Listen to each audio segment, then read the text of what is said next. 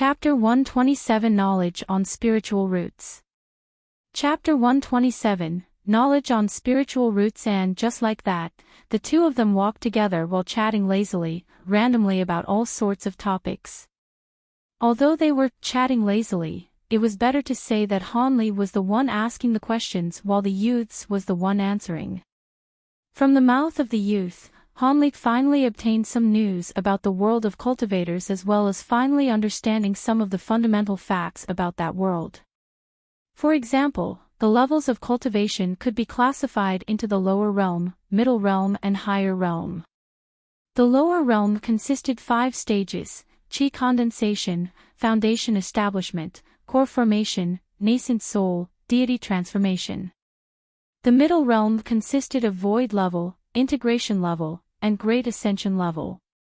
And upon reaching the higher realm, it could be said that one truly stepped into the realms of immortals. Cultivators at the higher realm could fly through the skies and visit the immortal realm with a lifespan as long as that of heaven and earth. However, it was easier said than done. It was extremely tough to cultivate to such a level.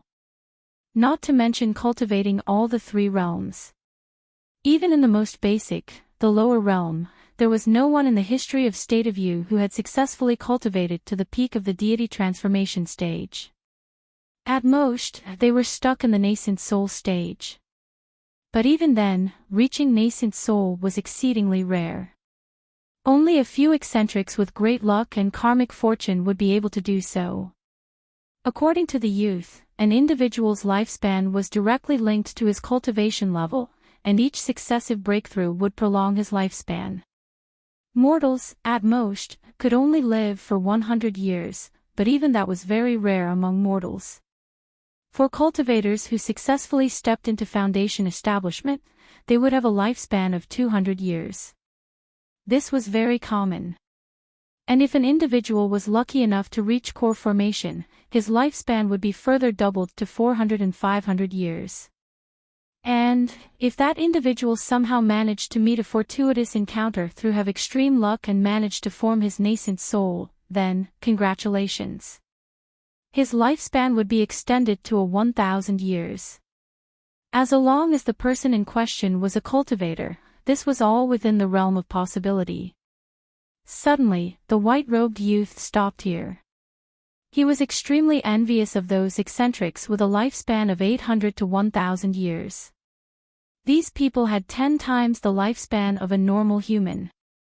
Hanli was awestruck as he listened by the youth's side, but he had already guessed that lifespan of cultivators would be longer when compared to that of ordinary humans. But what he hadn't expected was that the differences in lifespan would be so ridiculous. 1,000 years of life. Wouldn't that mean that the eccentric had become a 1,000-year-old tortoise? Hanli thought in his heart somewhat maliciously. But if just reaching the nascent soul stage would enable you to live so long, what about deity transformation stage? And the further stages in the middle and higher realms? How long would they live then? Hanli finally couldn't bear it anymore and indirectly asked. Who knows? Maybe they can live forever, enjoying eternal youth. The youth exclaimed. Legend has it that cultivators who reach the great perfection circle of the deity transformation stage have to leave this world and travel to a higher realm in another space. But as to where and what the higher realm is, no one knows, because no one has ever returned from there. No one has ever returned. Then how do we determine the different levels of the deity transformation stage? Hanli asked, somewhat dejected. Why? However, the youth in front of him probably could not answer this as well. Other than the different levels in cultivations, Hanli now had a general understanding of the cultivation clans and sects within the State of You. The youth may not know matters of other places, but regarding the State of You's cultivation world, the youth seemed quite knowledgeable as he proceeded to explain in great details. From his mouth, Hanli knew that in the State of You, there existed a total of 7 cultivation sects: the Masked Moon Sect, Yellow Maple Valley, Spirit Beast Mountain, Clear Void Sect, Saber Transformation Dock, Heavenly Imperial Fortress, and the Giant Sword Sect. Out of these 7, the Masked Moon sect was the most powerful. Spirit Beast Mountain was a close second, and as for the rest, their power levels were roughly evenly matched. If one were to say that these various cultivator sects were the great tree providing support for the whole of State of View, the other various cultivator clans and families would be the leaves and branches that depended on the great tree for survival. And according to the youth, the ancestors from the immortal cultivators' clans were once disciples of the cultivator sections. The bloodline of the sect disciples eventually flowed out over the generations and slowly became a cultivator clan. Thus, one could say from this that all cultivators possessed something called spiritual roots. Spiritual roots. What exactly were they? Not even immortal cultivators know everything about them, but what they did know was that if a person lacked spiritual roots, that person couldn't aspire to traverse the path of cultivation. After all, if one had no spiritual roots, how could he even absorb spiritual chi? And if spiritual chi couldn't be absorbed, how could he become an immortal cultivator? Of course, those who were born with spiritual roots were extremely rare among the commoners. It could be said that there would only one would be born with spiritual roots in a batch of tens of thousands, and thus, there were only a selected few who would be able to embark on the pathway to become an immortal. But still, the majority of those with spiritual roots lived out their lives as a commoner, since it was extremely difficult for individuals to know if they possessed spiritual roots or not, causing great headache to recruiters from the immortal sections. Even possessing spiritual roots did not guarantee that one was qualified to enter the immortal sections. This was because there were differences in grade among spiritual roots. As the saying went, spiritual roots could be categorized into 5 categories: metal, wood, water, fire, and earth. The majority of cultivators had roots an impure mixture of 4 or all 5 of the attributes. Although these people was able to absorb spiritual chi of heaven and earth, they would progress extremely slowly in terms of their cultivation. At most, they could only reach the 3rd or 4th level of the chi condensation stage before reaching a bottleneck that halted all hopes of breaking through to foundation establishment. Spiritual roots with a mixture of 4 or 5 attributes were known as false spiritual roots in the immortal world, while spiritual roots of 2 to 3 attributes were known as true spiritual roots. Those with true spiritual roots would naturally cultivate many times faster when compared to those with false spiritual roots. And as for spiritual roots with only 1 attribute, they known as heavenly spiritual roots, those who received them were truly favored by heavens. With heavenly spiritual roots, regardless of which of the 5 attributes the spiritual root belonged to, the cultivation rate would be faster by 2 to 3 times when compared to those with true spiritual roots. And upon reaching the peak of foundation establishment, they would not encounter any bottlenecks when attempting to break through to core formation.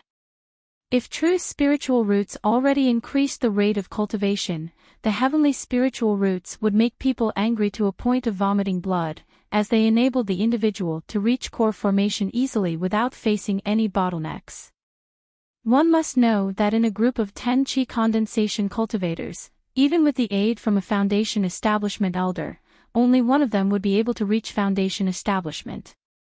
But as for core formation, not even 1 in 100 foundation establishment cultivators would be able to reach it. The probability of reaching core formation could only be described as immensely difficult, which was why many people were envious of those who possessed heavenly spiritual roots. Every time someone with heavenly spiritual roots appeared, they would be frenziedly sought after by the immortal sections. After all, this meant that in the future, their sect would have an additional core formation elder, furthering consolidating the power of their sect. However, being so precious and rare, the chance of something like the heavenly spiritual root appearing was close to nil, only once in several hundred years. Other than these spiritual roots, there was still a type of spiritual roots that did not belong to any of the 5 attributes. This other kind of spiritual roots was known as mutated spiritual roots, and the rate of its appearance was much more frequent, about once every 20 to 30 years. Mutated spiritual roots referred to spiritual roots that evolved through the combination of any 2 or 3 of the 5 attributes. Example: a spiritual root of both earth and water attributes undergo a mutation and evolved into that of the lightning attribute. Metal and water attribute mutated and evolved into the ice attribute. Not only that, there were also darkness attribute roots and wind attribute roots, as well as countless other variations. For individuals who possessed mutated spiritual roots, although they would still meet a bottleneck when attempting to step into core formation, their cultivation speed was roughly equal to those with heavenly spiritual roots. Furthermore, if those with mutated spiritual roots were able to find a cultivation art that matches their attribute, they would undoubtedly be the strongest among their generation, capable of fighting against 3 to 4 cultivators at the same cultivation level. As a result, those with mutated roots were also greatly welcomed by the immortal sections. However, even finding individuals with true spiritual roots was a headache for recruits from the immortal sects, let alone heavenly spiritual roots and mutated spiritual roots. That was because it was simply impossible for immortal recruiters to go into every nook and alley, demanding people to turn their children in for testing. And even then, true spiritual roots were pretty uncommon, with only 1 in every 5 to 6 individuals appearing with spiritual roots. Hence, some immortal sects eventually collapsed simply because they could not find or groom anyone with spiritual roots. Regarding this embarrassing situation, many cultivators investigated and realized that spiritual roots were usually passed on through bloodline. For example, if a man or a woman possessed spiritual roots, the children they birthed would have a 25% chance of being born with spiritual roots. And naturally, if both the mother and the father were possessors of spiritual roots, the children they birthed who have a higher probability of inheriting spiritual roots. After this matter was discovered, many people grew agitated. This agitation was directed towards the young sect members. Under their elders' pressure, many youth from the various sects were forced out to the secular world to get married and settle down. Only after having a son or daughter would they be allowed to return back to their sect for cultivation. Whenever the sects lacked of disciples, they would select the descendants of their disciples with spiritual roots. This way, the rate of finding people with spiritual roots would greatly increase. The problematic situation faced by immortal sects could finally be considered partially resolved. Eventually, over time, more and more people with spiritual roots were born, which paved the way for the formation of cultivator clans and families. These cultivator clans might not possess high-level cultivation arts, but they do not face a shortage of low-level cultivation arts and techniques. Eventually, they became the external window that the immortal sects could use to reach out to the secular world. This essentially meant that behind each cultivator clan was backed by a powerful immortal sect. Having explained all of this white-robed youth felt extremely satisfied. It had been far too long since he last showed off his knowledge. The feeling of when the listener was fully focused on the words he spoke made him feel extremely happy and well-disposed towards Hanli. Hence, so he held nothing back, wanting to show off his knowledge in front of Hanli. Naturally, Hanli was pleased with such an arrangement, and he oftentimes interjected appropriately, giving the white-robed youth another chance to expound on his knowledge. What a pity, this hill that was shrouded by fog wasn't very far from the village. After a few hours, both of them had already arrived at the hillside. Having traveled only a short journey, Hanli couldn't help being somewhat dissatisfied for not having enough time to learn more regarding the matters of the cultivation world. He deeply wanted to walk back to the village again so that he could expand his knowledge, but he knew that it was impossible to do so. Sighing, he looked at the youth beside him with disappointment misting over his eyes. Which clan is brother from? After the youth finished looking at the dense fog with excitement, he seemed to have remembered something, so he turned his head to ask. When Hanli had chatted with the youth just a moment ago, he realized that in the world of cultivators, aside from cultivation sects and clans, the number of rogue cultivators was not small. The majority of these so-called rogue cultivators were either the last generation of a fallen cultivation clan or people like Hanli, mortals who accidentally stumbled upon some cultivation art and voluntarily entered the world of cultivators. Furthermore, the rogue cultivators from declining sects were separated from their inheritance. Their cultivation was, for the most part, not at a high stage, generally lingering at chi condensation. As a result, cultivation clans have rarely treated rogue cultivators with high regard and had somewhat held them in contempt, just like how rich families from the secular world look down upon poor and destitute families. I do not come from a clan, but rather I've cultivated by myself. After Hanli thought for a moment, he decided to speak the truth. After all, pretending to be a member from another clan was far too easy to expose. Your esteemed self is a rogue cultivator. Although this was quite unexpected to the youth, his face didn't wear the slightest look of discrimination but instead had a look of pleasant surprise. He excitedly circled around Hanli, looking at Hanli as if he were a rare object. Didn't little brother just say a moment ago that cultivation clans look down upon rogue cultivators? How are you still so happy? Hanli asked, somewhat amazed by this. They do, but don't confuse our Wan clan with other cultivator clans. Our Wan clan has always treated rogue cultivators well. The youth pridefully replied. He seemed quite proud of his clan's practices. Our Wan clan's ancestors were originally rogue cultivators. However, they were fortunate enough to enter a cultivation school, becoming official disciples of the giant sword sect. At this point, our Wan clan was established, and because of our origins, the rules of our Wan clan have always made it forbidden to discriminate against rogue cultivators. The youth said with a smile. Actually, it isn't limited to our Wan clan. A few other clans' ancestors were also rogue cultivators, therefore they also bear no ill will toward rogue cultivators. However, these clans take up far too small a portion of the entirety of cultivation clans. That is why there is the saying that cultivator clans discriminate against rogue cultivators. The youth added while shaking his head. So it's like that. It seems I am quite lucky. My first meeting was with a little brother from this sort of clan, the Wan clan. After Hanli heard the other side's response to his identity as a rogue cultivator, he had somewhat loosened his guard around the youth. However, brother, throughout the entire journey, you've asked about so many commonly known matters in the world of cultivators. Could it be that brother is a new cultivator that had just left the mountain?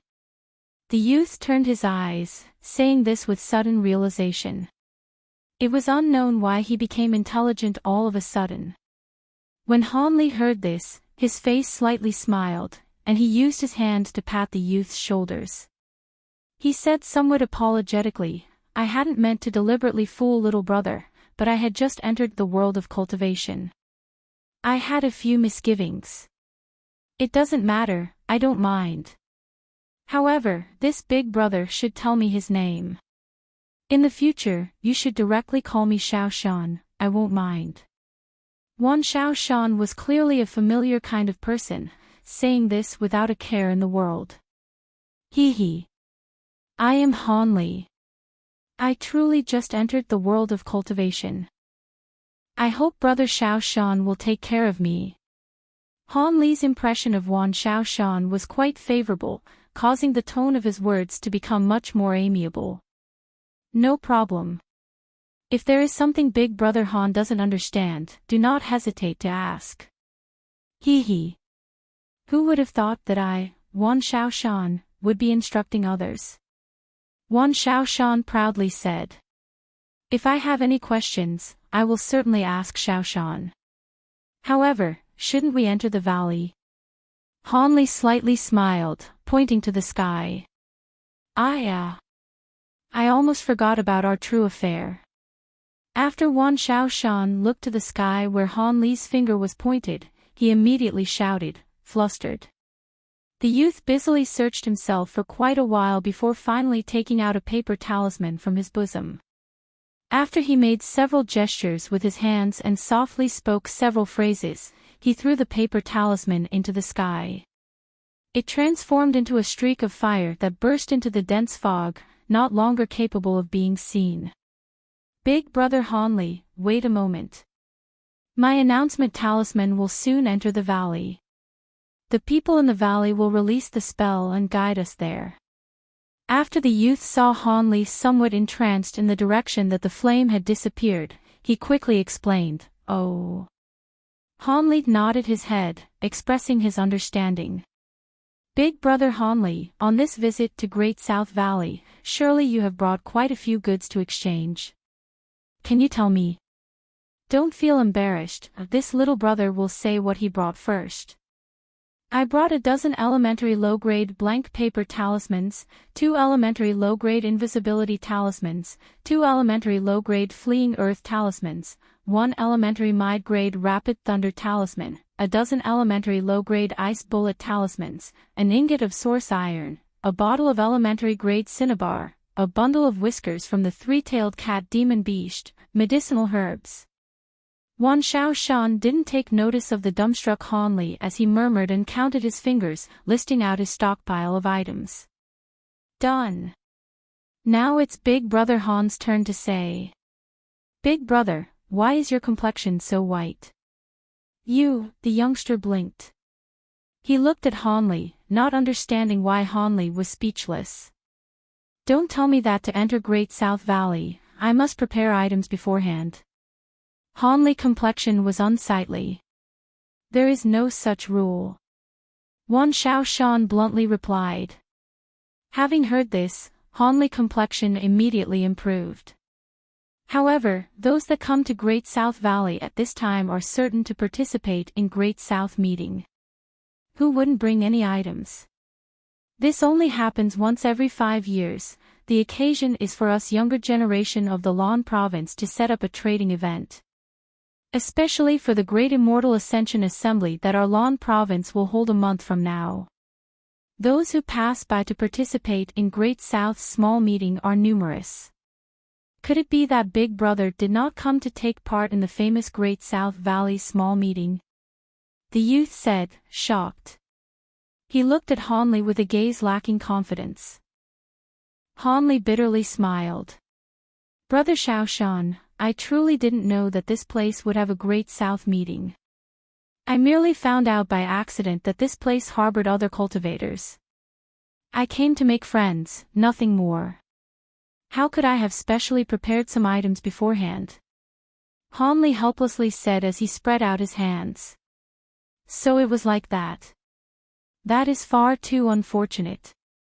Big Brother Hanley has no choice but to squander this golden opportunity. You should know that there are no opportunities to those who lack goods and materials. Wan Xiao Shan said with a face full of pity, repeatedly sighing at Hanley. However, I can't say that I have nothing on me that I can't trade. At the very least, do I not have these 2 talismans? Hanley thought, mocking himself. At this moment, the dense fog in front of the 2 suddenly split as if a person had cut it with a knife, creating a small path that could fit 2 people shoulder to shoulder. With a glance, one could not see the other end of the small path, which seemed to be quite a distance away. All right, let's go. The youth looked toward Hanley with a wry yet happy face before joyfully rushing in first and disappearing onto the road. Hanley carefully observed the small path with indifference for a moment, before walking in with striding steps. He walked with stable steps, calm and unhurried. This path seemed to be quite long, but after walking for a short period of time, he arrived at the end. Once Hanley walked off the path, something was suddenly revealed before him, a rarely seen fully lush, green valley. The valley was closed off from 3 sides by mountains. Its only entrance was the mountainside sealed off by dense fog where Hanley had originally entered. This entire region was quite large, no less than 16 acres. At the center, there was a large fenced-off area with a jade palace pavilion where somewhat bizarrely dressed people left and entered. In front of the pavilion, there was an expansive azure brick plaza occupied by many people resembling small traders. The entire plaza was set up with small vendor stalls. From time to time, he would see one or two people pressed against the front of a booth. They would look at a few things or perhaps softly ask a few questions, but Hanli rarely saw anyone who reached a deal. Having seen this, Hanli couldn't help but take in a deep breath. This was the world of cultivators. All the people here were cultivators.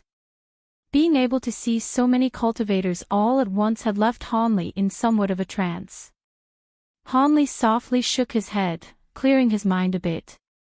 He constantly reminded himself that he wanted to enter a previously unimaginable world. The people here were most likely able to eliminate him with ease.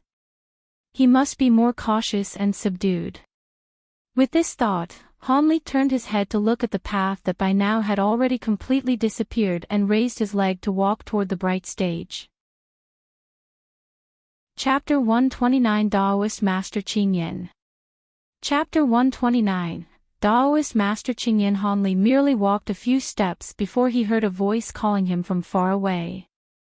"Over here, big brother Han." Turning his gaze in the direction of the voice, he saw Wan Shaoshan standing beside a green-robed elderly man, incessantly waving his hands to get his attention. Hanli lightly smiled as he walked over. When he approached the side of the elderly man, Wan Shaoshan started an introduction. "This elderly figure is from Great South Valley, Daoist Master Qingyan. He is my father's bosom friend." The recent Great South meeting was organized and held by him and a few other elders. The moment Hanli heard the youth's words, he involuntarily cast a few glances at the green-robed senior. This elderly man was tall and skinny and wore a green scholarly robe. With wide shoulders, long hands, and a pockmarked face, he looked rather terrifying. After introducing him, the youth spoke to the elderly. "Brother Han is someone I met when I was adventuring outside the valley. Although he is a rogue cultivator, we hit off extremely well. Senior Marshal Uncle must take care of him as well." The old man regarded Hanli, and suddenly, he shut his eyes, saying, "Little brother Han, your wood attribute cultivation art is not bad. Reaching the 8th layer at such a young age, your achievements are seen extremely rarely even in our cultivation world." Hanli bitterly smiled in his heart after he heard the praise of this old man. If it were not for him consuming a large amount of spiritual herbs and pills, how would he have reached the 8th layer so easily? If it weren't for that, he estimated that he would still be at the 3rd and 4th layer. But still on the surface, he respectfully replied with a touch of modesty, "Elder Qing, thank you for your praise, but I was just lucky." The green-robed old man nodded his head and stopped talking to him. Turning his gaze back onto Shaoshan, he asked, "Little fellow, those in your family have already arrived and are very worried about you. They asked me to bring you to them the moment we met. You should follow me as I led you to them now." Upon hearing the news, Wan Shaoshan couldn't help but to show a face of depression. "Don't tell me that 7th sister and 9th brother came along as well. I'm most afraid of their constant nagging. Is it acceptable if I don't go?" Wan Shaoshan gazed at the old man with hopeful eyes. The green-robed old man stopped smiling and asked, "What do you think?" "Sigh, of course I have to go back." Wan Shaoshan sank his head as he replied in a depressed tone. "Oomph. Your guts are not small, and you actually dared to sneak out without informing your family. If you met an immortal cultivator who was unscrupulous in the middle of your journey, do you think you would still be alive?" The old man harshly berated Shaoshan while glancing at Hanli out of the corner of his eyes. Isn't this old man hinting that I'm someone with a crooked heart, an extremely unscrupulous immortal cultivator, and that I tried to get near to Shaoshan for some other motive? Hanli observed coldly towards the side, understanding the intent behind the old man's words. "Hi. It's so hard to meet someone I can talk to about everything under the sun, but it seems like we have to be separated temporarily. If I don't leave and Daoist Master Qingyan were to use his methods, I don't even know if I can leave here alive." Hanli helplessly exclaimed in his heart. Since Brother Juan wants to go back to meet his family, I shall go by myself and explore the place first. If we have an opportunity in the future, I will certainly treat little brother to a drink." Han Li clasped his hands as he spoke to Wan Shaoshan and Daoist Master Qin Yin. Don't leave so fast, I still want to introduce you to, little brother Han still has something he has to take care of. You shouldn't disrupt his plans." Wan Shaoshan saw that Han Li was leaving and frantically wanted to try and say something, but he was stopped by Daoist Master Qin Yin. Seeing this unfolding, Han Li smiled towards Wan Shaoshan before turning and departing. Meanwhile, that youth followed behind the old man with a face full of depression, as though he was being dragged to his execution ground. He walked slowly towards his family's direction. Even though Han Li had been treated like that by Daoist Master Qin Yin, he wasn't annoyed. After all, as an elderly man, he would have plenty of life experiences. Seeing someone like Han Li, who came from an unknown background, he would surely view him with suspicion. Any normal mortal old man would surely do so, not to mention a senior such as Daoist Master Qin Yin. However, Han Li did not have any malicious intents towards Wan Shaoshan, he purely wanted to understand matters about the world of cultivators. But now with the appearance of Daoist Master Qin Yin, it seemed that he would have to find some other way to get more knowledge about the world of cultivators. Unknowingly, he started to move closer to the immortal cultivators' shops. The cultivators' shops were situated in a spacious market, lined up in the shape of a design around the market. This way, it was easier for the potential customers in the crowd to browse their merchandise. Lining up in small groups of 2 to 3, the customers split themselves up as they explored the stores, giving the market the atmosphere of a rowdy night market. It was already approaching late evening, and the lights on the streets flickered into life. The majority of the merchants lit up their bronze lanterns that contained neither wick nor wax. Instead, the lanterns housed white stones that released a soft light, illuminating the streets. The light emitted was stronger than ordinary candlelight. Not only was it capable of illuminating a small region, even the nearby streets were illuminated as well. To Han Li, this was an extraordinary treasure. Han Li couldn't help but click his tongue as he exclaimed in wonder. The skies turned dark, but the crowd was even more populated than before. The majority were immortal cultivators hidden in the crowd, causing the liveliness of the area to be even more rampant. Han Li slowly neared the market, but he didn't bring his horse in. Instead, he observed from the outside, taking note of all the immortal cultivators he saw. Because now, at such a close distance, the attire of the immortal cultivators allowed Han Li to widen his scope and knowledge. Some of the cultivators had shabby robes on, only covering their private areas, with other parts of their bodies bare for all to see. While others were heavily robed in clothes, not revealing any parts of their skin, a total opposite when compared to the shabbily dressed cultivators. What was more ludicrous was that there was fellow who was obviously a man but was dressed like a woman.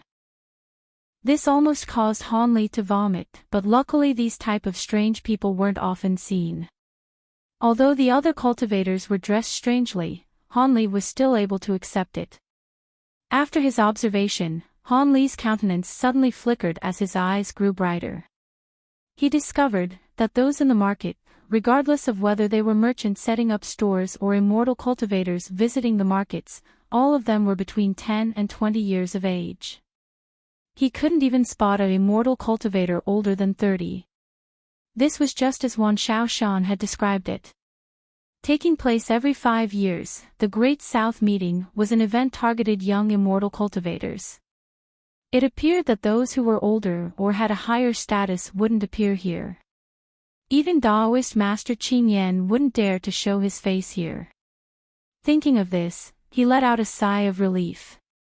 After all, these old fellows were tough to handle, and if they wanted to deal with him, they would easily be able to do, so just like using a finger and pressing an ant to death. No trouble at all. However, although the ones in front of his eyes were all young immortal cultivators, their individual levels of power weren't weak. If Han Li were to compare himself with these cultivators, he could only be considered someone at the mid-tier, average standard. Back in Jiayuan City, Han Li had once met the blue-clothed man, who was so much stronger than him. Over here, there were 5 to 6 immortal cultivators on the same level as the blue-clothed man, which made Han Li perspire with nervousness. Chapter 130 Becoming a Member. Chapter 130, Becoming a Member. Brother, why are you waiting here by yourself? Are you waiting for a friend? A bright and clear voice suddenly came from behind Han Li, giving him a start. Han Li slowly turned around and saw 6 to 7 people standing not far from him. The one who spoke was a 27 or 28-year-old cultivator dressed in Daoist robes. This person had a blemishless white face and regular features. He held a horsetail whisk in his arm and was looking at Han Li with a smile. Does this Daoist priest have business with myself? Han Li did not understand the other party's questions and instead asked him a question in return. Hee. Don't misunderstand, we aren't looking at brother with evil intentions. It's just that we saw brother stand by himself with an appearance of curiosity towards everything. That's why we guessed your esteemed self was a rogue cultivator that attended the meeting alone and thought we'd come and make friends. We're all rogue cultivators much like your esteemed self. The Daoist priest explained with a face of benevolence. You are all rogue cultivators? Han Li was slightly shocked. That's right. If your esteemed self is a rogue cultivator, then it would be best to stay together with us. That way, everyone will be able to look after each other during this meeting. These words came from the delicate and pretty face of a young woman with a scar. Beside her was a large, fully bearded man carrying a broadsword on his back. The two seemed to be married. Yes, previously lone rogue cultivators that participated in the trade meet were regularly humiliated by those from large clans because they were too weak. The Daoist priest solemnly said. Hearing these two's words, Han Li had somewhat understood the other party's intentions. This group of rogue cultivators were afraid of being bullied by those from cultivator clans during the meet. As a result, they voluntarily gathered together and created a small gang in an attempt to acquire the ability to defend themselves. That was why they looked everywhere for lone rogue cultivators. Since the other party's intent was clear, Han Li naturally could not refuse these kinds of good intentions. After all, he truly needed a small group to shield him from the rain. He did not care that this could only be considered a temporary thing. However, he still needed to carefully ask the other party several questions before being able to join them with ease. Since you several people have looked out for me, I won't conceal anything. I truly am a rogue cultivator. However, if you wish for me to join your group, could you first introduce yourselves and say what I must do as a member of your group? Han Li calmly admitted his identity as a rogue cultivator, but as soon as the people in front of him revealed happy expressions, he put forth his request. It seems that brother still has some misgivings. Haha. This is no matter. When the others had barely joined, they spoke almost the same exact words as your esteemed self. After the Daoist priest and the others heard Han Li's words, not only did they not show an expression of displeasure but instead, they looked at each other and laughed heartily. Afterwards, the Daoist priest said these words, I will give you an introduction of these several friends. The Daoist priest pointed to the several rogue cultivators and said to Han Li with a smile. These two are blood brothers from the dark blue wolf mountains, He Mu and He Jin. The Daoist priest pointed to the youthful pair and calmly introduced them. TL. He Mu, black tree. He Jin, black gold. These two cupped their hands towards Han Li, and Han Li calmly returned the courtesy. This is Flying Lotus Cave's vagabond Hong Lian and Pulu Mountain's Master Ku Sang. This time, he pointed to the ordinary young lady and the small, bitter-faced Buddhist monk. TL. Hong Lian means red lotus. Wait until evening, then Brother Han will be able to meet with the two. I will give you an introduction at that time. Those two truly stand out from the masses. The Taoist priest had a helpless appearance. It seemed the two were quite troublesome. When Han Li saw this, although his interest was greatly piqued, he found it embarrassing to question this matter closely. Next, Taoist priest Qing Wen asked Han Li if he planned to move together with them or stroll by himself. Han Li naturally chose the latter, not surprising Taoist priest Qing Wen. Because those who had just entered Great South Valley were naturally quite curious, they would for the most part favor moving alone. However, it would take about the same time for him to finish looking if they were to move together. The Taoist priest was also quite conscientious. After telling Han Li a few taboo subjects and a few common conventions, making sure he understood the Great South small meeting completely, he gave Han Li a talisman. He pointed to a pavilion's small bannered floor and told Han Li that the pavilion was where they were staying. The talisman he gave Han Li was a key to open the small floor's restrictive spell, allowing Han Li to rest there when he were tired. Afterwards these several people said their goodbyes to Han Li and disappeared from the dim light of night, leaving him not knowing whether they were continuing to look for other rogue cultivators. Han Li continued to look at the rear figures of these several people until they were already too far away to be seen. He then lowered his head to look at the talisman in his hand. There was a silver glisten on the yellow talisman. It was a talisman charm he was unable to make sense of. It seemed truly quite clever. After Han Li muttered to himself for a moment, he softly smiled. He folded the paper talisman and put it into his bosom. Then, after a deep look in the direction that Taoist priest Qing Wen disappeared, he turned around and walked toward the plaza without the slightest hesitation. After he entered the plaza, Han Li became like the other cultivators. He slowly walked on one side while turning his head to look at the goods of each and every vendor's stall. According to what Taoist priest Qing Wen had mentioned a moment ago, these cultivator transactions generally use two methods. The first method would be to exchange items for items. A few cultivators would trade a few goods they didn't need but were still hesitant to part with for goods that they urgently needed. As a result, those who set up a vendor stall would not have any successful transactions for several days. This was quite a common occurrence. Afterwards, his face revealed a thoughtful expression. The youth muttered to himself for a while and did not immediately return to normal.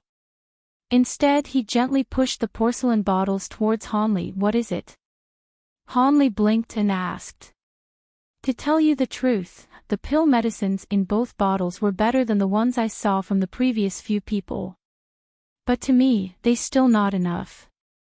The youth hesitated for a moment, but he still shook his head and refused.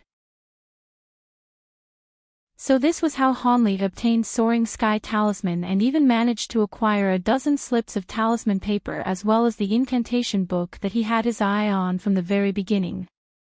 Han Li flipped through the old book. In the book, there were all kinds of most basic elementary incantations, including 7 to 8 low-grade magic techniques and an elementary mid-grade earth thrust technique. To other immortal cultivators, this kind of book was worthless, but it made Han Li extremely satisfied. This was because Han Li was currently lacking in these types of basic incantation techniques. Even though the stall in front of him sold manuals that were better and more complete, their prices were astonishing.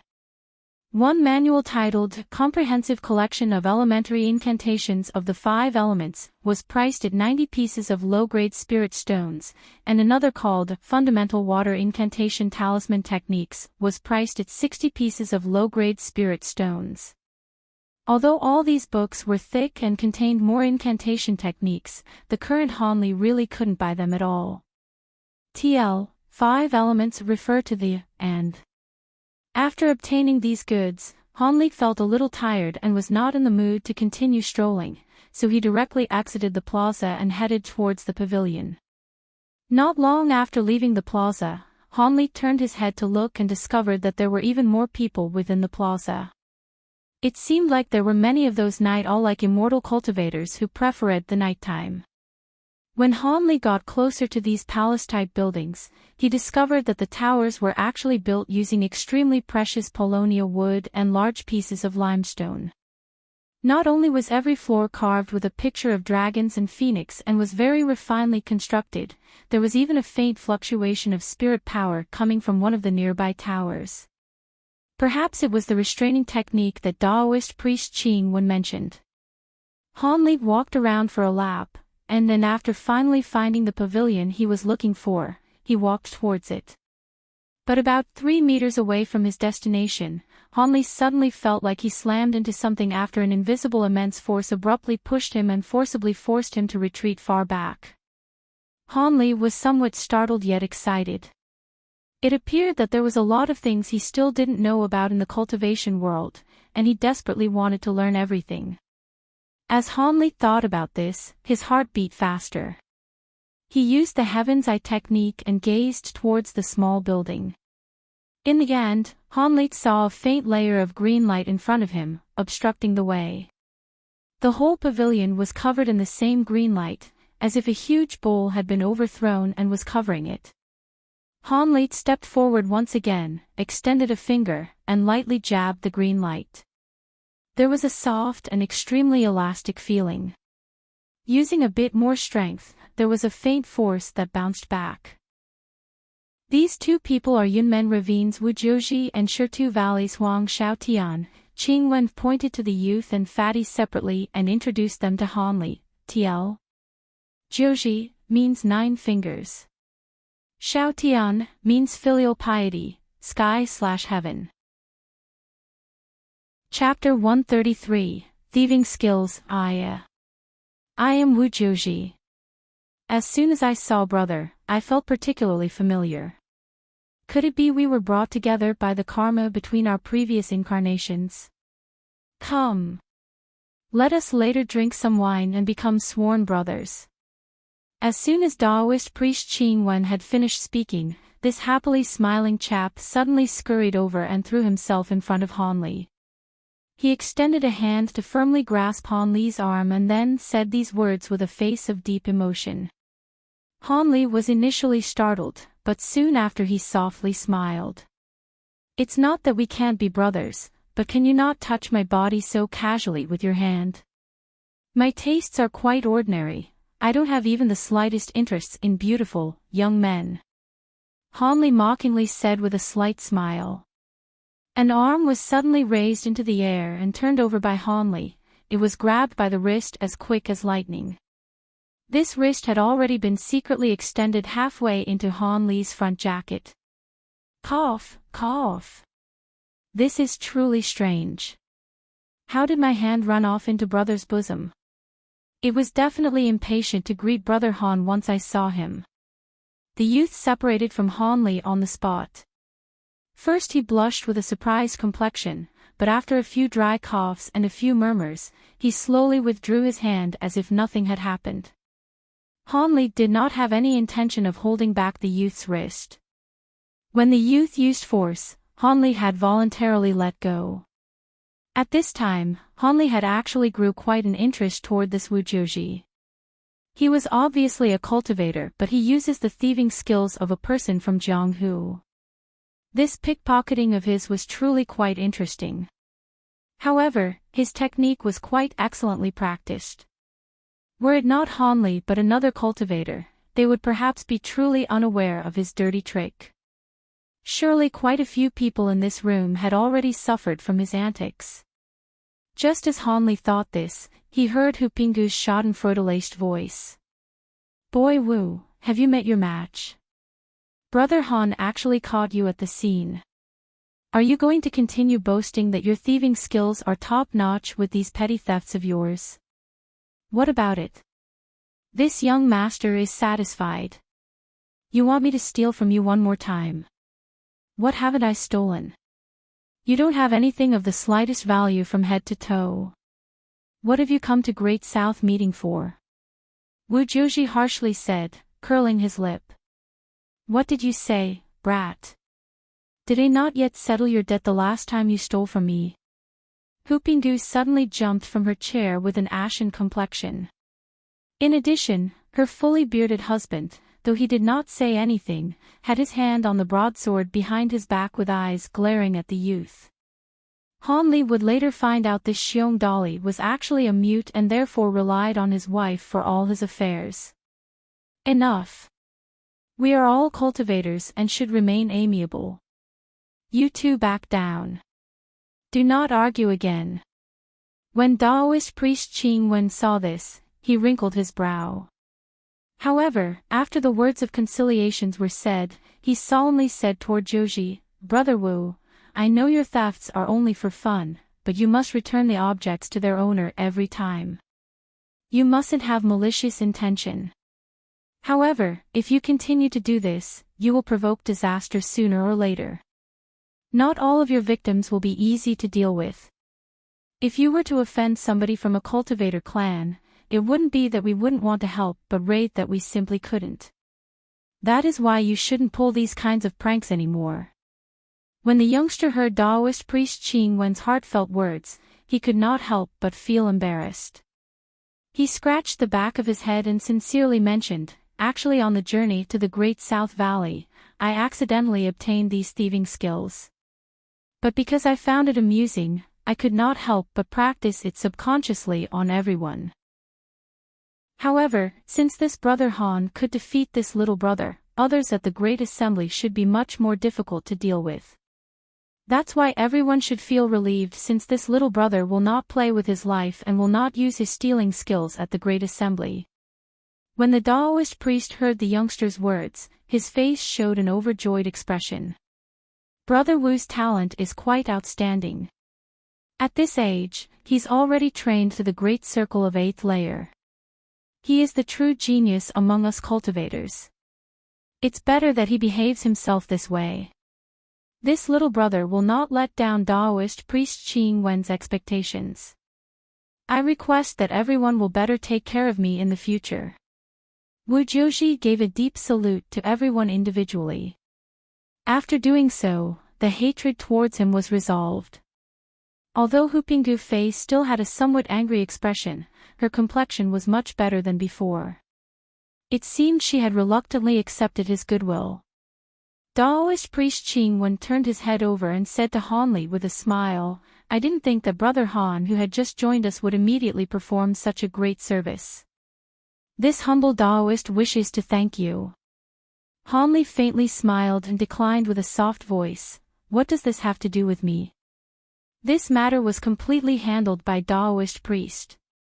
The Taoist priest shook his head with a smile and spoke no further. However, at this moment, the drone of an indistinct voice sounded out. Taoist priest, for what did you call us all over? Why doesn't this Buddhist monk join in? It turned out to be the fair-skinned fatty had uttered these words. However, this man was actually qualified to speak to Qing Wen in this manner. Hanli have been long aware that among them, the fatty had the greatest magic power, deeper than that of Qing Wen. That was why no one dared to mock the fatty's coarse words. Even that Wu Jiuji had a deadpan appearance and didn't show the slightest bit of difference. It seems this world of cultivators is just about the same as the secular Jianghu. Only those possessing strength will be respected. Hanli thought as he saw this jeer. He. Brother Huang is quite an impatient person. Very well, this humble Taoist will reveal the reason why he has called all of you here. Qing Wen waved his horsetail whisk and said without the slightest trace of anger. The Great South meeting has already passed half of its duration. It will be concluded in 10 days. Shouldn't everyone conclude their business? If you want to set up a vendor's stall, then it would be best if we do it together. That is why I sought to discuss this with everyone. As for Master Ku Sang, he already finished exchanging the items he brought. Therefore he needn't again participate in this discussion. So it was like that. I should indeed exchange some items for a few spirit stones and buy a few other items. The people in the room started to whisper. Chapter 134, Great Immortal Ascension Assembly. Now is not the time to talk about some immortal ascension assembly. The topic we should be discussing right now is regarding the issue of our fellow cultivators going missing. Hupingu said somewhat resentfully towards the youth. It's not a problem. Give Brother Wu a proper explanation. Maybe there are others who are unclear of the details about the Immortal Ascension Assembly. Daoist priest Qing Wen said with a smile, but Han Li felt that he was intentionally looking at Han Li. Han Li's heart trembled with fear. Could it be that Daoist priest Qing Wen saw through something? Han Li already tried his best to hide characteristics of a new immortal cultivator and even go as far as to avoid touching certain people. But nowadays, it seemed that it was still unable to be concealed from these certain people's eyes. This Daoist priest Qing Wen's eyes were definitely really fierce. Since Daoist priest Qing Wen said it like that, then I better explain it properly to Brother Wu. Seeing this, He Mu's spirits were lifted, and he looked like he had a lot to say. So everyone returned to their original seats once again, except for Fatty Huang Xiaotian. I already know about the Great Immortal Ascension Assembly. I will return to rest first, you guys go ahead. Fatty said with a cold expression. He did not wait for anyone else to speak and left the house, leaving behind a house full of people looking at each other in dismay. Everyone, don't take offense. Brother Huang's cultivation art is a bit weird, and he is relatively addicted to sleep. It is not that he intentionally treats people coldly. Qing Wen, with irreproachable manners, hurriedly exonerated Huang Xiaotian on his behalf. The majority of the people in the room who heard this all laughed bitterly. Take offense. Who dared to take offense? That person was a powerful man who had more magic power than the Daoist priest. The atmosphere in the room became somewhat awkward. Brother He Mu, please continue. Wu Jiuji broke the atmosphere as he urged on. He Mu heard it and laughed, then continued to talk about it. When talking about Great Immortal Ascension Assembly, one must mention the Foundation Establishment Pill, the medicine pill that makes all the Qi condensation stage cultivators go mad. In order for a Qi condensation cultivator were to enter Foundation Establishment and become a part of the true cultivating world, aside from cultivating their foundation cultivation techniques to the 7th layer, they still needed to consume the spirit medicine, Foundation Establishment Pill, which only major sects could manufacture. Only then would there be hope of breaking through the bottleneck of that realm and succeed into Foundation Establishment. This contributed to Foundation Establishment Pill's famous name, Immortal Ascension Pill, making those immortal cultivators go mad. Even in the immortal cultivator major factions, the Foundation Establishment Pill was in critically short shortage. Because the Foundation Establishment Pill's raw materials were extremely hard to find, even if all the cultivators sects throughout the entire state of Yu collaborated and acted together to provide materials and great effort every 10 years, they could only hope to make a few new cauldron medicine pills, about 1,000 measly pieces. But even if all these medicine pills were to be divided equally among every faction, there would be no way to satisfy their own needs. As a result, the Foundation Establishment Pill never appeared outside the world of cultivators. However, in the cultivating world of the entire state of Yu, there were still a lot of existing cultivators who practiced their foundation cultivation techniques until the 7th layer. These people were in urgent need of Foundation Establishment Pills to attempt to break through the bottleneck. And every time there would be 70 lucky winners who became disciples of the 7 great sects, making other immortal cultivators go even more frantic. At the end, almost all of the immortal cultivators who were of an appropriate age and were in the Qi condensation stage felt that they are no weaker than their peers. They would go all out and try a few times to fight on the arena, hoping to gain an unexpected success and transform from a carp into a dragon. But this arena was not easy to beat since magic was not easy to control for these second-rate immortal cultivators. Each assembly would have a lot of dead or injured casualties, which also created intense rancor among the challengers. He Mu spent half a day talking about this. Chu Joji, who was listening with keen interest, gained a lot from this. Han Li, who was sitting beside and listening in, benefited even more from this lecture and had a deeper understanding towards the world of cultivators. If I were to succeed, would I also be able to become a disciple of a major sect? After listening, Wu Joji's face was full of yearning. Are you dreaming? With your level, you would be dead if you tried to rush and grind even if you weren't injured. Hu Pinggu ridiculed without restraint when she heard Wu Joji's words of reverie. Oh, why can't I do it? Although my cultivation art is at the 8th layer, am I still qualifications to get on stage and fight? Wu Joji did not get angry this time, and instead he consulted with Hu Pinggu. Hu Pinggu was somewhat shocked, but after hesitating for a while, he said, Boy Wu, do you know what kind of people were in the 70 winners last time? And how many cultivators, who were of similar caliber as yourself, were injured or dead? I hope lady who would be so kind as to give me a reply. Wu Joji replied rather sincerely. I witnessed the previous Great Immortal Ascension Assembly's entire battle, and there's still some lingering fear when I think about it. It was as if Hu Pinggu remembered something very frightening, as her complexion turned paler. When her fully bearded husband saw this, he immediately placed his hand on her shoulder to comfort her. Hu Pinggu turned her head and lovingly looked at her husband, her complexion easing up. Both of us don't want to participate in the single elimination open tournament, only to look. We are prepared to stay in chi condensation forever. Since you all still have ambitious goals, then let me tell you some cruel aspects of the tournament. Otherwise, you will die without ever knowing what happened to you. Hu Pinggu said indifferently. Chapter 135 Frightening News. Chapter 135, Frightening News. First of all, those registering in the competition must have achieved the 7th layer of their 5 elements foundation cultivation technique.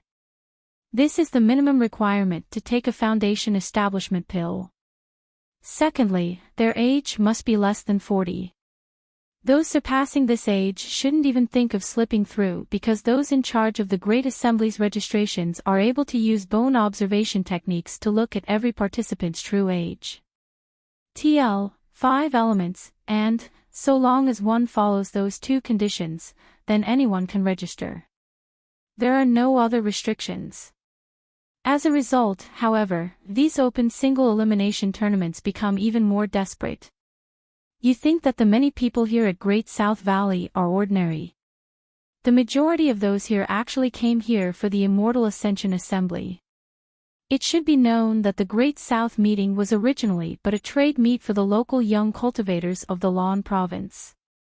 During meetings in previous years, there were only several hundred people. Take a look. As of now, this valley has at least 1,000 people. In addition, people that come from even farther regions will arrive one after another during the last few days. During that time, the business of the Great South meeting will be at its highest level. These people are the reason why we've come to participate in the Great South meeting early. On one hand, we wish to exchange for a few necessary goods. On the other, how could one not want to take advantage of this opportunity? First, one may observe potential opponents of the Immortal Ascension Assembly. It is good to not only know ourselves but also know our enemies. Hu Pinggu added with a bitter smile. When Wu Joji heard this, his complexion greatly changed, and he aghastly said, according to Lady Hu, there were experts in the valley that cultivated to the 10th layer in their cultivation technique. Will they also participate in the Immortal Ascension Assembly? What is there to compete in? Aren't those with lower cultivation courting death? This might not be certain. Who said that higher tier experts would always beat those of lower tiers? Even if their magic power is slightly weaker, they can use a somewhat more powerful magic talisman or use some formidable magic tool that they're carrying to beat down those with greater magic power. From those who originally entered the room, He Jin, who had yet to speak, suddenly spoke out boldly, shocking everyone in the room. That's right, what Brother He Jin said makes sense. In a war of cultivators such as ourselves, the slightest deepness or shallowness of one's magic power is not most important. What is most important is one's control of their magic might and its agile usage, as well as the power they can draw from items they are carrying. Taoist priest Qing Wen said, completely agreeing. Brother He Jin and Taoist priest Qing Wen's words must indeed hold some truth, otherwise this great immortal ascension assembly need not convene at all. They would only have to compare the depth of their magic power. Hu Pinggu smiled. After hearing He Jin and the others' words, Wei Jiuji still wasn't happy. With a brow of worry and a face on the verge of tears, he incessantly muttered, formidable magic tools, powerful magic talismans. Hu Pinggu didn't take notice of Wu Jiuji at this time but instead continued, saying, because there are too many people participating in the single elimination tournament, there will be 7 stages set up at the Immortal Ascension Assembly, representing the 7 great cultivator sects of the state of Yu. Whoever wishes to become that sect's disciple, can advance onto the stage to compete. The match selection uses an instant win policy. 2 people will compete, the winner will stay for next stage, and the loser will be immediately eliminated. After hearing about how amazing the people of the world of immortal cultivators are, I truly wouldn't dare to travel by myself. Taoist priest Qing Wen helplessly shook his head and looked toward vagabond Hong Lian. Master Ku sang, what do you mean that it depends on the situation? Han Li earnestly asked, sitting across the monk. His appearance didn't hold the slightest amount of shame. Most of the brushes cultivators use to draft spiritual talismans, apart from those created from the spiritual hair from demonic beasts, are made of heavenly bestowed precious earthly charcoal. These can increase the rate of success when creating talismans as well as the talisman's might. However, if you do not have them, you can even use common secular brushes, but if you do, the rate of success is far too pitiful. The Buddhist monk lightly shook his head. He seemed to disapprove of Han Li using that last method to refine talismans. Many thanks for Master's instructions. I will go out to see whether I can exchange for a brush to make talismans.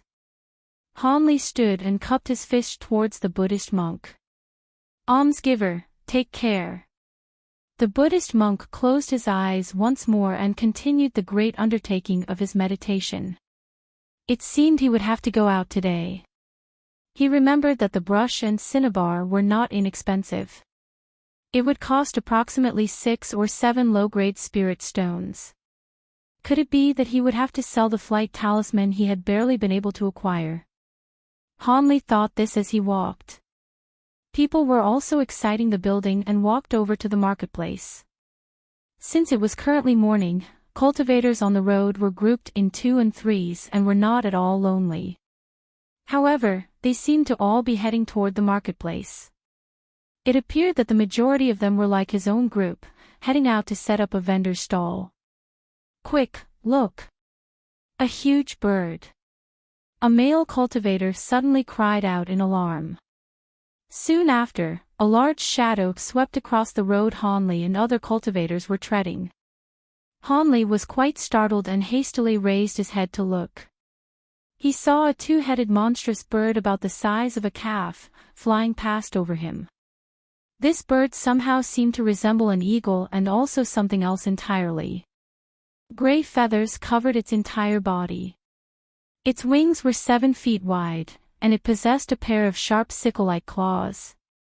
Above the 2 neck were 2 bald, fierce bird heads with 4 eyes that glowed with a green light. What a frightening demonic bird!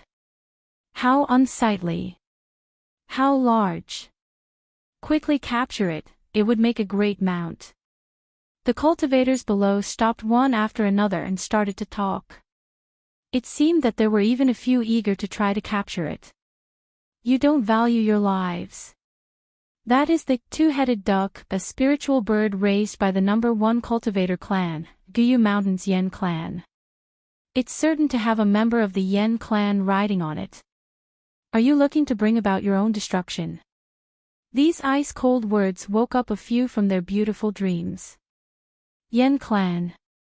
One of the large cultivation sects, the cultivator clan that hold core formation experts in reserve. Someone cried out. What other Yen clan is there? I came here a bit earlier and already saw the two-headed duck. I also found out that a brother and sister from the Yen clan are participating in the Great Immortal Ascension Assembly's tournament. The cultivator said, proudly showing off. No.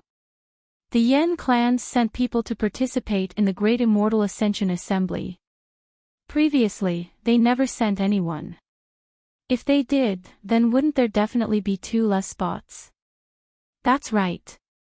If one were to come across the 2 from the Yen clan, it would be great misfortune. The complexion of these cultivators were somewhat unsightly, and a few even deeply sighed. Hanli coldly looked at the monstrous bird flying into the distance without speaking. After seeing this demonic bird, it was clear this was the monstrous eagle that Shitinu had seen before, and the male and female immortals were the brother and sister from the Yen clan. Hanli grew deep in thought and passed through the rowdy nearby cultivators, going on his way. In the end, he faintly smiled and walked with ease. Currently, the people in the plaza were quite numerous. Although it could not compare with yesterday night's liveliness and bustle, it could be considered completely crowded. Hanli groped the pill medicine in his bosom and decided to see whether he could exchange this medicine for some items. As a result, he didn't enter from the entrance he previously used and entered the plaza from the other end. He planned to begin his stroll from the other side. On the way, Hanli occasionally browsed left and right, looking at vendor stalls' various materials and talismans. A few odd and wonderful magic tools also gave him a feast for the eyes. Suddenly, Hanli's footstep stopped in front of some vendor's stall. He looked at a thin book on display, somewhat lost in thought. The tile showing the book's price noted, Eternal Spring Arts, Wood Attribute Foundation Cultivation Technique. Costs 2 low-grade spirit stones. I want this book. Hanli calmly said to the vendor after he picked up this book and flipped through it.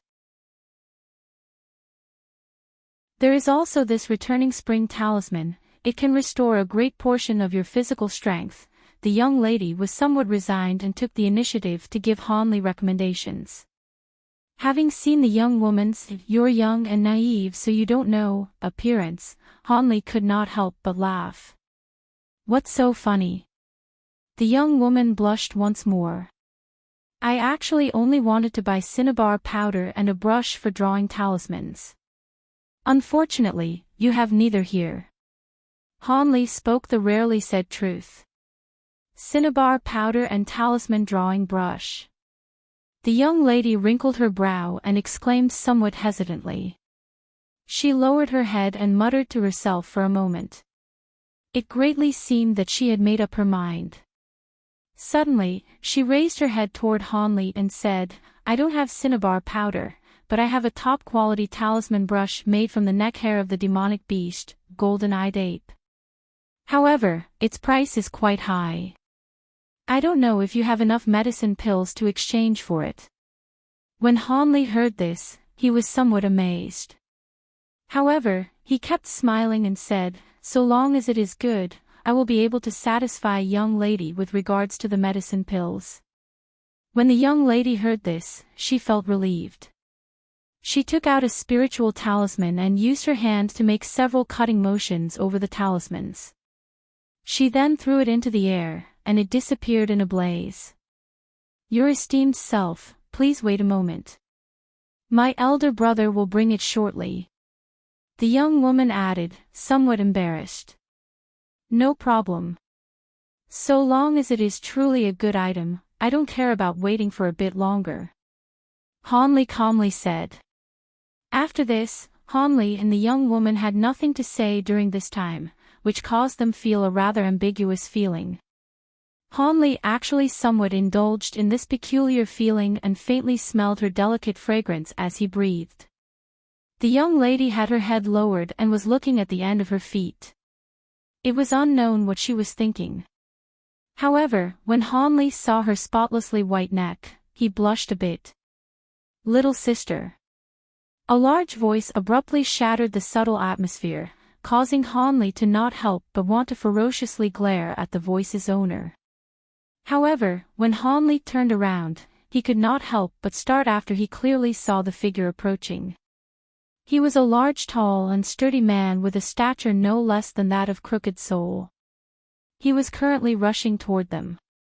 On the way, he bumped into a few cultivators, who swaying side to side. Those cultivators were originally angry. However, after seeing the huge man's far beyond normal stature, they all exposed an expression of shock and hesitated.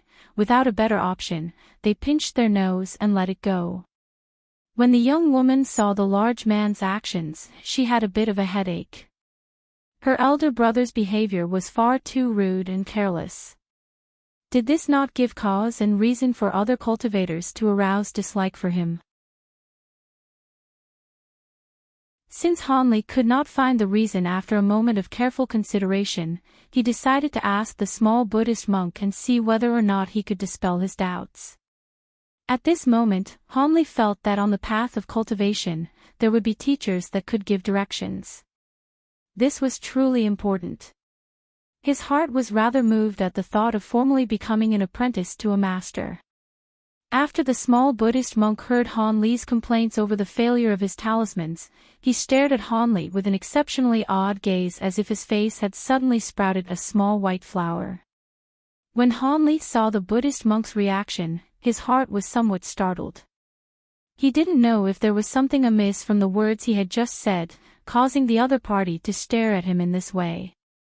"Almsgiver Hanli, I fear you understand too little about creating talismans," the small Buddhist monk eventually said. "Master Ku Sang is correct. This is the first time I've created talismans," Hanli honestly admitted. "Among us cultivators, those of us who personally create talismans are few. If there is anything requiring the use of a talisman, they would generally purchase or exchange for it at a marketplace. Even if they are from a great clan, they must also do this." "Why?" Hanli was amazed. "It's quite simple. Those masters experienced and specialized in creating talismans are too few. In addition, the cost to nurture a qualified talisman expert is far too great. Only with the strength of those large cultivation clans can they be nurtured." Almsgiver Han felt very vexed after having failed a dozen times in succession, right? The Buddhist monk asked. "That's right. I've used up my materials and money. I purchase enough to make several Solok talismans," Hanli said, upset. "However, does Almsgiver know? For novices beginning to learn to create talismans, failing 100 times in succession is a normal matter. If a person were to have slightly less talent, to persist in having several hundred failures wouldn't be strange. Only after creating over 1,000 talismans would your rate of success possibly gradually increase. This is only with regards to creating a single type of spiritual talisman. If you were to change it to another kind of talisman, even if you are no longer a novice, you would generally fail at the beginning. Nevertheless, those with frightening talent are astonishing to see. As a result, qualified talisman masters cannot be nurtured without the practice of several tens of thousands attempts. However, how many people did Almsgiver Hanli think would succeed with this amount of material?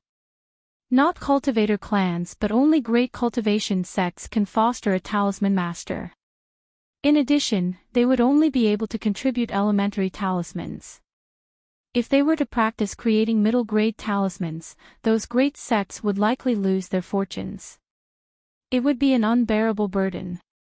After all, the higher grade the talisman, the more costly the talisman creation materials would be.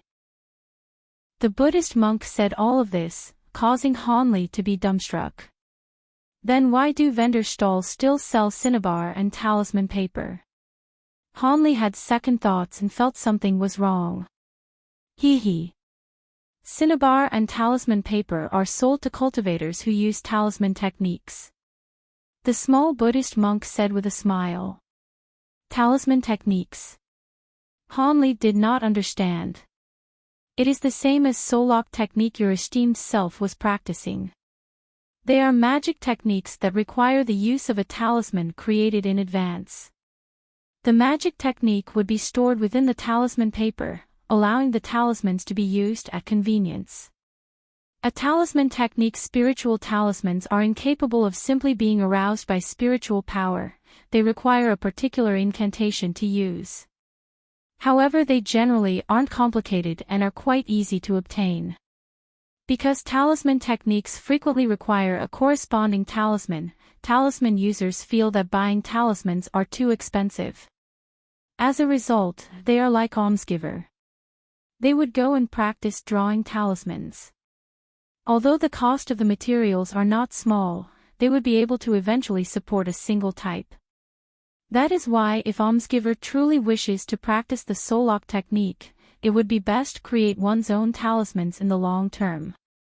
If this technique is not commonly used, then almsgiver may as well spend some money to buy a few Solok talismans as reserves. The small Buddhist monk softly preached, eventually giving Hanli a suggestion. Thank you for Master Ku Sang's pointers. Hanli sincerely gave him a deep salute. Almsgiver is too polite. Buddhist monk returned the salute. This small Buddhist monk actually speaks much. In the future, if there is anything hard to understand, I may as well ask him for guidance. Hanli thought to himself as he returned to the room. Currently, closed-door talisman creation practice is impossible. I should find some time to buy a few Solok talismans for emergency use. My body has long achieved the peak of 8th layer of the eternal spring arts. Now that I've acquired the cultivation method for the last layers, I should be able to break through the bottleneck and enter the 9th layer. In addition, I acquired several new magic techniques to practice. I should wield them a bit sooner and increase my strength. The moment Hanli pushed open the room door, he had already finished pondering about his future plans. Like that, Hanli sat in room in the coming days. During the daytime, he would take a great amount of medicine and sit in meditation, refining qi and cultivating the eternal spring arts. At night, he would run into a desolate area in the valley and practice his newly learned magic techniques. These were quicksand technique, freezing technique, flight technique, binding technique, sound transmission technique, body concealment technique, fire blossom technique, and the most difficult to practice, earth thrust technique. After 10 days of painstaking cultivation, on the final day of the Great South Meeting, he broke through to the 9th layer of eternal spring arts, causing Wu Jiuji and company to be dumbstruck. Daoist priest Qing Wen even praised Hanli as a genius amongst rogue cultivators. However, Hanli was well aware that were it not for the 10 bottles of medicine pills he consumed, how else could he have easily overcome the bottleneck? However, he no longer carried many medicine pills on him. It seemed he should take the time to concoct some pills once more.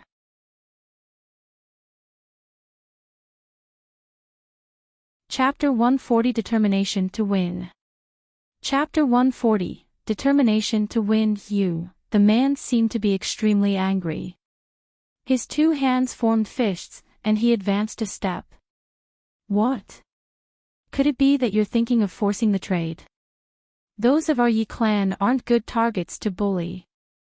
The vendor turned his eyes and said without a trace of politeness. Humph. The Yi clan is quite impressive. Although the dark man did not apologize, he released his fists. He was clearly afraid of retaliation from the Yi clan. The man was suppressed by the mere mention of the Yi clan and was exceptionally angry. He was a 10th layer expert and was accustomed to others speaking highly of him. Currently he had accepted this embarrassment and had planned to brush his sleeve then ago. However, in his heart, he would truly hate to part with this returning Win's alms bowl, as this magic tool was well suited with his cultivation art. If he were able to acquire it, his strength would increase greatly. However, as of current, apart from the destroyed magic treasure fragment, his other possessions were quite useful, and his spirit stones had been used up over the past several days, leaving him in his current predicament. "Brother, sell your treasure fragment to me, I will give 10 spirit stones." A gray-clothed man that was watching emerged from the crowd. He sincerely said, cupping his fist in front of the man, "I won't sell it. If you want to buy it, then give me 30 spirit stones." The dark man shook his head as if he were beating a drum with it. That price was fundamentally unacceptable. Sigh.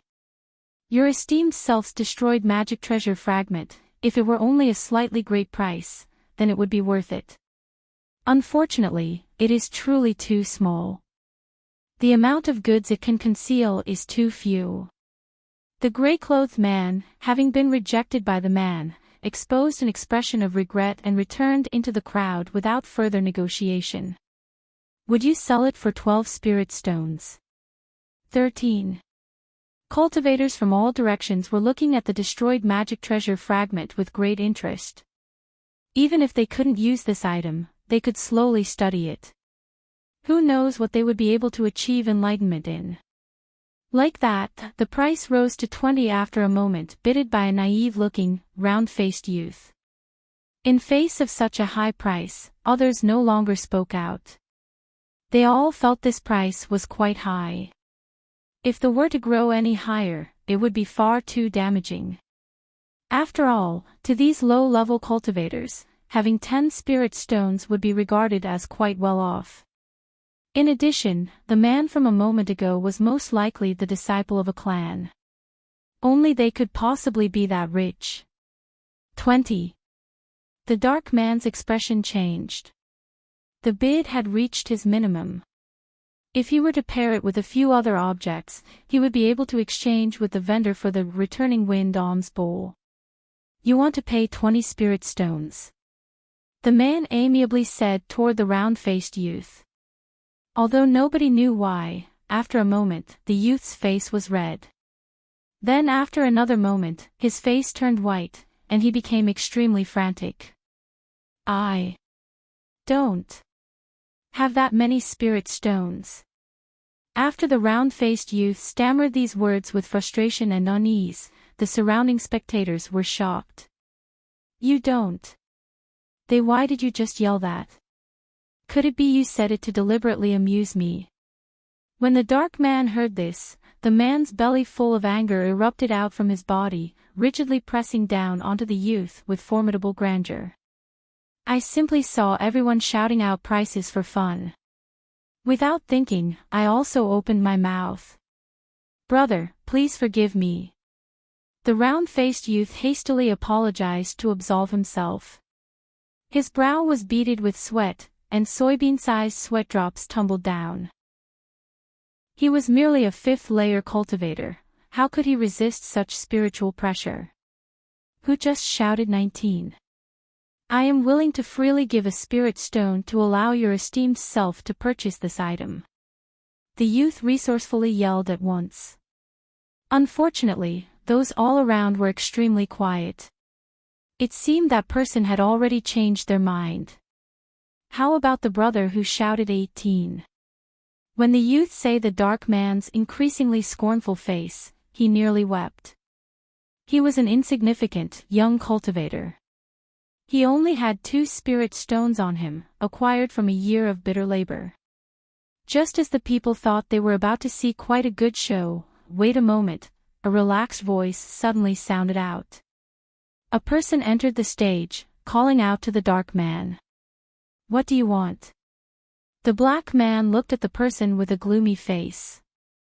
His temper had already been ground to dust. If this person wanted to have a feud, he wouldn't mind taking them both out. Although this person was not weak, he was only of the 9th layer. This person has taken an interest in this item and desires it. That individual pointed at that cloth and said with a smile. The one the dark man had mistaken to be a cultivator looking for a fight was not a bystander, but Hanli. Originally, when Hanli heard this person say that this destroyed magic treasure fragment could turn things invisible and conceal spiritual chi, his heart was stirred, and his mind formed a vague opinion. By the time the dark man had concealed the knife, Han Li's opinion in his mind grew clear. He became determined to possess this destroyed treasure fragment. How much will you purchase for it? The dark man was surprised, but a moment later, his expression eased as he asked this question. This person does not plan to purchase it, but rather use this object to exchange for it. Han Li calmly took out a talisman from his sleeve, allowing those surrounding the stall to clearly see it. A flight talisman. A few knowledgeable people cried out in alarm.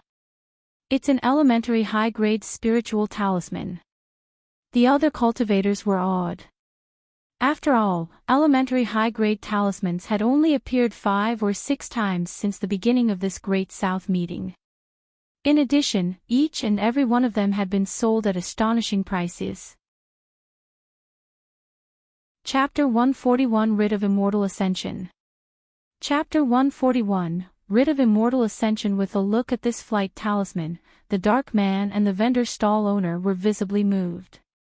Their view of Han Li grew much more serious. After all, those possessing elementary high-grade talismans were unlikely to be a nobody. Good, I will exchange. The dark man was very straightforward. With such an obviously advantageous trade, who wouldn't trade? However, before we trade, I wish to try something you have said before, whether or not this treasure fragment will obstruct a concealed object from absorbing the spiritual chi from the outside world. If it is true, this person will immediately trade for it. If it is not true, this person will not take the loss and trade. When the dark man heard Han Li's words, he was surprised. However, after clearly hearing the content of his words, he smiled. The words I have spoke regarding this object's effects are all true. Please do not hesitate to test it. The dark man confidently spoke. When Han Li heard this, he was not polite. He took out an object resembling a wine cup from his body. He then picked up the cloth and covered it.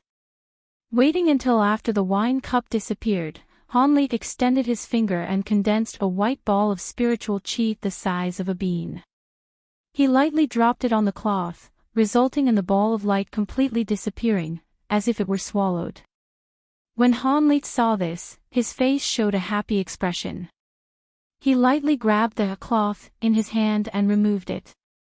The wine cup appeared, and ball of light that disappeared a moment ago was flowing inside. Not bad. Brother did not speak falsely. I want this destroyed magic treasure fragment. As for this flight talisman, it belongs to your esteemed self. Han Li took the cloth and put it in his cuff. Afterwards, he cupped his fist toward the dark man. Good. Your esteemed self is straightforward. When the dark man heard this, he was exalted and lowered his body to take the flight talisman. After he hastily looked all over it to confirm it wasn't fake, he smiled. Han Li faintly smiled and did not say anything further. He turned around and squeezed through the crowd. However, before he even took a few steps, he heard several comments from the crowd. This man is foolish. To actually trade a high-grade talisman for such a weak item. That's right. That fragment is so small, what use does it have? To exchange for such a thing is fundamentally not worth it. Don't say it like that, maybe he has a clever use for it. When Han Li heard this, he inwardly sneered several times. How could these cultivators know that this object is of immense importance to me? This brother, please wait. Wait for me. Having not walked very far, Han Li heard a voice from behind him, approaching him in a hurry. Han Li was slightly surprised. Could they be yelling him? He could not help but turn his head. He saw a person not too far away, running towards him with a forehead beaded with sweat while calling out to him. It was unexpectedly the round-faced youth who had nearly brought disaster upon himself. Han Li blinked a few times and then stopped. He curiously wanted to know what business this buffoon would have with him to have pursued him at the very end. Brother, I've finally caught up to you. the youth chasing him said while gasping for breath. "Does this brother have something on his mind?" Hanli looked at him with doubt. "This is for you." It could be considered thanks for elder brother's help out of the troublesome situation. Without saying anything further, the youth handed Hanli a booklet. Then he bashfully ran back. Hanli was slightly surprised, but he immediately smiled. There was such a simple and honest person among the cultivators. This was truly unexpected. He did not pursue him, and instead he took a look at the book in his hand. Record of Qing Shi was the book's title. It didn't seem to be a magic item. Hanli looked through a few pages with interest. TL, Qing Shi. Means Young Creek. It seemed to be the journal of a senior cultivator, Taoist master Qing Shi, of the state of Yu, who did not like cultivating but instead enjoyed traveling to different places. It contained elusive legends and such with detailed notes. There were also some pages with relevant vivid and lifelike drawings. Although Hanli only looked through a few pages, he held quite an interest in this item and put the booklet into his bosom. After that Hanli didn't come across any particular affairs. He felt a bit bored and returned to his residence. Inside his room, Hanli lied down on his bed and looked through the record of Qing Shi.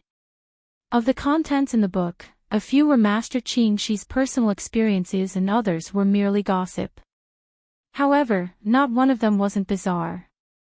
There were rarely heard unusual matters and secrets that cultivator clans would never tell others. It was unknown how Master Qing Shi had learned of them. Hanli read with great interest. However, when he reached the final page of the booklet, there were the drawings of 7 distinct command medallions. At the very bottom of the drawings were several lines of words, "Writ of Immortal Ascension, created by the 7 great cultivator sects of the state of Yu." It was the each cultivator sect's award for accomplishing tremendous achievements within a cultivator sect. So long as one holds the cultivator sect command medallion, they would receive the same treatment as the final victor of the Immortal Ascension Assembly. It would bestow the qualifications to become an inner court disciple and receive foundation establishment pills. However, this object had always been handed down within the sect. Common cultivators would have no chance of seeing them. As a result, these portrayals were simply according to their appearances from rumors. At the end, Master Qing Shi used somewhat smaller characters to write these words: "This writ can be traded between cultivator clans." The age when writs were first issued was a time long ago. As a result, the cultivator clans that issued writs recognized the writs but not the people. So long as someone holds a writ, they would take a step toward the heavens. It could be said to be a low-level cultivator's defiance of the natural order. After Hanli finished reading the explanation below, he took another look at the 7 illustrations and felt his tongue dry up. His heart beat with intensity. Originally, when Hanli heard the words, "Great Immortal Ascension Assembly," he faintly made an association with the dwarf's strange command medallion. One side of the command medallion had 2 words engraved, "Immortal Ascension." This made Hanli feel as if these 2 things had something in common. After he heard the others talk about the Great Immortal Ascension Assembly in detail, there were no words relating to the writ of Immortal Ascension. He believed this to be no more than a coincidence and left it in the back of his mind. However, he didn't expect the booklet he unexpectedly received to have the object's origin and true use. In addition, the function of this writ of Immortal Ascension was this great. Hanli grew more and more excited, hastily taking out the black command medallion. After briefly comparing it with the illustration, he found it to be really similar to its design. Yellow Maple Valley. This writ of Immortal Ascension was issued by the Yellow Maple Valley. Hanli muttered to himself as he stroked the command medallion in his hand. However, how did this precious item enter the hands of a lowly cultivator like Monk Golden Light? Hanli doubtedly thought after calming down. In fact, that dwarf was truly the previous owner of that command medallion. It turned out that in the outstanding and famous Qingyi mountain range, apart from the Yi clan, there was also another equivalent clan that resided there, the Qin clan. Because those two clans had many intermarried relationships, they got along quite well. This rite of immortal ascension was an object passed down from the ancestors of the Qin clan. However, they did not use it because the Qin clan could no longer find a genius cultivator who deserved the rite. That was why they would rather continue to pass it down and were unwilling to waste this treasure for no reason. However, after many generations, because the males of the Qin clan grew more sparse, they gradually declined. In contrast, the Yi clan grew even more prosperous and developed. They influenced the cultivation world so much that everyone knew that the Qin Yi mountain housed the Yi clan, while the Qin clan became forgotten. During Monk Golden Light's generation, he was actually the sole remaining male from the Qin clan, and his aptitude was strange and lacking. He fundamentally could not possibly achieve foundation establishment. Because of his aptitude, the large difference in strength between the two clans, and the fact that their relationship as in-laws was a matter long expired, the Yi clan decided to acquire the several treasures of the Qin clan. In addition, that rite of immortal ascension was the treasure they wanted to possess to most. Although Monk Golden Light's cultivation talent was lacking, his ability to read body language was actually quite good. With the fact that he was also cowardly, just as the Yi clan had planned to make a move, the dwarf, having caught wind of this earlier, had already fled, taking a small sword talisman and the rite of immortal ascension. As for the other treasures, because they were sealed away, Monk Golden Light could not acquire them in a short amount of time and was forced to reluctantly abandon them, setting them aside for the Yi clan.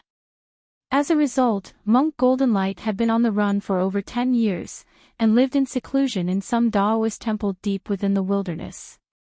He relied on his shallow magic power to plunder drink and food and became free and unfettered. After a period of time, he had thought to use the rite of immortal ascension, but that notion had gradually weakened.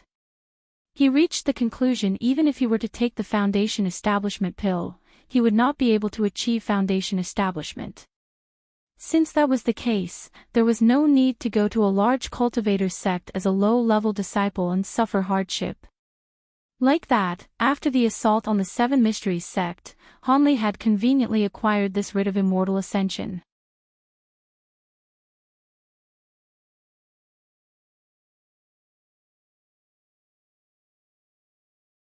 When the golden characters were completely shining, Hanli suddenly slapped the talisman onto his body.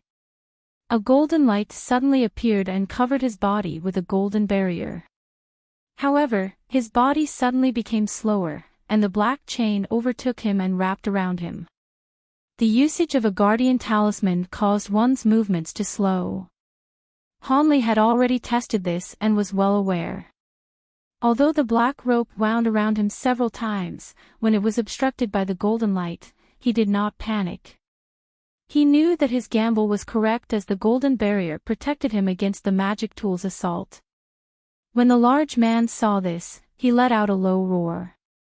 He charged forward with large strides, with obnoxious, dazzling yellow light on his fists. They seemed to be supported by an unknown cultivation technique. Having learned a lesson from last time, Han Li did not let the large man get close. He suddenly crouched and pressed both hands against the floor. Then he muttered an incantation, suddenly causing his hands be slightly enveloped in a yellow light. When the large man saw this, he was slightly startled and hastily stopped. However, it was already too late. The floor below him completely turned into soft and weak quicksand, causing his legs to be deeply buried to his thighs and to become flustered. Strike! A sharp voice entered Han Li's ear. Han Li's heart sunk as he looked toward the yellow-clothed man. With only a single look, Han Li saw 7 to 8 black spheres the size of chicken eggs emerge from the mouth of the black gourd and rush toward him. Han Li's face grew very unsightly, and the yellow light in his hand scattered. He then took out a wooden box from his bosom. At this time, the several spheres were already in front of him and ruthless pounded against Han Li's barrier. The barrier was incessantly deformed, as if it could break at any moment. Hanli didn't take notice of this crisis and sat down cross-legged, putting the wooden box on his knee. He then rushed an incantation. Peng bang. Peng bang. Peng bang. The sphere's attacks were fierce and didn't cease attacking the golden barrier for even a moment, causing the golden light to gradually dim. It seemed the barrier would break and that death would approach. At this time, Hanli shouted with a roar, "Rise!" With this order, a grey light about 3 meters long shot forth from within the wooden box. This ray of light resembled a flood dragon that had emerged from the water. It flew several circles in all directions, and hacked all of the spheres into two one after another as if they were its nemesis, turning them to dust. Treasure talisman. The yellow-clothed man loudly shouted as if he had seen a ghost. When Hanli heard this, his heart stirred. However, he did not think of it further as the large man had already escaped from the trap. However, after seeing Hanli's grey sword light, his complexion grew deathly white. Not only did he not think to rush toward Hanli, but he also turned around and wildly fled.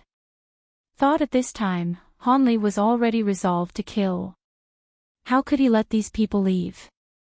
He pointed to the large person, and the sword light immediately and fiercely pursued, appearing behind the large man's body. It coiled around the large man's neck and his skull easily tumbled to the ground. It was as if the yellow light protecting his body didn't exist, not affecting it in the slightest. When the yellow-clothed man saw this, he had actually dared to stay there for the moment. He took out a talisman and slapped it onto his body, causing him to spout out a pair of large yellow wings. He lightly flapped them and soared off, flying to a distant place. Hanli then commanded the sword light to pursue, closely following behind the yellow-clothed man. The yellow-clothed man flew even faster, and the grey light was unexpectedly unable to overtake him for a time. Hanli felt slightly anxious, and his heart grew fierce. He then used all of the magic power he had without reserve. It was as if that grey streak had immediately consumed a tonic and suddenly sped up, piercing through the chest of the yellow-clothed man and thoroughly bringing peace to Hanli's heart. The yellow-clothed man screamed and fell from the air. Hanli grew greatly cheerful and recalled the grey light. He dashed toward the man, hoping to capture him alive and carefully interrogate him. Unfortunately, when Hanli arrived at the crash site, the yellow-clothed man couldn't possibly be any more dead. He simply fell to his death, causing Hanli to be quite depressed. Since there were no living mouths, he could only search the two bodies and see whether he could find any useful clues. After Hanli impolitely plundered all the items on the two men's bodies, he did not find any relevant items. Even so, he struck it rich. These two men actually had 50 low-grade spirit stones as well as a few talismans and magic tools. Hanli could not make head or tails of their assault and was somewhat puzzled. He also did not know whether or not these two had anything to do with the missing rogue cultivators. However, he didn't dare to stay here too long. After consuming a few medicine pills, he continued on his way.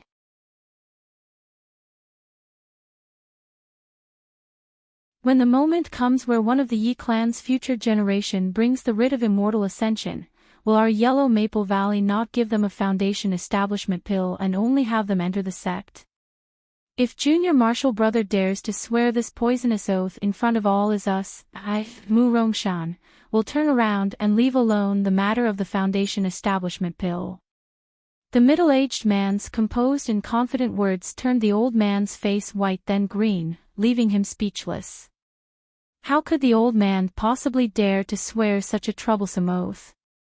Even if he were to swear it, only he would stand aside and leave the matter. Who knew whether others would step in? However, why must my grandnephew's pill be given away? Are the others out of the question?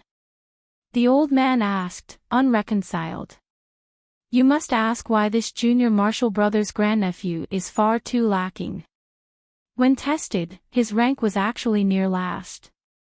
The middle-aged man shook his head with the appearance of regret. Seeing the person across from him act in this manner, the roots of the old man's teeth ached with hatred. However, for the benefit of his grandnephew, he couldn't do anything to him. With great resolve, he continued, "My grandnephew's ranking is truly a bit poor, but he is not last in the ranking of those that have not yet taken the foundation establishment pill. Are there not still 2 others? Junior Marshall brother is correct, there are 2 others that were tested and ranked lower than your grandnephew. However, those 2 circumstances are truly unusual. They simply have grievances toward Junior Marshall brother's grandnephew." The middle-aged man said with a voice of great pity. "What is unusual? If you don't give me a convincing reason, I will not swallow the tone of your voice." The old man was nervous and let out fierce words. "Such a willful display. What is there not to swallow? Those 2 people are truly unusual." Skipping over these 2, Junior Marshall brother's apprentice was chosen. I had also agreed to this. As for the grounds, Junior Marshall brother need not ask, I can give you an explanation. Zhong Lingdao, having seen the old man unexpectedly say such words, lowered his face and berated him. Seeing Zhong Lingdao speak in such a way, the old man's heart trembled with fear. He only knew that during the test, that there should have been 2 behind his grandnephew. As for who, he truly did not know. This left him truly indignant and dissatisfied. Could it be there was truly some sort of exception that caused even the strict and impartial sect master to side with them? Zhong Lingdao waved his hand, gesturing the middle-aged scholar to return to his original seat. He then sighed and said, "Junior Marshall brother Yi, I fear that this time I truly must wrong your grandnephew. Of those 2 people, one is Marshall and Hong Fu's sole descendant from the secular world. That is why, although the young girl originally did not meet the test standards, I had chosen her to enter the list of those who will receive the foundation establishment pill. Surely Junior Marshall disciple doesn't want to take away this person's foundation establishment pill." When the old man heard the name Hong Fu, he was startled. His complexion immediately undergone a great change and was filled with fear and trepidation. Since it is Marshall and Hong Fu's descendant, it is only natural to take care of her. How could this little brother disrespect his elders in this way? This little brother is convinced of this person's arrangement and concedes. The old man spoke with his face somewhat pale. Having seen the old man's expression as such, great sect master Zhong was not at all surprised.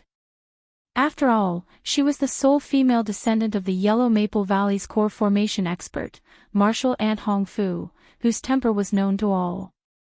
If he truly deprived the young girl's qualifications to foundation establishment, the old man wouldn't just be out of luck, perhaps even this sect master would have no good days ahead of him.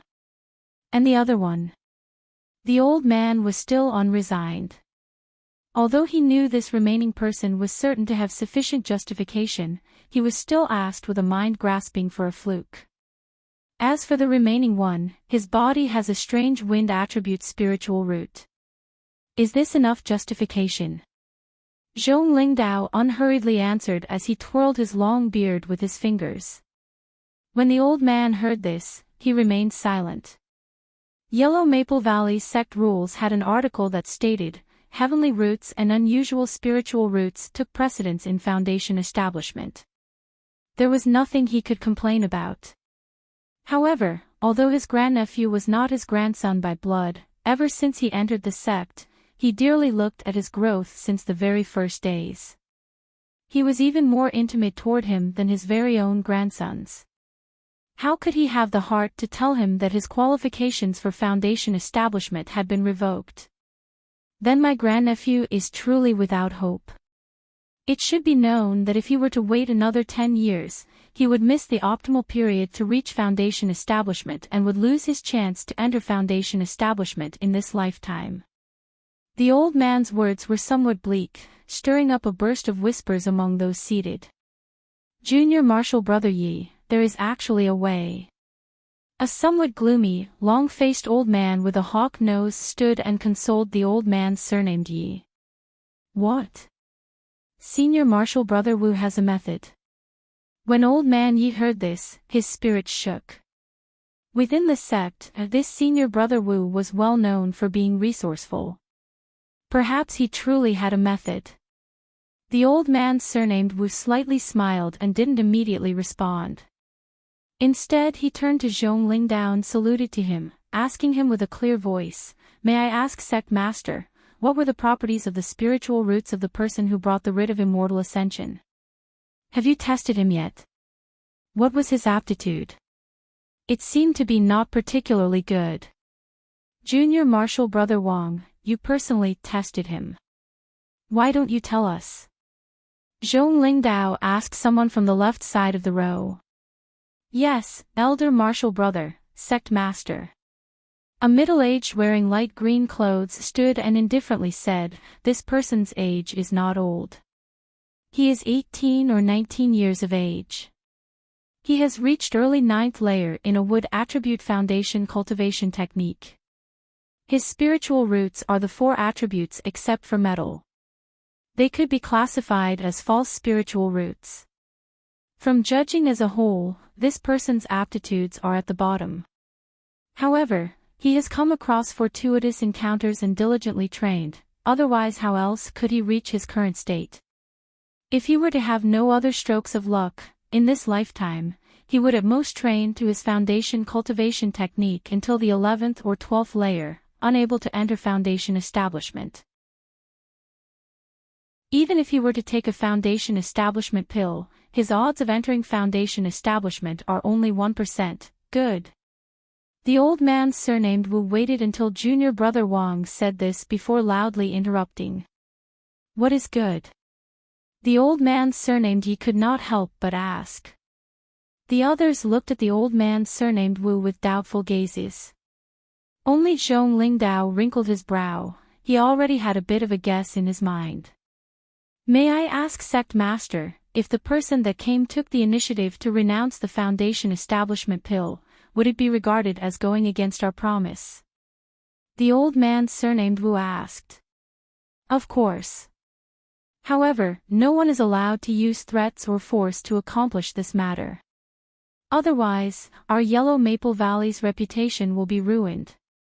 Sect Master Zhong softly and solemnly said. "Hee hee. Sect Master, please feel at ease. This is only natural." The old man surnamed Wu faintly smiled and then turned his head toward the old man surnamed Yi, saying, "Junior Marshal Brother Yi, you don't mind spending a few items to purchase his foundation establishment pill, right? It should be known with such lowly aptitude, the rate of success to enter foundation establishment is pitifully small. This should be a great opportunity. He can to renounce the establishment foundation pill to obtain something far more practical." The old man named Wu said with a fully confident appearance. Chapter 145 The Unexpected Guest. Chapter 145 The Unexpected Guest, that's right. Senior Marshal Brother Wu truly has a good idea. The old man surnamed Ye's 2 eyes shined with excitement. Then he turned his head to Zhong Lingdao and expectantly requested, "Sect Master, could I see the owner of the writ of immortal ascension? I wish to do business with him and exchange something for his voluntary renouncement of the foundation establishment pill."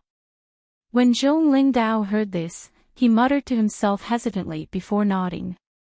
However, he reminded the old man that he mustn't overstep his boundaries and force the transaction before letting Junior Marshal Brother Wang see the uninvited guest. The old man and Junior Marshal Brother Wang exited the main hall. After stepping on a leaf-shaped magic tool, they immediately soared into the sky toward Yellow Maple Valley's guest welcoming building. In a room of the Yellow Maple Valley's guest welcoming building, a youth was lying on a bed, looking at the roof while lost in thought. He was precisely Hanli who followed them to Yellow Maple Valley after the Great Immortal Ascension Assembly's conclusion. After Hanli had killed the 2 cultivators who ambushed him, with no further external encounters, he hurried to some hidden mountain peak in the Lan province to participate in the Great Immortal Ascension Assembly that was soon to convene and compare what he saw with the desperately fought tournaments described by Hu Pinggu. After the life and death contests, with each stage having a final victor, the 7 great sects representatives finally emerged. Yellow Maple Valley's representative was that junior martial brother Wang. After having seen Yellow Maple Valley's representative and taking a moment of careful deliberation, he still resolved himself to take the risk and hand over the writ of immortal ascension for this man to see, causing the representative to be startled. The representative immediately stated that he could bring Hanli back to the sect. As for the specifics towards him and the writ of immortal ascension, it would be the decision of their sect master. After all, regaining the writ of immortal ascension was a matter 400 to 500 years overdue. Hanli was naturally unopposed, otherwise he would have to find Yellow Maple Valley's mountain entrance by himself.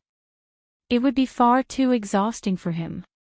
Like that, the other cultivators looked at Hanli with gazes of amazement. He sat on an immense boat-shaped magic tool with 10 victors from the tournament and the representative junior martial brother Wang. When he returned to Yellow Maple Valley, he was brought here to wait for a reply. As for the other 10, they had parted. It was unknown where they had gone. Hanli waited here for 3 to 4 days and did not leave his room. Aside from an 11 to 12-year-old male servant delivering him food every day on schedule, he did not see anyone else. It wasn't that Hanli was actually obedient and sincere, but after that representative surnamed Wang arranged his living conditions and tested his spiritual root attributes, he immediately told him that because he still wasn't a disciple of Yellow Maple Valley, the room would have a few restrictive techniques. For the time being, he would be unable to leave the room, otherwise he would trigger the restrictive techniques, causing him to be restrained. Having heard the representative surnamed Wang, Hanli naturally did not bring embarrassment upon himself. In addition, after having become aware that he possessed 4 attribute false spiritual roots, Hanli's mood took a turn for the worse. Although Hanli already knew that his own cultivation aptitude was rather poor, after hearing it with his own ears, he became sad and dispirited for an entire day. It seemed that if he wished to remain on his path of cultivation, he would have to rely on the external power of medicine pills and such. When the always steady and calm Hanli heard those words, he could not help but grow excited. He wished he could dance for joy and vent his feelings. Seeing Hanli act in such a manner, junior martial brother Wang smiled. He did not feel very surprised, it seemed he had already predicted Hanli's reaction. Junior martial brother Wang, I wish to speak with martial nephew Han alone. Could you withdraw for a moment? The old man had grown somewhat impatient and finally spoke what he wanted to ever since he entered the room. Of course, this junior martial brother will return to sect master first. After senior martial brother and martial nephew Han finish speaking, come back together. Junior martial brother Wang inwardly sighed. After giving Hanli a faint glance, he left the room. At this moment, the only 2 remaining in the room were Old Man Yi and Hanli. Hanli was stunned at what had happened before him. How could this one surnamed Wang just walk away after being told? The one left along with him, the fellow calling himself martial uncle, what matter does he have to speak with him? Although he didn't know what this senior martial brother Yi was up to, Hanli had a faintly bad premonition. The old man saw that Hanli was uneasy, but he didn't care in the slightest. He was convinced the things he could put forward were certain to cause this youth inexperienced with the world to widely open his eyes and smoothly complete the transaction. Martial nephew Han, martial uncle is a straightforward person, therefore I will not beat around the bush and openly say it. My business is related to your given foundation establishment pill. I wish to purchase it from martial nephew. What does martial nephew think about it? The old man got right to the point. He actually wants to purchase my foundation establishment pill. Did he not mishear? How could he sell it to someone else? When Hanli heard this, he was shocked. However, soon after, his complexion greatly changed and became unsightly. Martial nephew Han, do not hesitate to be at ease. I will not offer nothing in exchange for Martial nephew's foundation establishment pill. 7 or 8 mid-grade spirit stones, a few elementary mid to high-grade spiritual talismans, and several kinds of first-rate magic tools. Martial uncle still can bring out more things. If these truly won't do, Martial uncle still has a few magic power progressing medicine pills.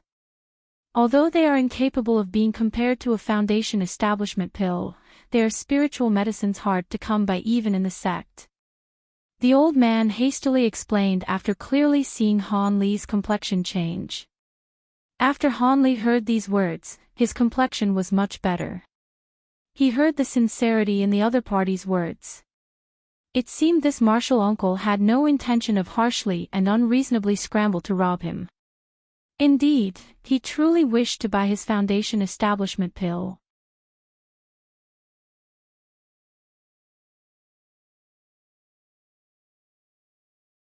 It seemed like no matter where he was, there were always people who used their powers for their self-interest, including major cultivation sects like the Yellow Maple Valley. But when he mentioned the job about planting incredible medicinal plants, it interested Han Li. He felt like this job was made for him. Additionally, Martial Uncle Yi already promised a lot of good deals. If he kept dragging it out, it might start to seem like he was being too greedy, so he should close the deal when he could. Right about now, Han Li finally acted like he was moved, and said to the old man in a bitter tone, "Since Martial Uncle Yi has gone out of his way like this, if I still don't agree to trade with you, it would seem like I'm not giving you face. If you can really give me what you promised, then your grandnephew can have Martial nephew's foundation establishment pill. I hope your grandnephew can successfully reach foundation establishment." Once the old man heard this, he was delighted, and sincerely promised, "Martial nephew doesn't have to worry about a thing, Martial uncle always delivers on his promises. But when we meet the sect leader later, you are free to tell him about the trade that was on the table, but don't bring up the deal that we had privately." Han Li took the hint, smiled and humored him. "I can assure Martial uncle, Junior knows what to do. I would not do something that stupid." Hearing this, the old man broke into a smile. He was very satisfied with Han Li's cooperative behavior.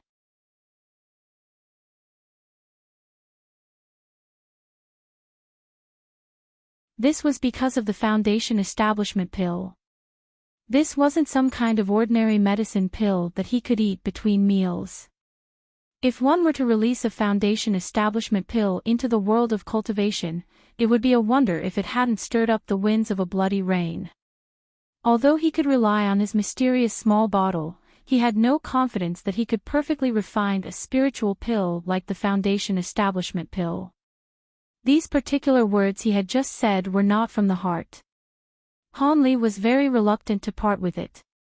However, his appearance was completely obedient and deferential, greatly satisfying the majority of those in the palace hall. "Good. Young friend Han, this sect master is greatly gratified by your decision. However, young friend should not hesitate to be at ease.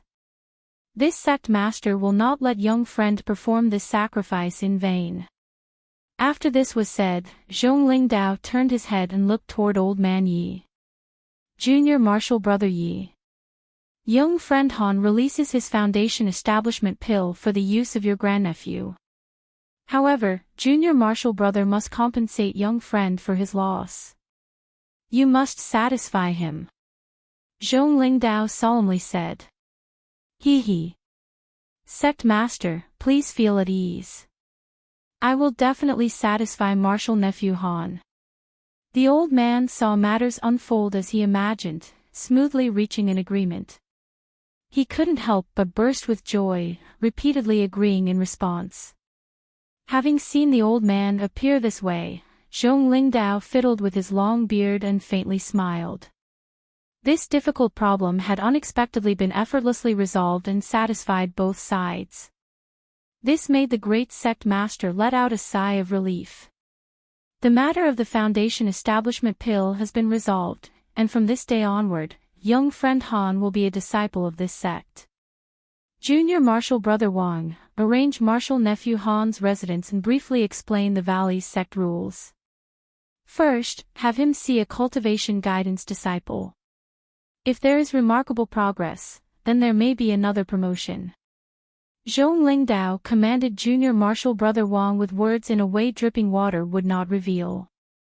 I will follow your orders, sect master. Junior Marshal Brother Wang stood and accepted his commands. Thus, this Marshal Uncle Wang immediately brought Han Li out of the palace hall and started to explain a few of Yellow Maple Valley's various rules and tell him a few bits of general knowledge. Han Li attentively listened and more or less understood, formed an initial understanding of Yellow Maple Valley. Yellow Maple Valley had about 10,000 disciples in total. Of these disciples, at 90% were at the Qi condensation stage. There were only a few hundred foundation establishment stage disciples. Those people were the central power of Yellow Maple Valley. Above them were great core formation stage experts. There were only a few several. They were fundamentally in seclusion year-round and were no longer interested with the affairs of the valley. Unless it was a major event involving the life or death of Yellow Maple Valley, Sect Master Zhong would ordinarily not see these people's faces. As for the sole nascent soul expert in the valley, he was the martial uncle ancestor of Sect Master Zhong and his subordinates. It was said that he was already over 900 years old. Not only was his magic power unfathomably deep and his Daoist techniques thoroughly profound, his nascent soul could exit his body and mentally journey thousands of li away. He was a true immortal on this earth. However, this elder had long left the valley and was no longer within the state of Yu. He had already left to travel to other various countries. Who knows when he would return to the valley? As the Qi condensation disciples were quite numerous in the valley, it was impossible for all of them to consume the foundation establishment pill. Only the most outstanding disciples with the best aptitudes would be able to have this privilege. Therefore, every 10 years, the valley's disciples who were younger than 30 would engage in a series of selections. The competition's fierceness was not at all inferior to the external Great Immortal Ascension Assembly. On the whole, only true cultivation geniuses who practiced their foundation cultivation technique to the 11th or even 12th layer could distinguish themselves and obtain the qualifications for a foundation establishment pill.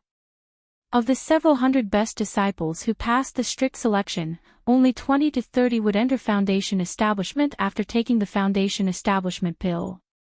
The rest would at best advance their magic power a step and reach the peak of their foundation cultivation technique but never pass it.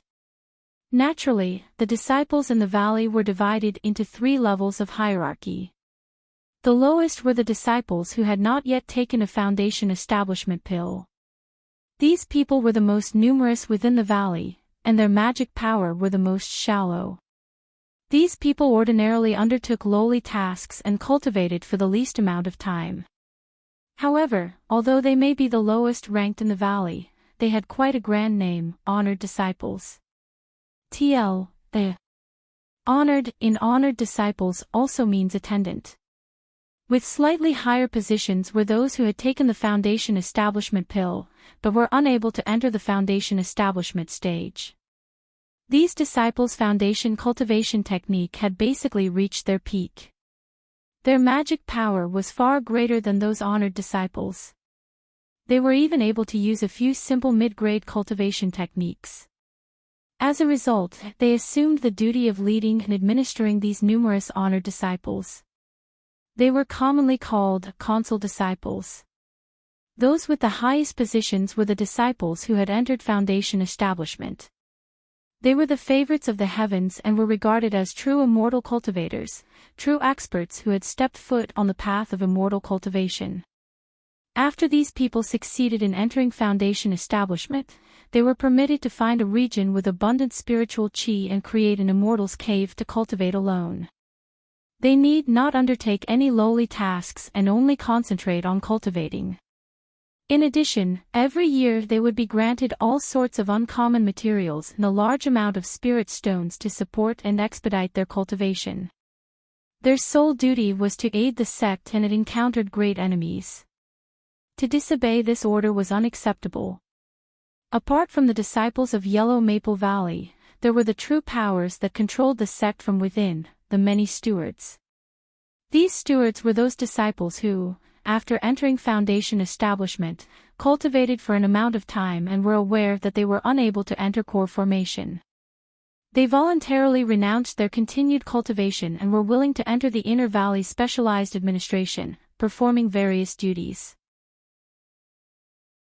Old Man Yi and those tens of people within the main hall were all these kinds of stewards.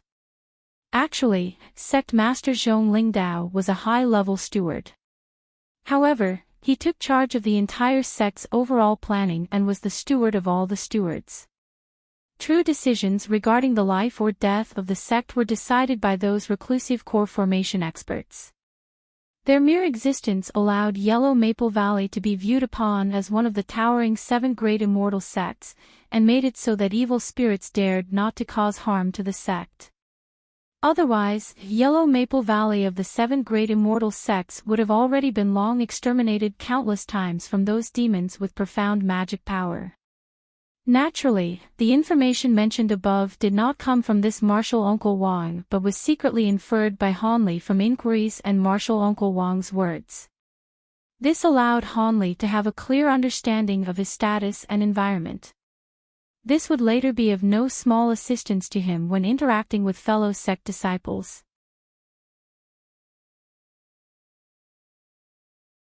Chapter 148 Old Man in Grey.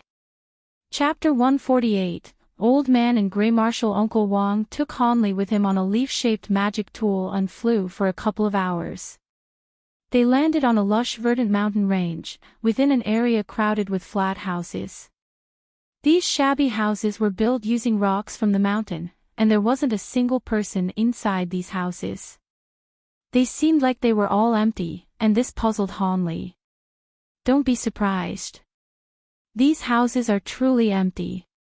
This place is meant for the new disciples to live in until they improve their magic power, then they will move out and look for somewhere else to live. It happens it is currently the beginning of the 10-year rotational cycle. The new disciples haven't joined the sect yet, so the houses are temporarily empty. Martial Uncle Wang spotted Hanli's confusion and explained softly. This cleared Hanli's bewilderment. Martial Uncle Wang led Hanli the way as they walked among houses, making so many turns that Hanli felt dizzy. Then they finally stopped at a house that was larger than the other normal stone houses. He didn't explain much to Hanli and started yelling loudly, "Junior Martial Brother Lin, open the door. I brought a new disciple to pick up the items." As soon as Martial Uncle Wang finished yelling, the door opened outwards automatically in a whoosh. Seeing this, Martial Uncle Wang walked in without any hesitation. Hanli paused a little, and followed him into the house. Inside the house, it was more spacious than it looked outside. This amazed Hanli, wondering what the house was tempered with. But the specific situation inside the house gave Hanli a certain feeling, and it was the word messy. All kinds of different items were piled here and there. Some were clothes, some were weapons such as knives and swords. But from the wave of spiritual power the weapons were giving off, they seemed to actually be pretty well-made magic tools. Aside from these things, there were also some other daily items such as shovels and hammers. Those items were also giving off strong spiritual power. It seemed like the items had been refined into something like a magic tool. This broadened Hanli's horizons.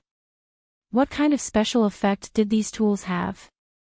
At the center of the house, there was an 8-seater square table. Facing the door and sitting behind the table was an old man in gray clothes with fluffy hair. The old man ignored them as the two of them walked in the house, instead being focused on a small shiny knife, carving a yellow wood about the size of his palms that he held in his hands. Martial Uncle Wang saw this. He frowned slightly, but his facial expression turned back to normal immediately. He didn't walk up and interrupt the old man working. Instead, he pulled a chair from the corner of the room, sat across the old man, and waited quietly for the old man to finish carving the wood.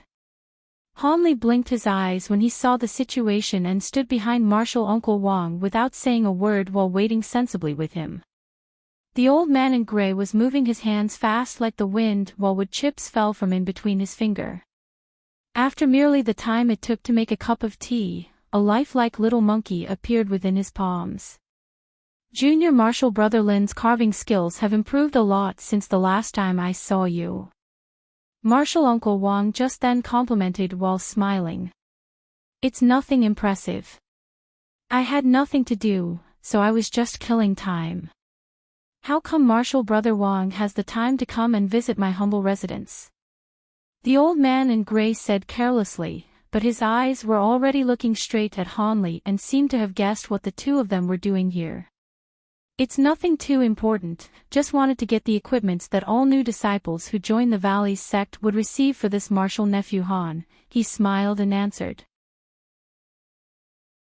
Didn't all the new disciples from the Immortal Ascension Assembly receive their equipments? How come there's another one? And his aptitude is so poor. Did our sect leader Zhong's standards really become that low? He would recruit someone so untalented into the valley. The old man in gray said bluntly right in front of Hanli, making Hanli sound completely useless. From his tone of attitude, it doesn't seem like he respected the sect leader Zhong as much either. Hearing this, Hanli naturally felt extremely awkward, and Martial Uncle Wang was also smiling bitterly. He knew that because of what happened back then, this junior martial brother Lin had been holding a grudge against their senior martial brother, the sect leader, ever since. But in front of this junior, Hanli, how could he possibly pick on the young? So, he coughed a little and changed the topic. Junior martial brother, this martial nephew Han was the one who brought the writ of immortal ascension and joined us in the Yellow Maple Valley. It counts as an exception, so his aptitude is not important. What's important is that the sect needs to keep our promise. The writ of immortal ascension. The old man in gray was very surprised and looked at Hanli once again. TSK. If you say so, then this fellow must have a lot of luck, and he can take a foundation establishment pill. The old man said with a loud voice and looked at him with a look that said, Fellow, you're truly a lucky B*****. Hee, normally that would be the case. But martial nephew Han and martial brother Yi made a deal, and he gave up this foundation establishment pill automatically. Martial Uncle Wang smiled and mentioned. Gave up the foundation establishment pill.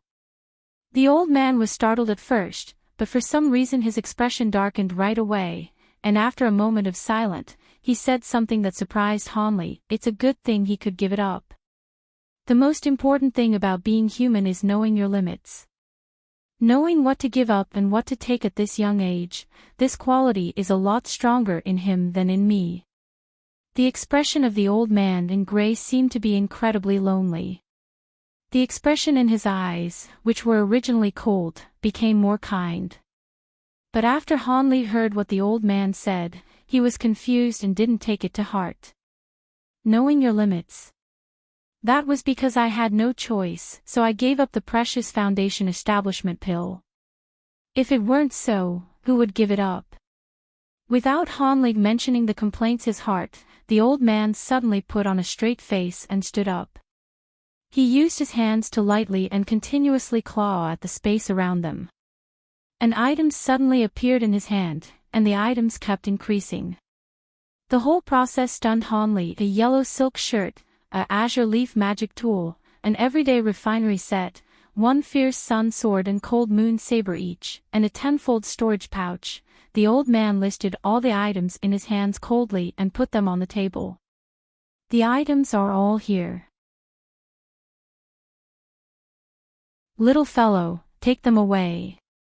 As for martial brother Wang, who is a busy person, I will not ask you to stay. Please see yourselves out. After saying this, the old man took out another piece of wood from his chest, started sculpting once again, no longer paying attention to the two of them. Seeing this, Martial Uncle Wang sighed, stopped saying anything else, and told Hanli to pick up the items. As soon as the two of them walked out of the stone house, the door automatically closed up with a loud bang. Martial Uncle Wang looked at the shut door and shook his head. He then prepared to leave the place with Hanli. "Oh, you don't have to carry that many items in your arms, just put them in your storage pouch." Martial Uncle Wang turned around and saw Hanli carrying everything in his arms, standing like an idiot beside him. His foolish look amused him, so he spoke to remind him. After Hanli heard what he said, he put the things in his arms on the ground and found the black cloth pouch among the items. "This is the tenfold storage pouch." Hanli was a little confused. He picked up the pouch, looked at the incredibly small opening, and then looked at the enormous swords and items. He hesitated a little since he didn't know how to stuff them in the pouch. "This is your first time using a storage pouch, so let me demonstrate." Martial Uncle Wang was understanding. After he recognized Hanli's confusion, he reached over and took the pouch. "All you have to do is aim the opening of the pouch at what you want to put in, inject some magic power into the pouch, and focus on the item. It will be sucked in automatically," Martial Uncle Wang said as he demonstrated it himself. He pointed the opening downwards, and the white light in his hand flickered. A bright, white light shot out from the pouch and covered everything that was on the ground. Those items immediately shrunk under the white light, and as soon as they reached a certain size, they were sucked into the pouch. Hanli, who was watching on the side, was surprised and amazed. You use the same method when you want to take out an item. You just have to focus on the item that you want to take out with your magic power beforehand, Martial Uncle Wang said as he returned the pouch to Hanli. "But there are a few rules when it comes to using the storage pouch. Martial Nephew Han, you must remember them carefully." Martial Uncle Wang put his hands behind his back and spoke seriously. Hearing this, Hanli nodded like a chicken pecking rice. Firstly, the storage pouch can only hold and shrink a certain amount or size of items. If the pouch sucked in something that's too big or too many in quantity, it will lose its ability, and you won't be able to put more items inside of it anymore. Secondly, the storage pouch cannot store living things. If you put a live creature inside it, then it will die for sure. Lastly, and also the most important rule you must keep at heart, low-grade storage pouches do not have the ability to recognize their owner, so whoever steals your storage pouch can take the items inside. Hence, don't reveal your storage pouch easily in front of other cultivators. You should hide it carefully, or else you could get into serious trouble.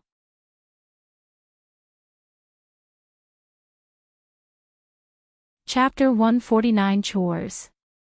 Chapter 149, Chores. After Hanli heard these words, he naturally kept them in mind.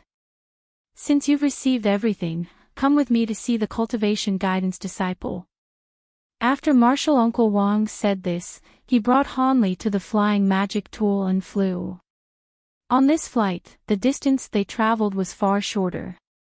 In a blink of an eye, they arrived at the foot of the mountain. There was a huge stone building built into the mountain. The stone sign on the front of the building had the words, "Cultivation Guidance Pavilion," written in golden characters. It was quite busy with a few young disciples nearby, entering and exiting.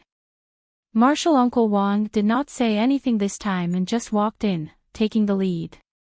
Hanli closely followed behind. It was clear that a few disciples recognized this Martial Uncle Wang. They had continuously saluted and greeted him. Martial Uncle smiled with a nod. It seemed that his reputation in Yellow Maple Valley was truly quite good. After entering the stone building, Hanli unexpectedly discovered that the back half of the Cultivation Guidance Pavilion actually extended into the depths of the mountain. Its interior was extremely vast and had rows of stone doors standing side by side with disciples both entering and exiting through them.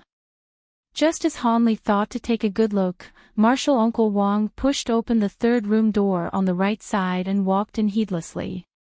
This caused Han Li to hesitate somewhat. He did not know whether he should follow closely behind him. "Come in." Martial Uncle Wang did not have Han Li wait long. After a moment, he emerged from the doorway and called out to Han Li. There weren't many people in the room. Inside, there was a black-clothed disciple about 30 years old. He deferentially stood to the side of Martial Uncle Wang. After he saw Han Li enter, he kindly smiled toward him. "This is Wu Feng. He is responsible for the cultivation techniques of new disciples. If you have any questions with regards to cultivation techniques in the future, you can ask him for guidance. With regards to understanding elementary cultivation techniques, Wu Feng is of the top 10. Martial Uncle Wang's words held great admiration toward this fellow. "I request Senior Martial Brother Wu to give me much guidance in the future." Han Li respectfully saluted. He clearly understood that this person would be his cultivation technique master in the future. How could he slight him? He. Martial Uncle praises me too much. In truth, I merely have a superficial, incomplete knowledge of cultivation techniques. I can exchange pointers with Junior Martial Han to gain understanding. This Senior Brother Wu politely added. Martial Nephew Wu, I clearly understand your knowledge on cultivation techniques. There is no need to be too modest. I will hand over the matter of Martial Nephew Han's cultivation technique to you. Currently, I simply brought him so the two of you can be acquainted. After that, I still have to bring him to other places to introduce him. He will not be present here for long. Martial Uncle Wang was quite straightforward. After he said those words, Elder Martial Brother Wu respectfully sent them off. They promptly departed from the room. Next, this Martial Uncle Wang responsibly and diligently brought Han Li to several other essential places and introduced him to many honored disciples. Furthermore, he gave him an explanation of a few everyday matters to take notice of before returning him to the gray-clothed old man's stone house. He had Han Li choose a stone room to live in before leaving Han Li and returning alone. Han Li stood in front of the stone room he chose and sized up the simple and crude residence with a bitter smile. At this moment, he already knew that so long as he trained his foundation cultivation technique to the 10th layer, he would be able to leave and move to a residence in a place called the Mysterious Earth Mountain. The disciples there would have much more freedom. Not only could they establish their own residence on the mountain, but there were also no restrictions on the style and dimensions of the houses. Han Li could not help but look forward to this. Although his cultivation technique had yet to reach the 10th layer, Han Li did not intend to stay at this stone house for long. Afterwards, he lightly smiled and suddenly took out the Flight Azure Leaf magic tool from his storage pouch. Then he poured magic power into the magic tool and tossed himself to the sky. Initially, Han Li was unfamiliar with this object, and he flew abruptly from left to right, high to low. It wasn't smooth in the least. However, not long after, he easily mastered it and could fly similarly to Martial Uncle Wang, confidently and freely with his hands behind his back. Although this magic tool was easy to master and simple to control, it was obvious that it wasn't very fast. It was only a bit faster than a steed. This was not surprising as the disciples in the valley only had so much power. Although the Azure Leaf magic tool was a bit lacking, it was still Han Li's first time flying.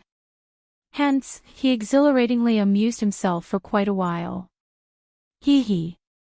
After a hearty laugh, Han Li satisfied his craving for flight and directed the magic tool toward a certain direction. On the way, he brushed past several other disciples who were similarly flying. Perhaps it was because Han Li's face was quite unfamiliar, but the majority of these people looked at Han Li with several gazes of curiosity. However, when they saw that his cultivation technique was merely of the 9th layer, they disdainfully kept away. Although Hanli saw these people's actions, he did not show anything in his face. Even so, he inwardly released a bitter laugh several times.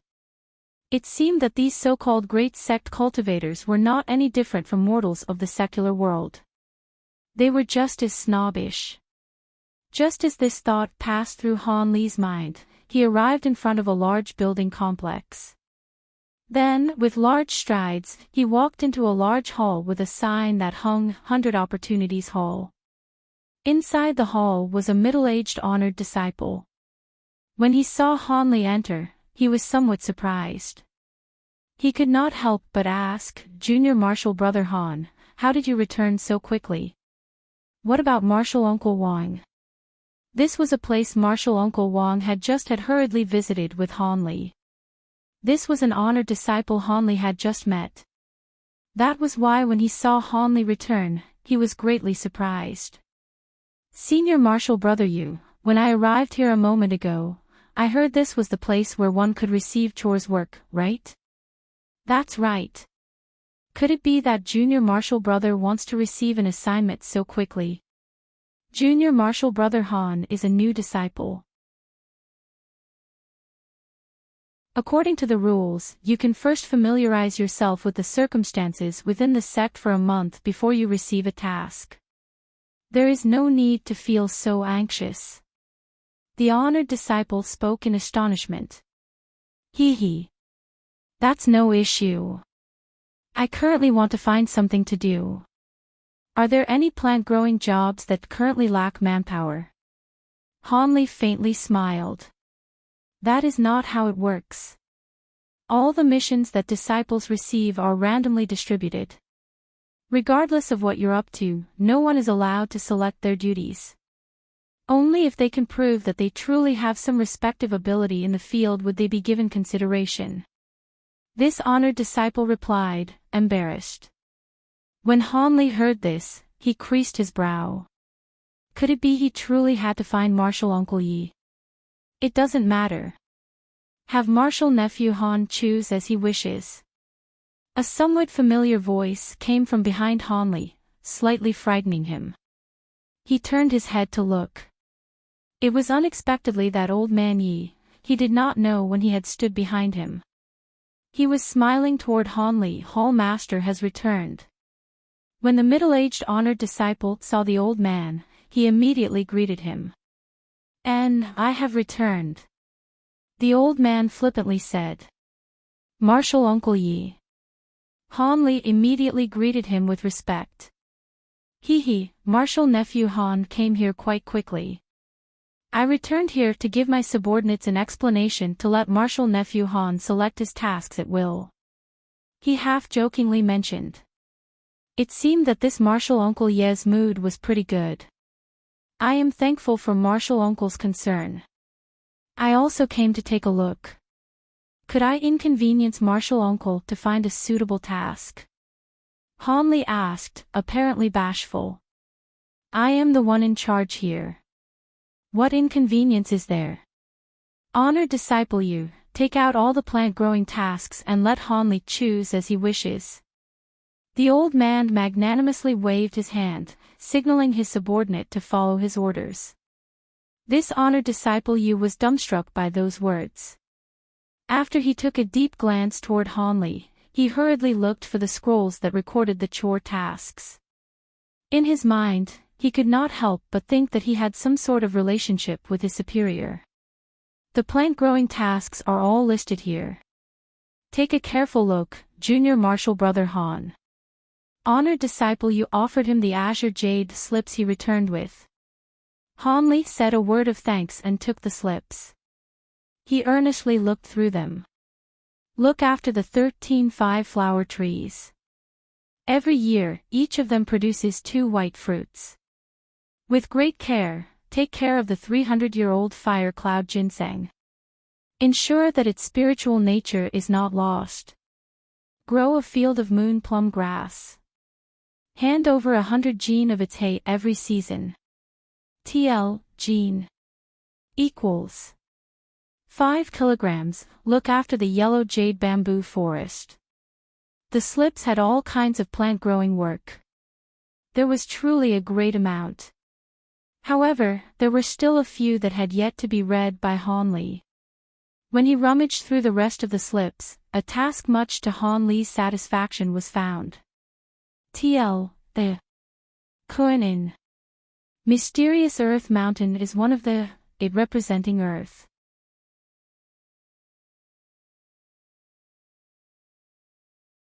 Chapter 150 Reluctant Consent. Chapter 150, Reluctant Consent, take over the Azure Stone Mountain Range's 100 Medicine Garden. Requires a set amount of rare drug ingredients to be handed over every year. When Han Li saw the gold characters written on the slip, Han Li was extremely joyful. He raised his head toward honored disciple Yu and pointed to the slip, saying, I desire this task. Senior Marshal Brother Yu, could you present this to me? After he heard Han Li's words, honored disciple Yu pieced together a smile. But once he clearly saw the task Han Li had picked, the cheerful smile on his face became forced. Junior Marshal Brother, please pick another task. This garden task is extremely difficult. It doesn't suit Junior Marshal Brother. Honored disciple Yu very sincerely said. However, when he saw Han Li's puzzled appearance, he further explained, ever since the task was hung here several years ago, many have already attempted to compete it. However, all of them failed. Not only did they fail to receive an award, they were fined a great number of spirit stones. It could be said to be one of the most difficult tasks here. Even if Junior Marshal Brother Han is joking, each disciple I assigned this slip to were quite talented in growing plants. After Han Li heard these words, he inwardly laughed. However, after some contemplation, he did not plan to give up. He modestly asked, could Senior Marshal Brother tell me, in what way is this task difficult? How could there be no Senior Marshal Brother that completed it?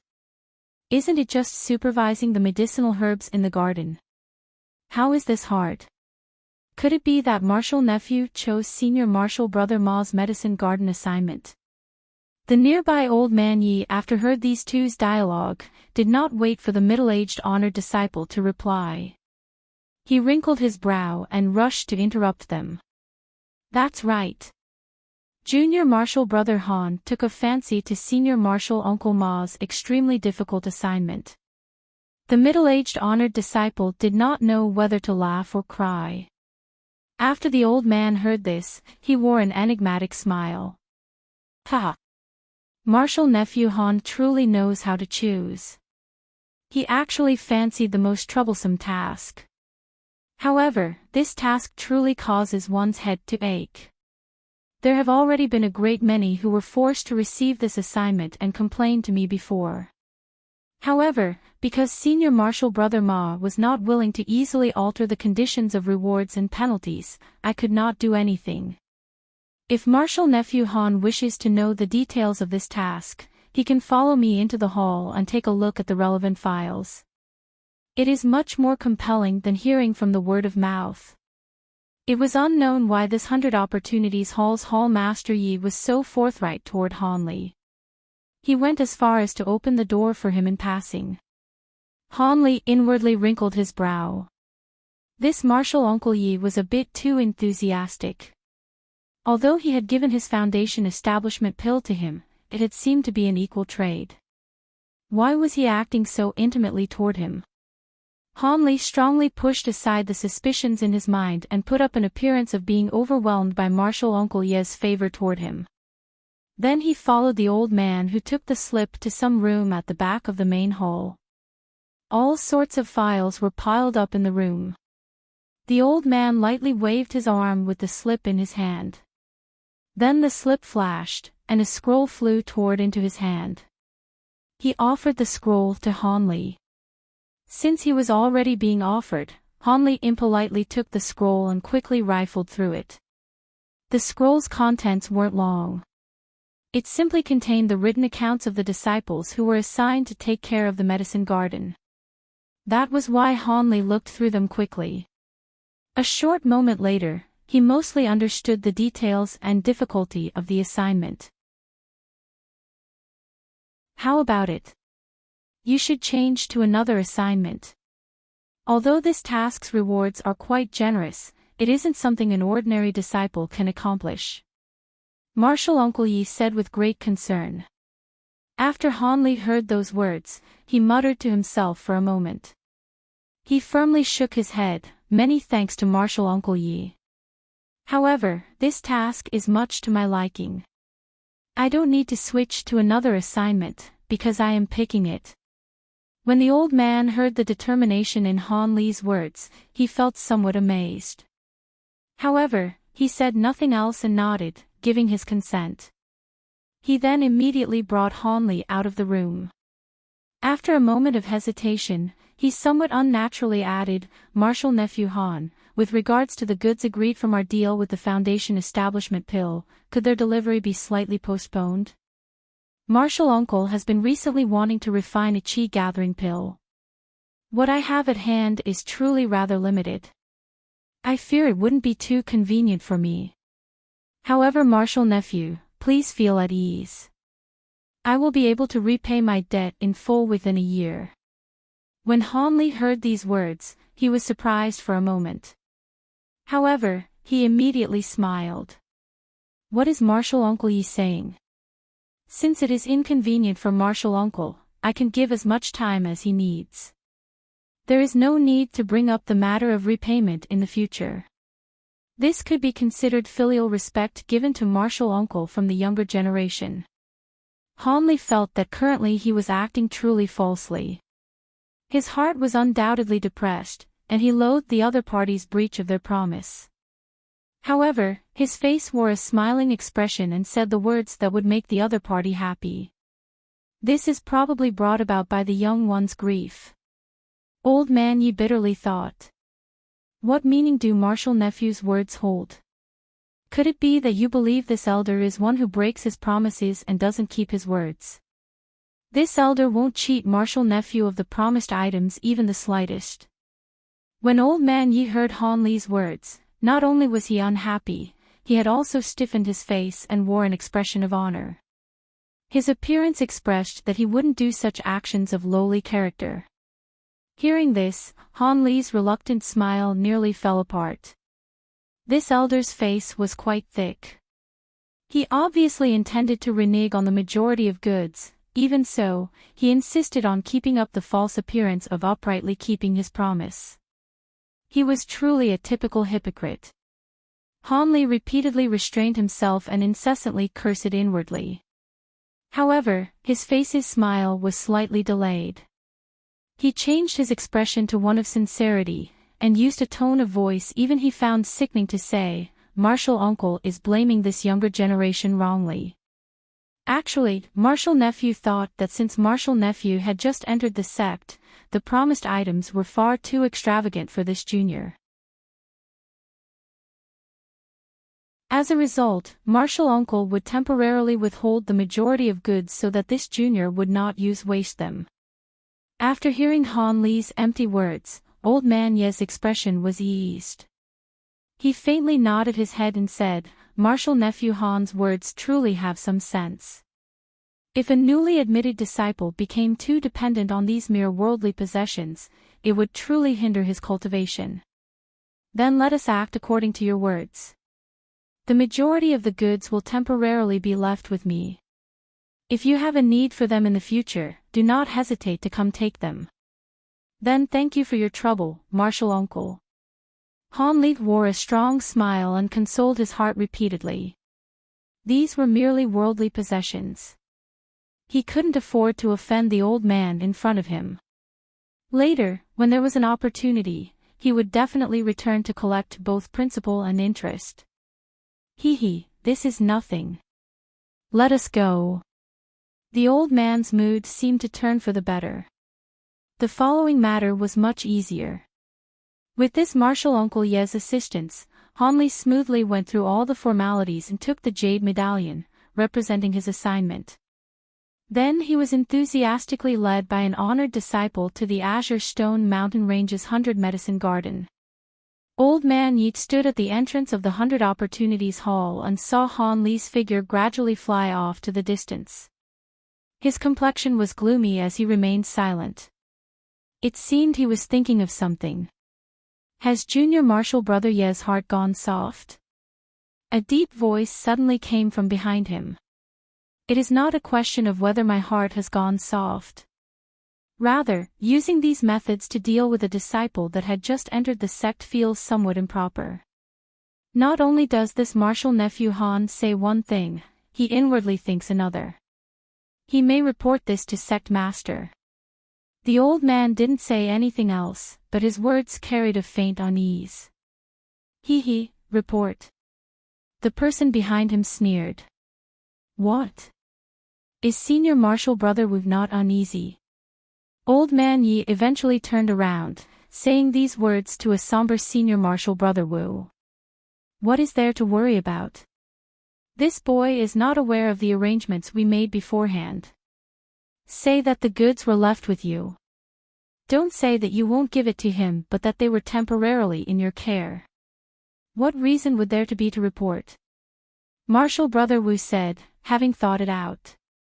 However, I quite admire this boy. His age is young, yet he understands when to advance or retreat. This is remarkable. If he didn't have such poor aptitude with his false spiritual roots, I would have truly felt the notion to have him enter the sect. Marshal Brother Wu continued, his face exposing an appearance of regret. Luckily, this person doesn't have a rigid way of thinking, otherwise we would have to use a different trick. That would be far more inconvenient. Old Man Yi said leisurely. Enough, these is nothing to be uneasy about this boy. Us too will pinch our noses and think of him like we would think of an ant. Junior Marshal Brother Yi need not waste so much money. However, don't forget what we agreed on in advance. Senior Marshal Brother Wu suddenly changed the topic. His words also held some hidden meaning. I will not forget. I will give you half of this newly refined chi gathering pill. Cool. To tell the truth, if my grandnephew wasn't in the middle of becoming foundation establishment and required the assistance of large quantities of precious medicine pills, I truly would not have such thick face to trick a junior in this way. Old Man Yi lightly shook his head, looking like he lost his integrity with age. When Old Man Wu heard these words, he smiled and did not speak. With great satisfaction, he thought to himself, since this Junior Marshal Brother Yi has just committed an underhanded act, it could be considered something I could use to handle him.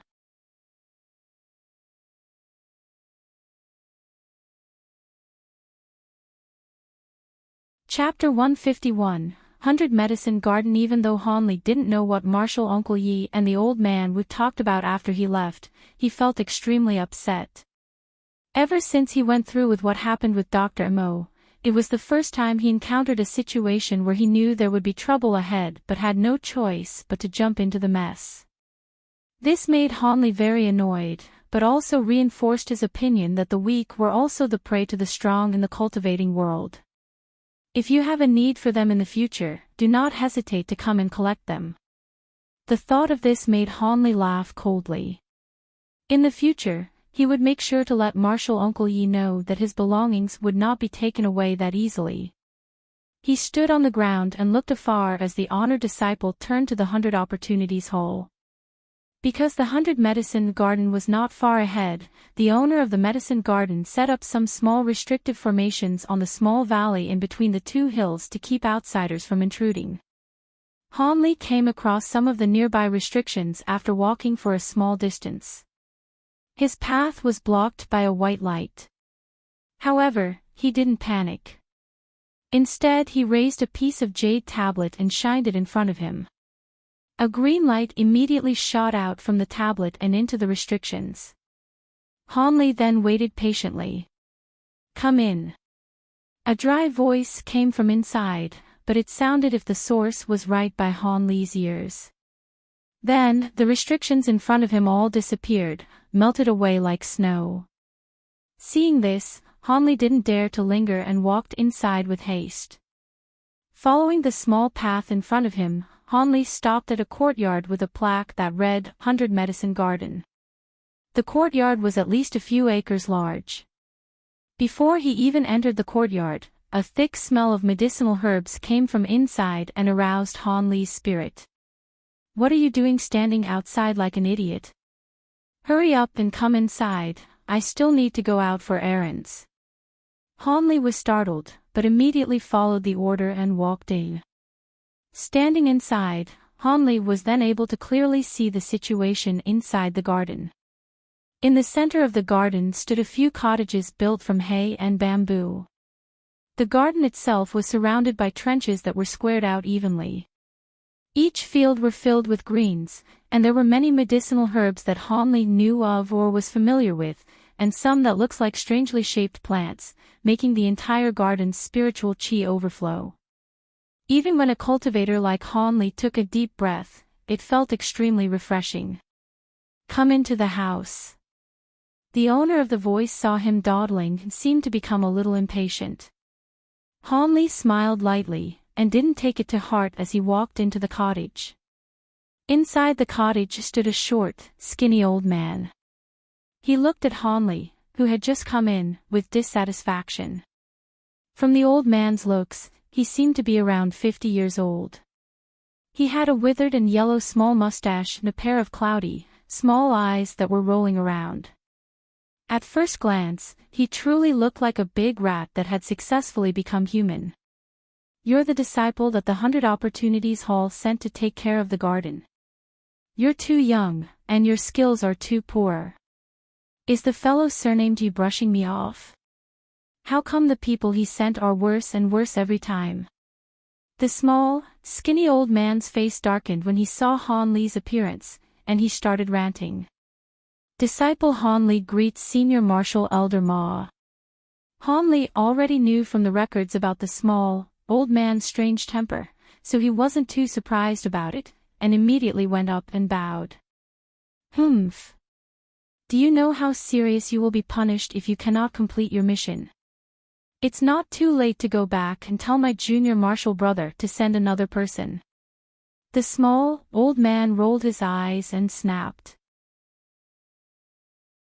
"The medicine garden must be maintained, the medicinal herbs must not die, and every month a certain amount of medicinal herbs must be delivered. If that's all, Junior is quite confident." Hanli doesn't seem to be shaken. Hearing what Hanli said, the old man was a bit surprised. It was the first time he met a garden managing disciple who confident from the start. He looked and judged Hanli once again, but the doubtful expression in his eyes didn't lessen. "You, come with me." The small, old man suddenly barked coldly and walked out of the cottage. Hanli followed him without any hesitation. "How many of these medicinal herbs can you recognize?" The small, old man pointed at the plants in the garden and stared at Hanli with slanted eyes. "One of 10. Hanli quickly swept his eyes across the garden and replied softly. Hearing Hanli's words, the small, old man hesitated a little but laughed coldly right away. "Little fellow, if you truly can recognize 1 out of 10 of the medicinal herbs, I will let you manage the garden and will not utter another word." With that said, Hanli smiled slightly and left the side of the small, old man. Midnight flower, yellow ball grass, white crane flower, full moon grass. Hanli took a walk in the garden while casually calling out the names of the medicinal herbs that he was familiar with. At first, the small, old man was looking at him mockingly, but after listening for a while, his face expressed amazement. Hanli mentioned a lot of medicinal herbs that were not well known, and for some of them, even he had to put a lot of work to know the efficacy of the remedy. Hanli's response surprised him. Enough. Hanli had just finished telling less than half of the plants he knew when the small, old man spoke and stopped Hanli's performance. Very good, looks like you're not completely bragging. This medicine garden will be in your management for now. This is the restrictive medallion.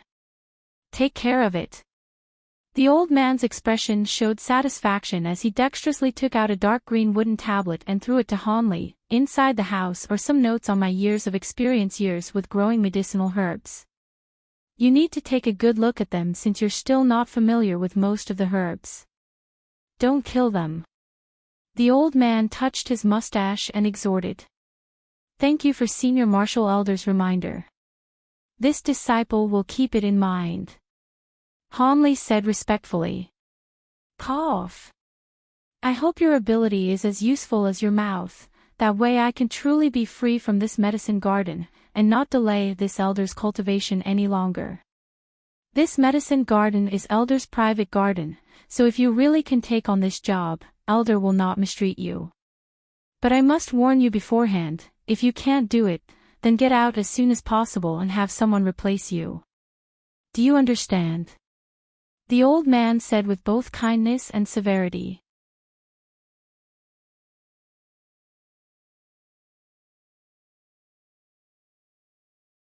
Chapter 152 2 years later. Chapter 152, 2 years later. This was the first time Hanley had seen mid-grade spirit stones. One was a fire attribute spirit stone with a sparkling red light. Another was a dark yellow earth attribute spirit stone. These were the most commonly seen mid-grade spirit stones. They looked to be entirely different from the faint attributes of those low-grade spirit stones. It wasn't their luster that was different, but rather that their spiritual ripples were much stronger. It was impossible for one to be mistaken as low-grade. In addition, those three magic tools were quite good. Naturally, the goods refined by a Foundation establishment expert did not lose to the low-quality goods Hanley had seen at the Great South meeting. Indeed, they were far more powerful. One of them seemed to be a ring made of fine steel. When casting it, it would automatically fly out and bind an enemy. Within a certain distance, it could freely change its size. Hanley became interested in it and poured all the magic power in his body into the ring. The ring actually emitted a faint yellow light and expanded to the size of the inside of the cottage, causing Hanley to be speechless. Another magic tool was a pitch-black pole with a small triangular flag. This magic tool was not simple to use. So long as spiritual power was poured into the flag, with a wave, it would immediately turn into a cloud of black fog, causing the enemy's spiritual sight to fail and conceal the tracks of the user. It was a great defensive magic tool. These two magic tools were first-rate goods rarely seen in the outside world. Although this caused Hanley to initially be wild with joy, he still had the final auxiliary-type magic tool. It was a brass bottle that prevented the spiritual power of any object it stored from dissipating. When Hanley held this bottle magic tool, he immediately thought of his problem with preserving the mysterious green liquid. Ever since Hanley found out about the existence of spiritual power, he had long suspected that the small bottle absorbed and condensed the natural spiritual chi of heaven and earth during the night. Previously, he hadn't any appropriate means to confirm this, so he could only bury these assumptions in the depths of his heart. With the appearance of this yellow bottle magic tool, he could finally had a method of confirming his assumptions. As a result, on that evening, he stored the condensed green liquid into the brass bottle to test whether the brass bottle could retain the green liquid. However, the result left him greatly disappointed. The brass bottle could only preserve the green liquid for a time, extending its use from its original quarter hour to a full day. Past this time limit, the green liquid in the bottle would disappear without a trace. It seemed this liquid was not at all so simple as spiritual chi condensed from heavens and earth. There was certain to be something more complicated mixed within. After this test, Hanley knew more about his present situation, but he was unable to easily answer this riddle at his current stage. Thus, he no longer troubled himself to think of this question and intended to drift with the waves in the future, letting nature take its course. In any case, the present function of this small bottle would give Hanley endless benefits. Having let go of the matter that was gnawing at his mind, Hanli began to efficiently use the green liquid and produced batches of yellow dragon pellets and gold essence pills. He prepared these medicine pills, which had previously lost much of their effectiveness, while trying to find the recipes of more spiritually potent medicine pills within the valley. However, Hanli clearly understood that this matter was not urgent. If a new disciple that had just entered the sect were to go asking about for medicine pill recipes so conspicuously, he would undoubtedly be telling others that he was hiding something. He mustn't arouse the suspicions of others, thereby bringing about his own misfortune.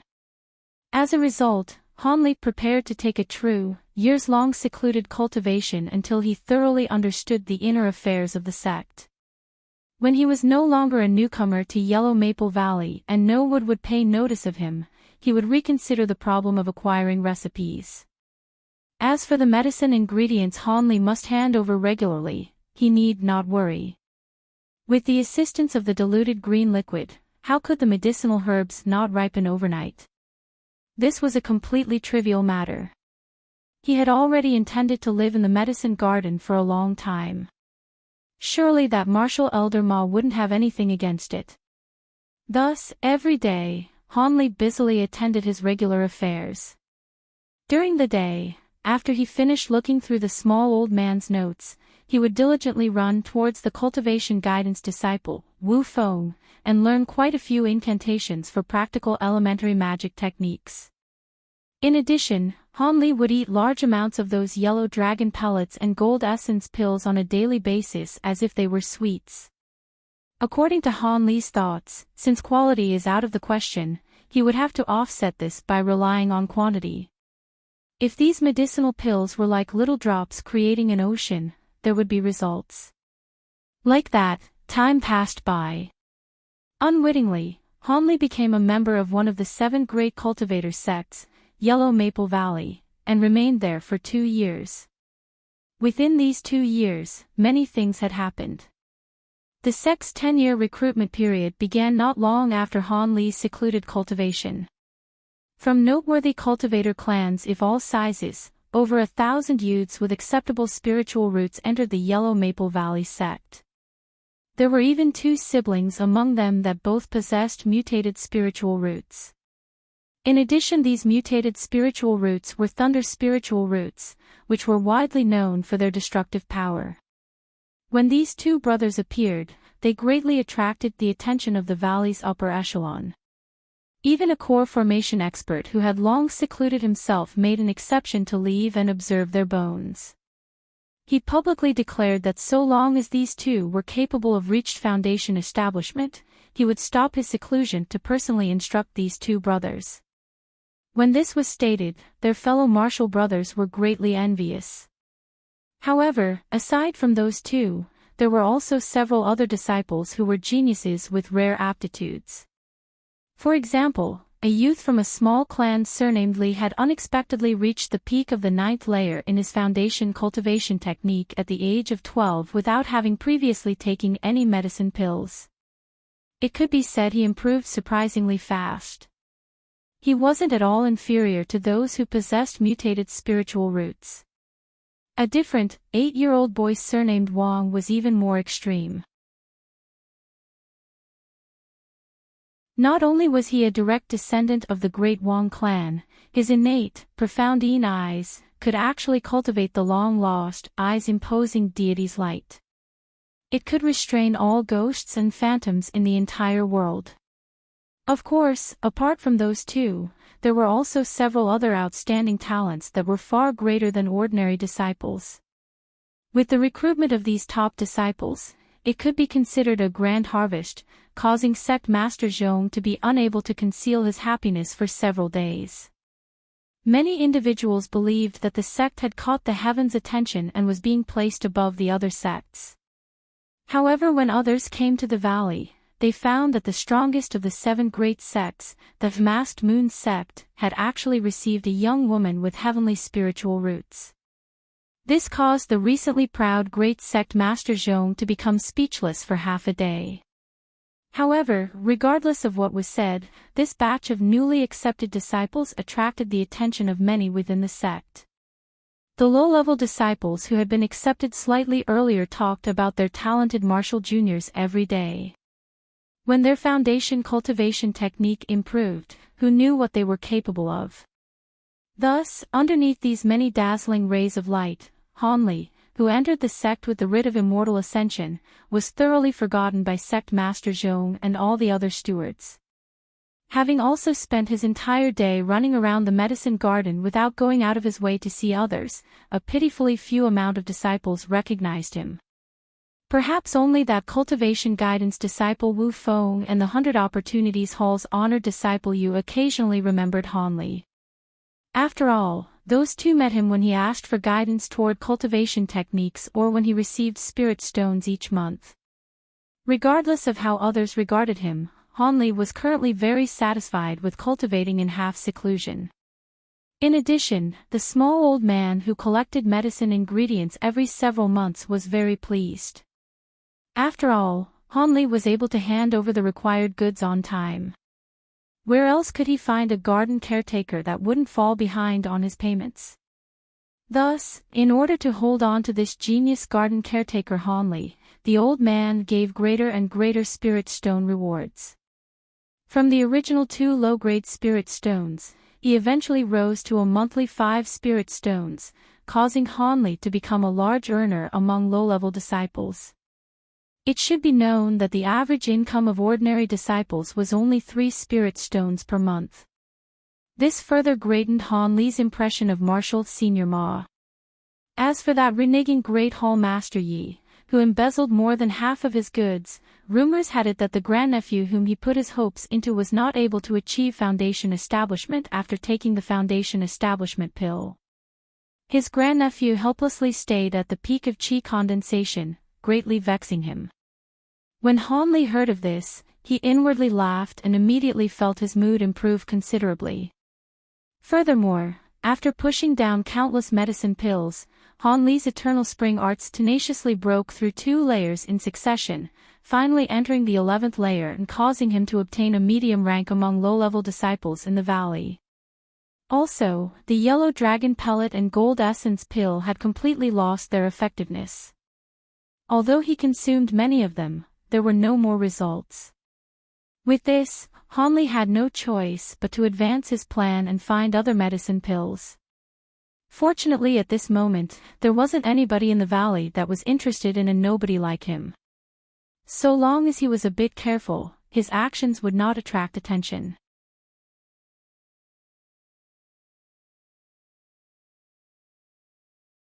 Chapter 153. Yulu Hall. Hanli stood on a stone platform halfway up the Great Shaman's Mountain.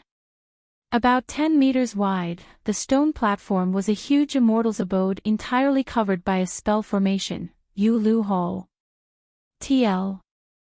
Yulu of Yulu Hall means the base of a tall mountain. This Yulu Hall was the Yellow Maple Valley specialized storage for magic tools, medicine pill recipes, and secret technique manuals. In addition, it offered all sorts of assistance for pill and magic tool refining as well as a few common raw materials. It could be regarded as one of the most important places in the sect. Thus, not only was it covered in many layers of spell formations, but it was also patrolled by over 100 disciples in case outside enemies invaded. It was also said that there was a core formation martial ancestor secluded within, keeping watch all year in case other great experts were to invade this place. After Hanli went over the relevant information in his mind, he calmly walked forward.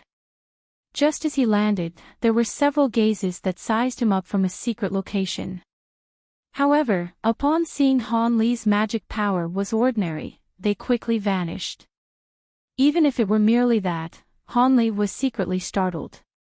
Since Hanli was unable to respond to these people, they demonstrated that they either had first-rate concealment magic tools or their magic power was truly above his, which meant that they were elite disciples of the 12th layer or above.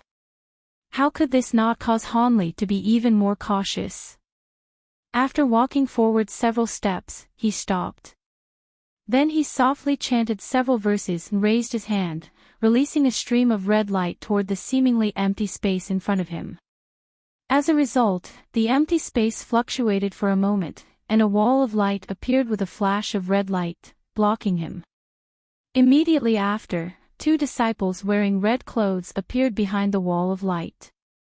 "Were you the one who triggered the restrictive spell?" a red-clothed disciple coldly asked. "This one is Hanli. Do we care who you are? Since you haven't reached Foundation establishment, you need a sponsor. Bring out the token of trust of one who vouches for you," the disciple explained, impatiently interrupting Hanli. After Hanli heard those impolite words, he did not angry. He took out a jade talisman from his bosom and set it down on the ground in front of the wall of light. At this time, the cold-mouthed red-clothed disciple held his hand again wall of light. A hole the size of a hand appeared in the wall. The other red-clothed disciple who had yet to speak lightly waved his hand, causing Han Li's jade talisman to fly like a small wing through the hole and into his hand. "Senior Marshal Brother Ma is your sponsor," the red-clothed disciple who looked at the jade talisman exclaimed, somewhat astonished. "It truly is a token of trust that Marshal Senior Ma has given to my humble self," Han Li honestly replied. However, he was shocked from his heart. The age of these two red-clothed men weren't very old. However, they were actually Foundation establishment experts. This had greatly shocked him. It should be known that in a cultivation sect, status was not determined by seniority. Status was determined by the depths of their cultivation. After all, the path of cultivation could only be tread by the strong. "That Senior Brother Ma who is obsessed with refining pills all day?" the red-clothed disciple at the side asked in surprise. "That's right, he even vouches for people. This is truly shocking. Are you his personal disciple or a blood relative or something else entirely?" the red-clothed disciple holding the jade talisman repeatedly asked with curiosity. "No, this junior simply takes care of his medicine garden on Marshal Senior Ma's behalf. For this token of trust, this disciple has agreed to look after the garden for free for a year." Han Li currently didn't dare to slight them and respectfully replied with a bitter smile. What he said was completely true. Actually, when Han Li began to plan to acquire pill recipes, he thought that because this Marshal Senior Ma planted so many medicinal herbs, he would have conducted a great amount of research on pill concoction. He was certain to have many medicine pill recipes on hand. That was why several months before, Han Li took advantage of the period when the small old man arrived to take the medicine ingredients and made a few indirect inquiries. The result caused Han Li's eyes to become foolish-eyed. When the small old man heard these words, he immediately shook his head as if he were beating a drum with it. Regardless of what Han Li said, he was rejected. According to this Marshal Senior Ma, his pill recipes were the results of the experience of a pill refining master's countless failures. How could he possibly give them to others that casually? It was unconditionally impossible. However, when Han Li earnestly explained that he only wanted those original, unaltered pill recipes, the small old man looked at him and impatiently told Han Li in a blunt manner to go to Yu Lu Hall and find them himself. Why should he be inconvenienced in such a way to help him? Like that, Han Li was forced to work a year for free in exchange for the small old man's token of trust and was able to presently come to Yu Lu Hall. Hee. It turned out to be like that. I was under the impression of the rumor that Senior Brother Ma's temper suddenly changed. After the two red-clothed men listened, they looked at each other with a smile. These words were spoken with a snicker by the one holding the jade talisman. "All right, you may enter." The red-clothed men simultaneously cast a spell on the wall of light, causing the wall of light to rigidly squeeze open a 3-meter-wide passage. It was just enough for one person to pass through. When Han Li saw this, he hesitated for a moment. Then his figure immediately flashed, and he was within the wall. After he entered the wall of light, something caused him to become greatly surprised. When he was outside, because of the red wall of light's obstruction, Hanli was not able to see the interior. Now that he was inside, apart from a small circular spell formation, he saw that the mountain was unexpectedly bare. There weren't any buildings at all, causing Hanli to be incomparably puzzled. Take care of this jade talisman. Every time you come here, there will be a routine inspection. That is the rule here. After they released their spell on the wall of light, the person who examined the token of trust returned the jade talisman to Hanli. Many thanks to these two martial uncles. Hanli withdrew his curious glances and saluted as respectfully as he could. He hoped to give these two men a good impression of him. After all, he would be returning here often in the future. And follow me. It was obvious Hanli's inclination was not in vain. These two's expressions grew much more mild. After all, the majority of those who came here were disciples of the same generation. Naturally, they wouldn't be as overly courteous as Hanli, causing the two to have a favorable impression towards Hanli. However, martial nephew Han, why did you want to come to this Yulu Hall? Regardless of whether one is starting to refine pills or magic tools, it would be best to wait until one is foundation establishment. You've come here a bit too early. One of the red-clothed men asked. At this time, these two men were bringing Hanli towards the circular spell formation. This junior simply witnessed Marshal Senior Ma refine many pills. He also saved a few raw materials while caring for the garden. That was why he wished to test his luck and see whether or not he may find a suitable recipe to refine a few medicine pills to progress his cultivation. After all, Martial Nephew's aptitude is truly poor and can only rely on external power. Hanli replied half-truthfully, deliberately falling behind the two people half a step. So it's like that. However, Martial Nephew shouldn't be too hopeful.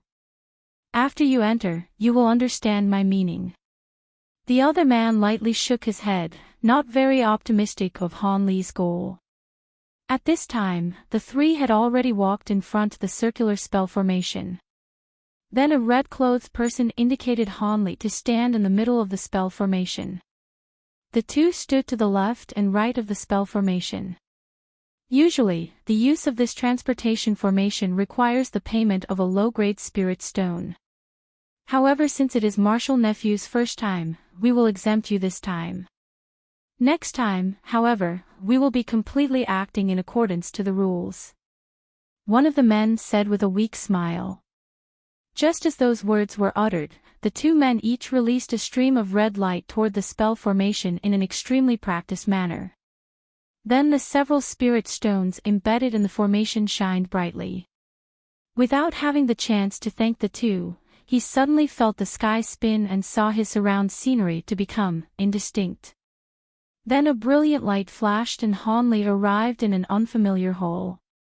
He was currently standing in a spell formation exactly like the one he had used before. So this was the rumored transportation formation. Truly wonderful. Hanli inwardly exclaimed in astonishment. After his feelings of discomfort from the formation faded away, he swept his gaze across the large, extraordinary hall.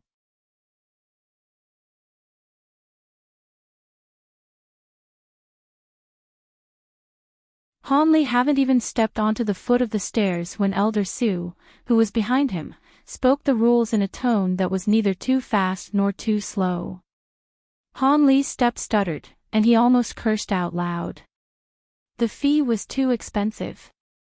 Not to mention the copying fee of 10 low-grade spirit stones, the reading fee for 2 hours of spirit stones alone would stop a lot of poor disciples. A low-level disciple could only earn about 20 to 30 spirit stones each year through their respective jobs. But after their cultivation and daily expenses, only a few spirit stones could be saved in reality. Hence, this type of fee was definitely unethical. Hanli's impression of this elder immediately made a 180-degree turn. What a profiteer!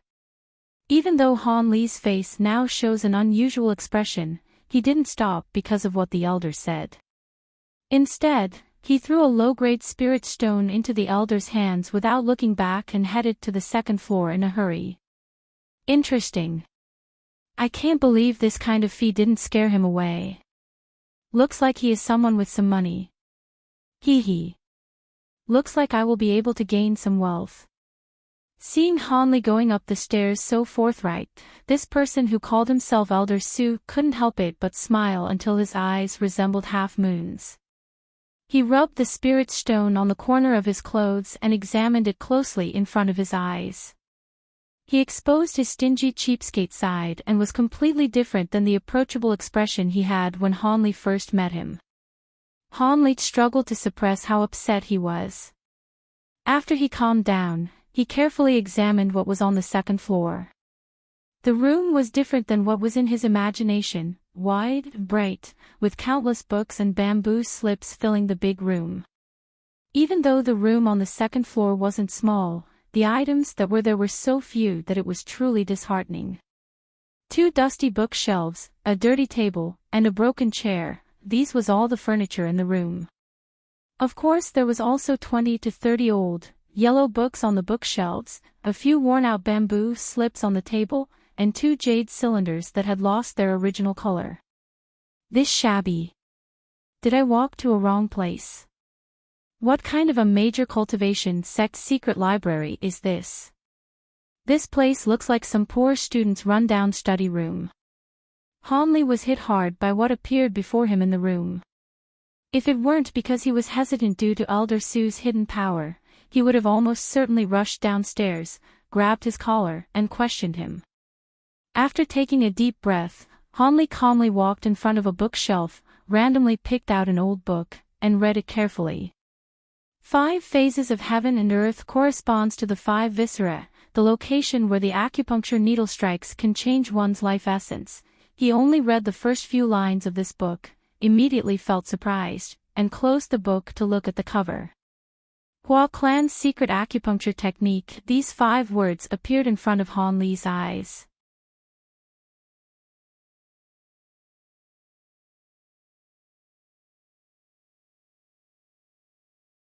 Chapter 155 Depression.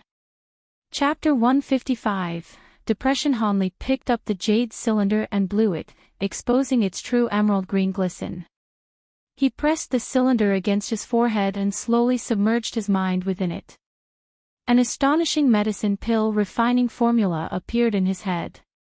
Unexpectedly, it was the Foundation Establishment pill refining formula that Hanli had longingly yearned for. The process had quite a few steps, spanning from gathering raw materials to condensing the pill. This discovery gave him a delightful surprise. For a while, he didn't go see the other jade cylinders. Then he hastily skimmed through its entirety. However, when his spirit read the words, "must be refined with innate true fire for success," Hanli stared blankly for a moment with a feeling of great foolishness. Innate true fire was a Taoist astral fire that only Foundation Establishment experts possessed. It was a basic magic that only one possessing the cultivation of Foundation Establishment could perform. Its power could be gradually strengthened when refining qi during meditation to the point where, after one achieves core formation, the true fire could become a samadhi fire from legend, capable of charring everything under the heavens. However, how could Hanli, a qi condensation cultivator, possibly draw out this innate true fire? Only after he entered Foundation Establishment would he be able to ignite it. However, if Foundation Establishment pills were required to become Foundation Establishment, and refining them required Foundation Establishment's innate true fire, then they were truly interlocked in a vicious, unbreakable circle. This made Hanli depressed to the point of wanting to knock his head against the wall. To find a Foundation Establishment expert to help him refine pills was completely unacceptable. This was equivalent to exposing the secret of the small bottle to them. That assistant he asked for help would be likely to become his very own murderer. Distraught, Hanli stood anxiously in front of the desk for a long while, before returning it to its original spot. Then he absent-mindedly picked up another jade cylinder and wiped it clean, exposing a fiery color. The matter of foundation establishment pill can only be reconsidered in the future. Let's first take a look at what's inside here. Perhaps there is a wondrous medicine pill formula within. Hanli was a bold and decisive person, having immediately put away the foundation establishment pill cylinder to the side. He then turned to examine the red-colored jade cylinder, hoping for a pleasant surprise. Face-setting pill. Just as Hanli pushed his consciousness into the jade cylinder, those 3 words entered his mind, causing him to immediately feel a trace of disappointment. However, Hanli reassured himself for a moment. Although this may be its name, this medicine pill effect might not necessarily be what I believe it to be. Perhaps it has some strange effect. However, the following words completely crushed Hanli's extravagant hopes. It can cause one's appearance to remain young forever. The descriptions of the pill's effect was of no use to him. Hanli stood there motionless and said nothing. His mind still continuously suppressed the scathing threads of an evil flame's smoke as he inwardly cursed without restraint. What kind of trashy book collection is this? It doesn't have any recipes that it should. It's actually just a hideous mess of a collection. How could they wrongfully treat us cultivators to these acupuncture-needled secret technique, these face-setting pills and such? They even arrogantly arranged all this here.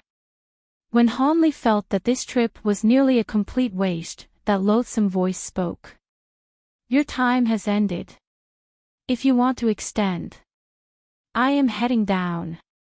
Hanli did not feel like wasting another spirit stone and prepared to leave, taking the jade cylinder containing the foundation establishment pill refining formula with him.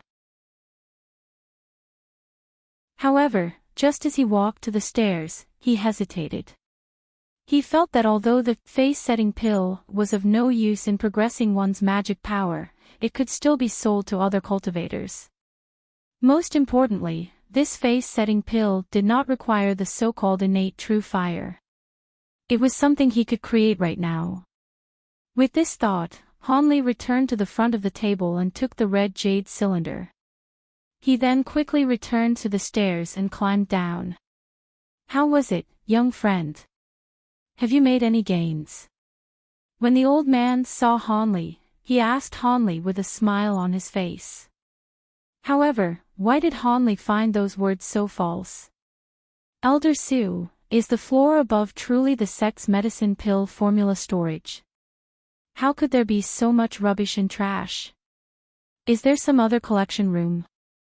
Hanli didn't care about mocking the old man and instead asked the question he had been holding back for quite a long time with a depressed face.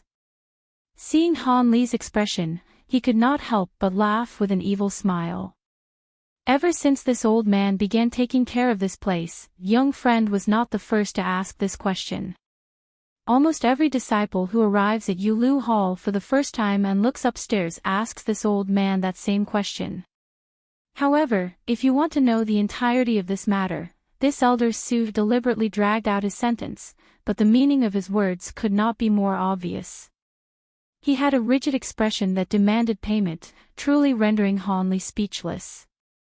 This person before him, a foundation establishment expert, was clearly a profiteer from the secular world with the appearance of stingy cheapskate.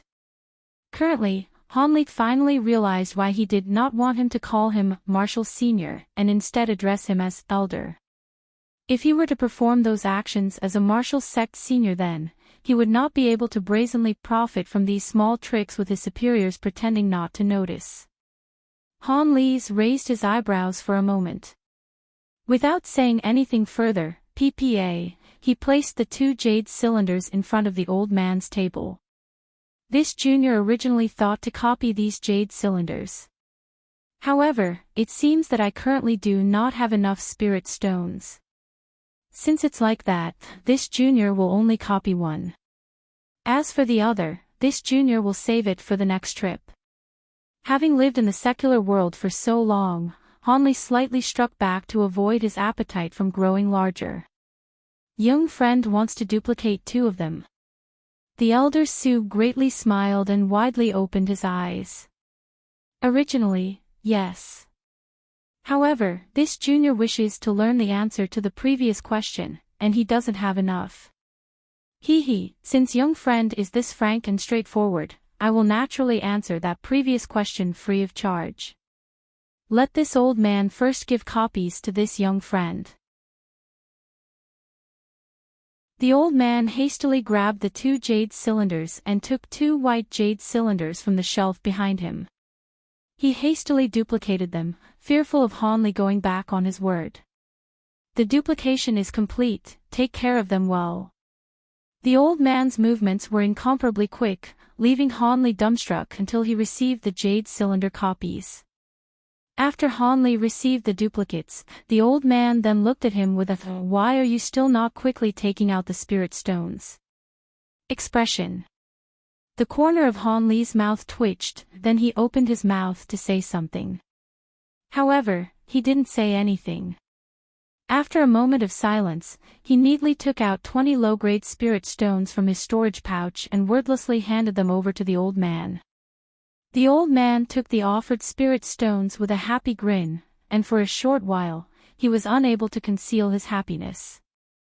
Only after he counted the spirit stones 3 to 4 times did he notice Hanli waiting to his side for a reply. At this moment, Elder Su was perfectly content with the spirit stones he received and sized Hanli up with a gaze like Hanli was a rich man. You truly cannot judge a person by their appearance. Young friend's background was unexpectedly this profound and was truly to this old man's surprise. Although this old man is greedy, he is a man who keeps his promises. Today, if young friend has a question, do not hesitate to ask. This old man will definitely satisfy and repay young friend. After the old man returned his gaze toward him, he solemnly said this with an unexpectedly serious and proper image. Hanli was slightly surprised, but without a trace of politeness, he requested the answer to the previous question. The answer is quite simple. The majority of medicine pill recipes were lost long ago. Not only for our Yellow Maple Valley sect, but also for the other sects, even the entire cultivation world is like this. The old man leisurely answered.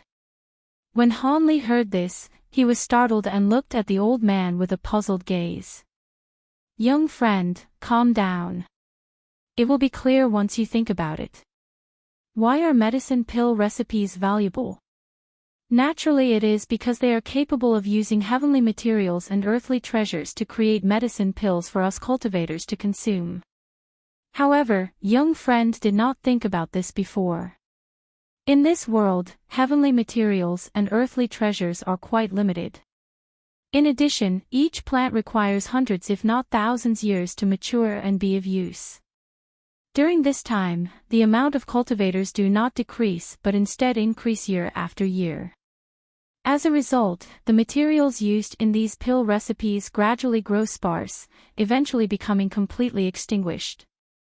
By the time the people of the cultivation world took notice of this grave problem, the heavenly materials and earthly treasures of this earth were long gone. Only a few particular regions still have a few of these ingredients remaining. These regions are incomparably dangerous even for us cultivators and are not easily braved. Thus, we were thoroughly severed from a source of raw materials, and the medicine formulas became worthless. Who would attach value to them? After an extremely long period and several great calamities upon the cultivation world, these medicine pill recipes gradually disappeared from history. The few that remain could be counted upon one's fingers, and the Foundation Establishment pill was merely one of those that remained.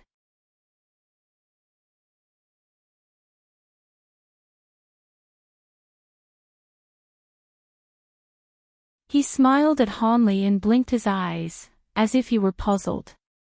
When young friend had just entered Yulu Hall, didn't he see a passageway without any signs? That passage leads to the profound Yang Earth Fire. If you pay a few spirit stones, you will be able to borrow some earth fire for use. After an easy smile, the old man eventually told Hanli the truth. Is this really true? Hanli could not help but expose a happy expression, and the corner of his mouth slightly rose. This old man is already this old, how could he cheat a junior such as yourself? Elder Sue replied, somewhat annoyed. It was this junior's slip of the mouth. Please forgive me, Elder Sue. Although Hanley felt that the old man was greedy, he would not deceive a junior in this matter like that. He sincerely said this with a modish tone. Humph. Seeing that young friend's age is so young, this old man will forgive you this once. The old man's expression eased. However, his face stiffened immediately after. However, it would be favorable if you were to purchase a pill furnace. This old man might not offer them any more. When Hanley heard this, Hanley could not help but bitterly smile. This elder truly won't neglect this advantageous moment of vulnerability. Are those the pill furnaces? Hanley asked, pointing to the shelves behind the old man. They held cauldron furnaces of various sizes. Obviously not. Those are simply common trash. They are only capable of refining some inferior medicine pills. How could they withstand the heat of earth fire? Genuine quality pill furnaces are all here. The old man recovered the true qualities of an unscrupulous businessman and gleefully patted the unremarkable gray pouch at his waist. The old man took off the gray pouch and lightly patted it as he looked to the ground beside him. Then an azure light swept out a row of interesting, antique-styled, unusual pill cauldrons on the floor. How about it? This is the old man's collection of pill furnaces. Every single one is a work of quality, absolutely not some common trash. The old man said somewhat complacently. He picked up the nearest cauldron furnace and lightly struck it. They are truly quite good. Once the cauldron furnaces appeared, Hanley sensed that they emitted traces of spiritual chi.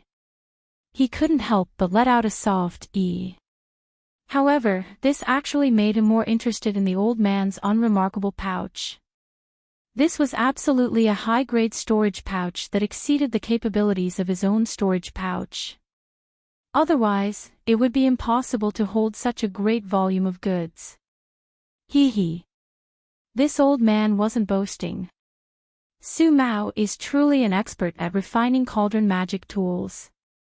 Most of the sect's low-level disciples' cauldron furnaces come from this old man's hand. These few are the finest of the finest.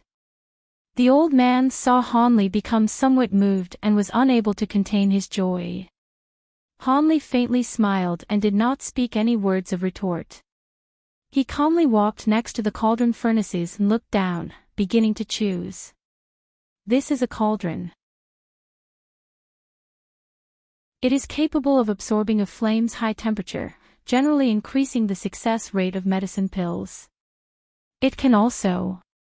Every time Hanley picked up a cauldron furnace to examine it, Elder Sue would stand to the side and jabber incessantly praises, wishing he could talk about each one of these rare and incomparable treasures all day long.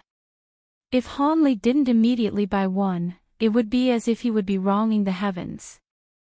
Hanley could not help but bitterly smile. It's this one.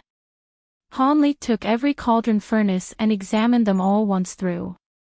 After he muttered to himself for a moment, he pointed to the smallest silvery cauldron furnace. Click's tongue. Young friend truly has a good eye. This silver-threaded cauldron is the best among the pill cauldrons, a rarely produced magic tool. Among all of my pill cauldrons, this treasure is the best among them. When Elder Sue saw Hanley raise the smallest cauldron, he was somewhat astonished. However, he immediately resumed his normal expression and rambled a mouthful of praises. What does this have to do with a good eye? I have to think about the limited space in my storage pouch. It can only hold this cauldron. Hanley unhappily thought when he heard the old man's noisy words. Finally, after haggling over the price with the old man, Hanley settled on the price of 32 low-grade spirit stones and purchased the object. Then he departed without the slightest hesitation. Although the time Hanley was in contact with Elder Sue was short, he had already spent over 50 spirit stones. Even though it could be said that he was considerably wealthy, it still greatly caused his heart to ache. As a result, he was truly unwilling to stay here any longer, even if the old man were to passionately urge him to stay. After exiting Elder Sue's room, Hanli returned to the hall with the transportation formation.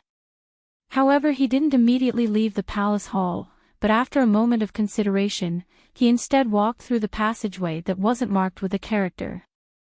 At the end of the passageway appeared a huge stone door barring the way.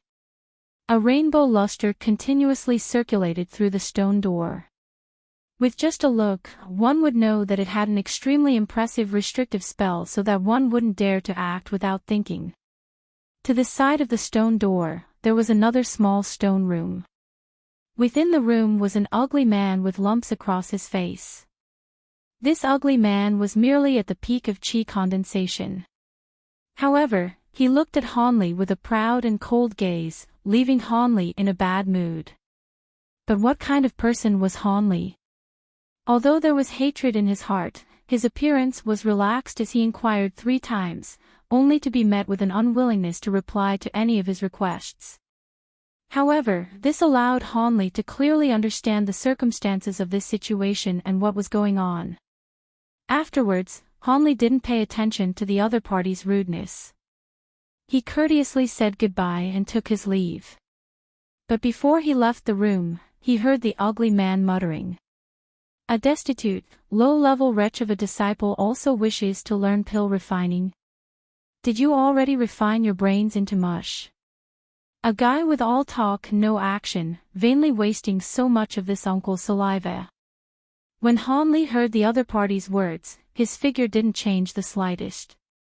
However, he hid the coldness he felt toward the ugly man, a coldness capable of scraping frost. A flash of murderous desire flashed through his eyes.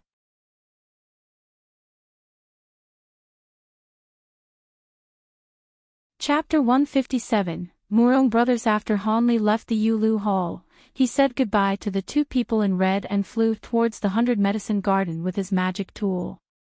In the air, Hanli kept thinking about refining the Foundation establishment pill, while looking down at the continuous hills with indifference. Suddenly, a loud, rumbling burst came from beneath and surprised him. He couldn't help but take a closer look, only to see lightning flickering on one of the hills, and there was some faint applause coming from there. It brought up Hanli's curiosity. He landed from his magic tool nearby and automatically started to get close to the source. Murong Brothers, another one, show us what you've got. That's right. This is the first time I saw the shape of lightning that closely, it's so frightening. As soon as he arrived at the top of the hill, Hanli heard a noise coming from the front, and the name Murong Brothers moved his heart. The genius brothers with thunder spiritual roots who just entered the sect, isn't their last name Murong? The loud burst from before, are these brothers, the focus of so much attention, demonstrating their skills? At this moment, he saw clearly that there were about 30 to 40 disciples of varying ages on a hilltop, huddled in a loose circle and pointing to 2 11 or 12-year-old youngsters in the middle of the circle while talking excitingly. There were several charred pits within the circle. The edges of the pits were melted because of the high temperature, and they released light cyan blue smoke. After a breeze blew by, the burnt smell was everywhere. Seeing this scene, Hanli hastily went over and looked carefully at the youngsters. The 2 of them had delicate features, fair and tender skin, and they looked very similar. However, when they blinked their eyes, they looked like little elves. At this moment, because of the crowd's attention and praise, the 2 of them were blushing with excitement. After they looked at each other, they chanted a spell at the same time, and lightning flashed in the hands of the 2, followed by 2 thin bolts of lightning flying out. They landed on the ground nearby with 2 loud bangs and a burst of bright, white light, creating 2 more pits in the ground. This is the thunder attribute's thunder palm.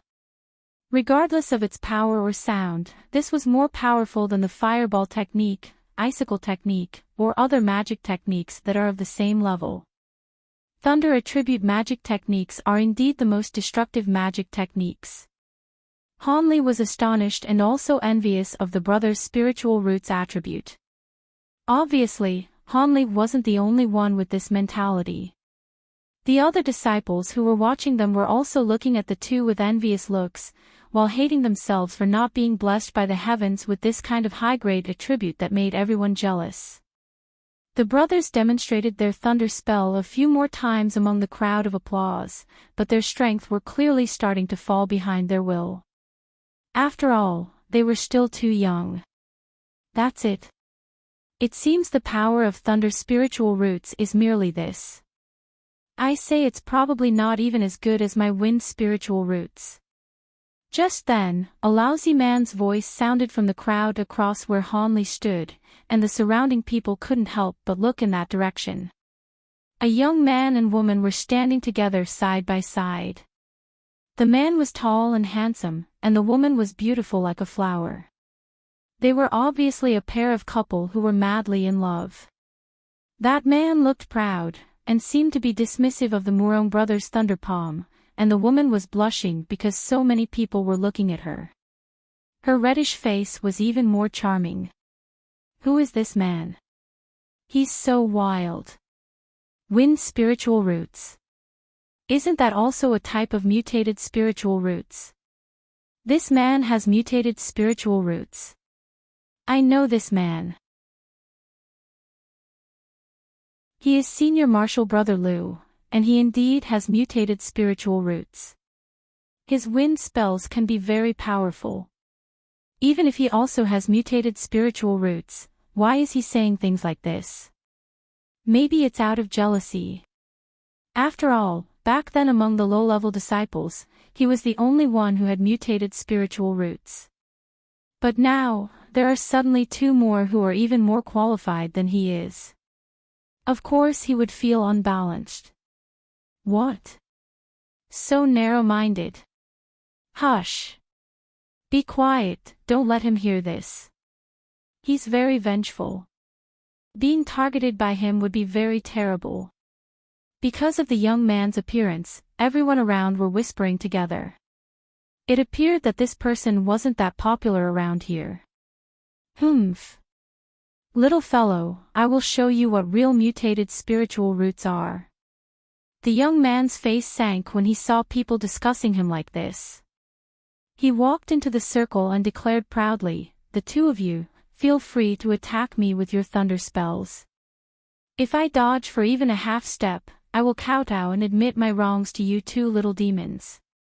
Seeing senior martial brother Lu being so arrogant and looking down on them for no reason, the Murong brothers were so mad that their faces became pale. "You're not gonna dodge." "Of course. And no magic tools allowed." "Yes." The two brothers were indeed biological brothers. They each added a rule favoring them and finalized it. The young man was also arrogant, so he didn't even take the two brothers seriously and accepted their conditions without any objections. "Good, then us two brothers will take care of senior martial brother," the two teenagers said angrily in unison. "Senior martial brother Lu, will you be okay like this?" The young man's female companion started to worry. Hee. What's there to worry about dealing with two kids? Martial sister Ching can rest assured. The young man waved his hand indifferently and stood in front of the Murong brothers in an ostentatious manner. The two youngsters looked at each other, and suddenly came close together. They each held out their hand and took each other's hand, while the other finger pointed to the sky. Together, they chanted the same exact spell. Seeing this, the young man sneered, and casted a defensive spell onto himself. A cyan blue mask immediately surrounded him, and wrapped him tightly inside. Thunder Chain Strike. The biological brothers finally finished casting their spell, and they pointed their finger at the top of the young man's head. A dark cloud about the size of 10 meters appeared above him. A white light flashed in the cloud, and a lightning bolt as wide as a finger landed on the cyan blue shield. The lightning hit the shield so hard that the shield shook violently, and the young man's expression changed. Apparently the power of the lightning was out of his expectations.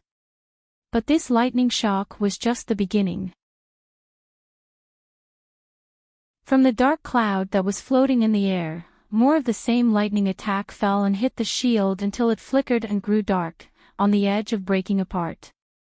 The young man's expression darkened again, as he suddenly made some complicated, dazzling finger gestures, growled deeply, and pressed his hands tightly against the light shield wall. The light mask suddenly glowed in blue. Not only was it repaired, but it also seemed to be even thicker than before. But the Murong brothers naturally wouldn't give up the advantages that they possessed, so they also sent a variety of spells up into the air and made the dark cloud expand until its diameter was about 10 meters. The falling lightning grew thicker and more frequent.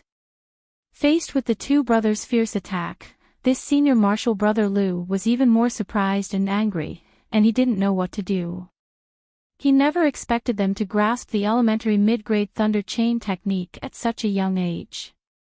He was hit so hard he couldn't withdraw from the fight, and he could only cast counterattack spells. He suffered at such a disadvantage in front of so many people. Just like that, the youngsters on one side were using all their strengths to support the dark cloud's lightning attack, and on the other side, the young man was struggling to keep casting defensive spells to reinforce the cyan blue shield. This competition turned into an unexpected tug of war. Normally, if one side attacked and the other defended, the attacker would naturally have a greater advantage, and they could save a lot more magic than the defender. However, the Murong brothers who were attacking had already used up a lot of magic power during the demonstrations just now, and they didn't have enough magic power from the beginning. Also, the young man surnamed Lu was a lot older after all, so the maturity of his magic power couldn't be compared to those that had just entered the sect like them. By fighting a battle of attrition, they had their backs against a wall. Under everyone's sight, that dark cloud released the last few bolts of lightning and then dispersed, leaving a clear sky. Depleted of magic power, the youngsters were forced to first stop the lightning.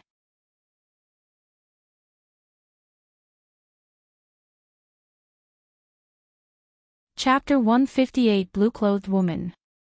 Chapter 158 Blue-Clothed Woman. When the young man saw this scene, he coldly laughed. "Since I've already received your attack, is it not my turn to attack?" When these words were spoken, he had already been protected by a barrier. He brought his hands together and suddenly drew a curved moon with his hands, causing a huge arc of azure light to appear from his hands. "Taste my azure arc chop," the young man said darkly. Then the disk of light shot out, whistling toward the two people across from him. This person's attack stirred up the crowd. Regardless of who was watching, the Murong brothers fundamentally couldn't resist this magic technique. They had no defense to speak of. The youngsters were alarmed and were at a loss. After glancing in every direction, they dashed to the left and the right, running into the crowd. "Open!" the young man suddenly shouted. Following the shout, the flying azure arc unexpectedly split into two by the young man's hand movements and immediately pursued the two youngsters. It just so happened that one of the youngsters saw that among the crowd, Hanli had the deepest magic power. As a result, he headed straight towards him without the slightest hesitation, immediately frightening Hanli. Hanli hadn't the slightest intention of involving himself in this matter. He knew that even if the young man was unbridledly savage, he wouldn't dare to brazenly injure the Murong brothers. At most they would be frightened and teased for a time. Thus, he absolutely didn't take the initiative to interfere. Even more surprising was that youngster was exceptionally cunning. For example, he wanted to use Hanli as a shield. But how could Hanli possibly follow the other party as they wished? As a result, Hanli's body flashed, disappearing from his original location. Then the youngster pounced into the air, angrily cursing in tears. With no better option, he frantically tried to flee. A rubbing sound came from the trembling ground, precisely from the direction in which the other youngster was running. Afterwards, Dust blew in every direction, and the voice of a male cursing came from within. It was clear that someone was not as wise as Hanli and did not break away from his role as a living shield. After the dust dissipated, he saw a 10-meter-tall, thick wall of earth marked with a half-moon groove several feet long. Behind the wall stood a coarse, short youth about 20 years old, carrying a strange wooden walking stick. With a wave of his hand, the wall created an opening. After that, he walked out with a cheerful Murong youngster close to him. "You with the surname Liu, what is the meaning of this? Did you not see that others were here? And you still actually attacked? Did you want to chop at him along with me?" The coarse, short youth asked, both angry and startled. Senior Marshal Brother Liu snorted and didn't pay notice of the coarse, short youth's reproachful question. Instead, he somberly operated his remaining half-azure arc blade and sped up its pursuit toward the youngster on Han Li's side. Having seen the azure arc's neutralization, he truly planned to not let the other youngster go. "Stay your hand." A young woman's delicate, scolding voice came from the sky. Then a raging blaze dropped from the sky, completely engulfing the azure arc chasing the youngster. The raging flames turned into a ball and disappeared. Who was it that broke my spell?" The young man surnamed Liu asked angrily, raising his head to the sky. Above everyone was a blue-clothed woman who had arrived at an unknown time. She looked to be a fairy with a garish appearance and skin, as if she had been congealed from fat.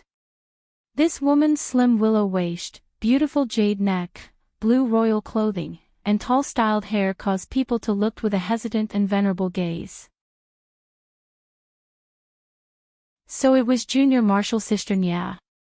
I was actually asking who has such magic power."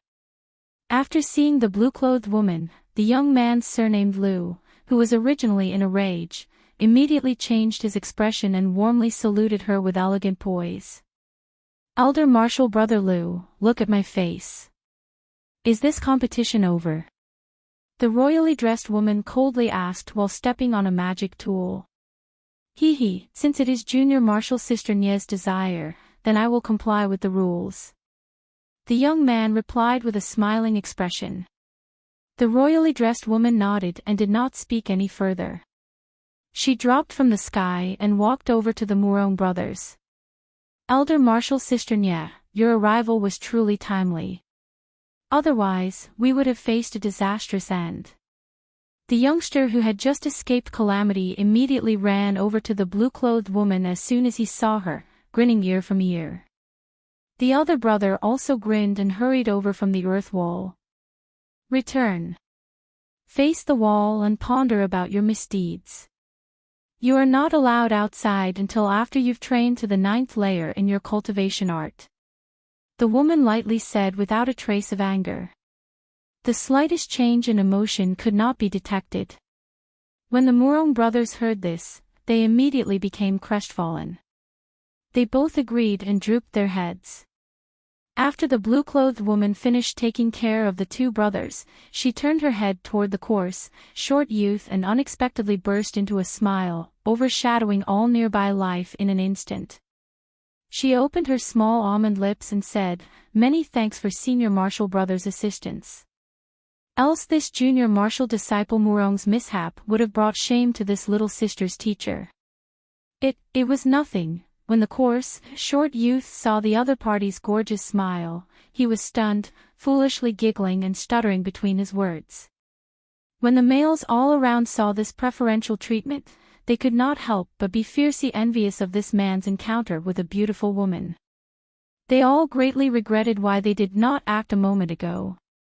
As a result, they all gazed at the man with piercing gazes of envy. When the young man surnamed Liu saw this, malice flashed through his eyes, but he quickly concealed it and maintained his cultured and refined appearance. Apart from the female companion besides him, only Hanli, who was coldly looking on, seemed to notice this peculiarity. Although that Junior Marshal Sister Qin was an exquisite and ravishing beauty, dainty as a flower, her looks were far inferior to the woman surnamed Nya. Thus, when Junior Marshall's sister Chin saw the blue-clothed woman appear, she feared that Senior Marshall Brother Liu would become infatuated with her and immediately ran to Senior Marshall Brother Liu's side, grabbing the young man's arm. Afterward she shot a hostile stare at the other party. The blue-clothed woman naturally felt the other party's ill will, but she didn't mind in the least. Instead, when she was about to leave with the Murong brothers, she faintly shot a glance at Han Li. Her beautiful voice immediately rang through his ear. Although the magic of your esteemed self is not weak, this kind of chivalric behavior is truly disagreeable to this young woman. I hope that the next time I see you, Junior Marshall disciple will somewhat change his ways. TL. Chivalry alone righteousness, to be righteous regardless of one's surroundings. After Han Li heard the blue-clothed woman's words, he slightly wrinkled his brow. It seemed that she had completely seen through his evasive action. It did not leave this woman with a favorable impression and even left a rather bad impression. However, he wasn't a saint. To know fully well that someone was trying to exploit you and do not try avoid it, was that not idiocy? The coarse, short youth actually didn't have chivalry. However, he was currently being stared at by the fellow surnamed Liu. Perhaps the fellow would kill him in the future. If that moment came, would that beautiful woman even avenge him? Han Li thought this with a scoff. He did not know why, but Han Li absolutely couldn't stand this peerlessly talented beauty. He found pretty daughters of humble families to be much more pleasing to the eye. Thus he didn't care even the slightest what this Senior Marshall sister Nya thought. He only hoped that she would not pay attention to him. At this moment, there was no trace of the beautiful, blue-clothed woman and her company. After Senior Marshall Brother Liu took a fierce glance at the coarse, short youth and departed from the mountaintop with his female companion, the remaining people had nothing left worth seeing and disorderly dispersed. Han Li departed on the flying magic tool and returned to the 100 Medicine Garden. After he entered his room, Han Li impatiently took out the 2 jade cylinders and looked at the duplicate containing the method to refine the Foundation Establishment pill. He began to carefully study it word by word. Although Han Li's mind was lively, his expression didn't change in the slightest. Several hours later, Han Li let out a long breath and put the jade cylinder down. Closely afterwards, he sunk into deep thought and reflection. After a long moment, he let out a deep breath and stood, tightly wrinkling his breath. He then walked into the medicine garden. He began to sweep his gaze over the plants within the garden, muttering to himself. 1,000 knotted flower, black peony grass, gold essence ginseng and the 31 other complementary drug ingredients are of no problem. They are all in the garden. Only a few need to age considerably, requiring several hundred years of maturity. However, the most important medicines, chalcedony mushrooms, violet monkey flowers, and sky spirit fruit, are quite troublesome. They are unexpectedly not here. Furthermore, I've never heard of them before. Han Li hesitated for half a day before deciding to ask others. Naturally, couldn't he just ask the small old man, a medicine master?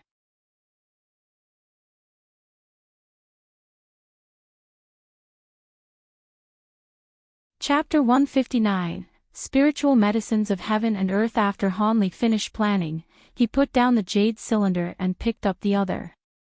The face-setting pill was far simpler to refine when compared to the Foundation Establishment pill. It didn't require true fire to refine, and there were no medicine ingredients he was unfamiliar with. All of the ingredients were quite common. What made him speechless was that many of the drug ingredients actually required the maturity of 1,000 years or higher before they could be used as material for a face-setting pill. It was not wonder why he never heard of this medicine pill before. After all, what cultivator with spiritual herbs over 1,000 years old would waste such a precious treasure in the face-setting pill, which was completely useless to cultivators? This caused the face-setting pill to be known to a rare few in the cultivation world. However, this wasn't a problem to Han Li. He simply had to induce maturity for a slightly longer period of time. Thus, he decided to put off the matter of the foundation establishment pill. Instead, he planned to refine the face-setting pill with the furnace and see whether its effects were truly as miraculous as the recipe said, capable of preserving one's appearance the moment the pill was consumed. 6 or 7 days later, when the old man came again to collect medicine ingredients, Hanli stood within the medicine garden and directly asked the old man about the 3 wondrous medicine ingredients without covering much up. Chalcedony mushroom, violet monkey flowers, and sky spirit fruit. The old man stroked his small mustache and squinted his eyes. Hee. It seems Marshall nephew already obtained the recipe for the foundation establishment pill, which is why he wants to ask about these 3 medicine ingredients. However, Marshall nephew, could it be you truly wish to personally refine pills? Marshall Sr. Ma slanted his mouth and looked at Hanli with a "You are truly overestimating your own ability" gaze. Naturally not. However, this junior is completely ignorant of these medicine ingredients. Where would Junior be able to look for those several hundred-year-old auxiliary medicine ingredients? Within Elder's garden, the oldest herb is the flower dragon grass, over 100 years old. Under these circumstances, how could Marshall nephew extravagantly think to refine these pills? Hanli couldn't tell the truth and coped with flattering words. Since you don't plan on refining pills, why are you asking about those 3 wondrous ingredients? This old man is quite busy and doesn't have the leisure to chat with you. The small old man stiffened his face and stubbornly said. Hanli had long expected this Marshall Sr. Ma eccentric temperament and didn't panic in the slightest. Instead, he smiled and continued, this junior simply saw those 3 ingredients and noticed that their names were very peculiar. Furthermore, I've never heard anyone mention their appearance or medicinal properties. That is why I am very curious and asked without thinking it through. However, what your Marshall nephew doesn't understand is why Marshall Sr.'s medicine garden doesn't contain any of the 3 wondrous ingredients. With such rare ingredients, Marshall uncle should have thought up of every possible method of obtain seeds and cultivate them within the garden. Could it be these wondrous ingredients are extremely difficult to cultivate and that Marshall Sr. is unable to grow them? Nonsense. Don't tell me you doubt Marshall Sr.'s skills. The reason why none of these ingredients are in the garden has nothing to do with my skill. Rather, they are transformed by the spiritual chi of heaven and earth. They are breeds that grow on their own.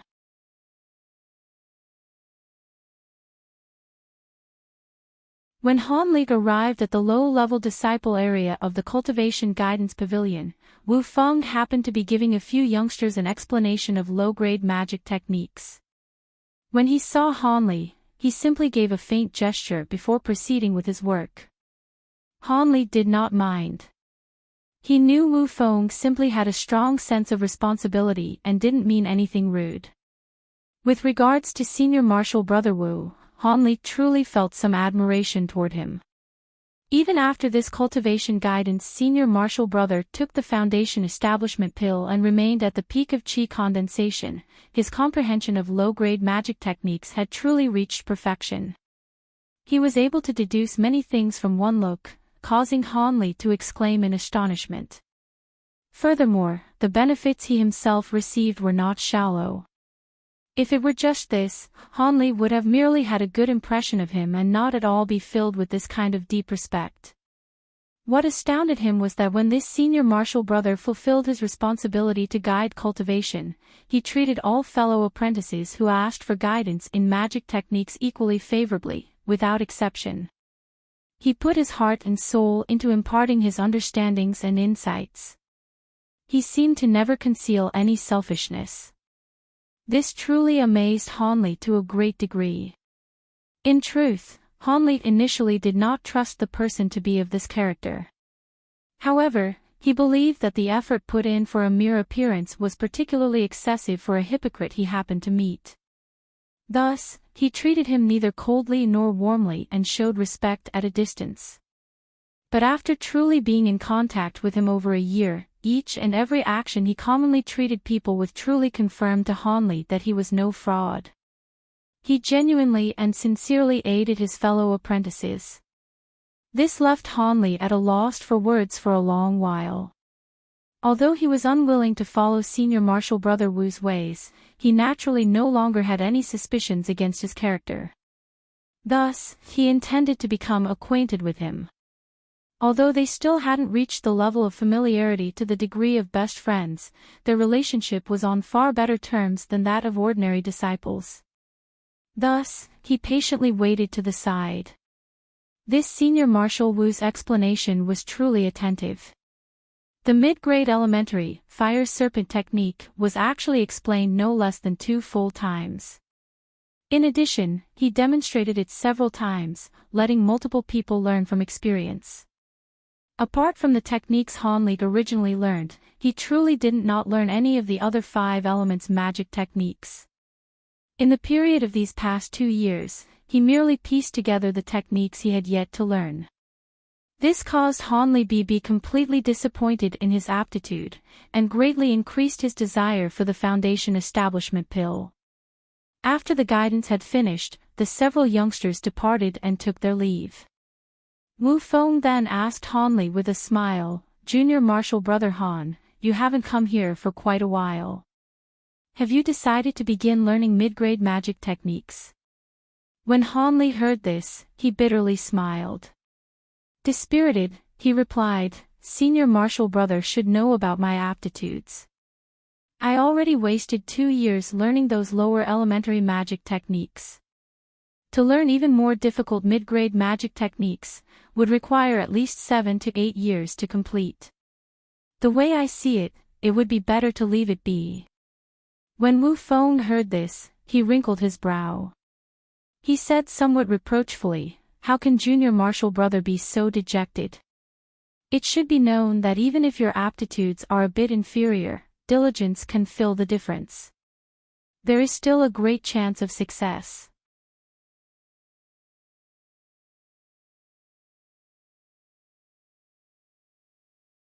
After Hanli heard his well-meaning advice, he could not help but casually agree. Afterwards, he asked about the Foundation Establishment pill medicine ingredients. Junior Marshal Brother Han wants to know the source of chalcedony mushrooms and other spiritual medicines. Wu Feng asked, astonished. "That's right, Senior Marshal Brother has already been at the sect for many years. He should know something about this." Hanli asked expectantly. After Wu Feng heard this, he murmured to himself for a moment and said, "Naturally, I know a bit. However, I urge Junior Marshal Brother to bury this thought. Not only is the place incomparably dangerous, but it is also fundamentally impossible to approach. Only during a specific time and place and with the assistance of the sect elders would you be able to enter." When Hanli initially heard that Wu Feng knew something, Hanli was delighted. But the following words alarmed him and caused him to question it closely. So it turned out that these spiritual medicines had been scarce in the cultivation world for a long time. They simply disappeared from common regions.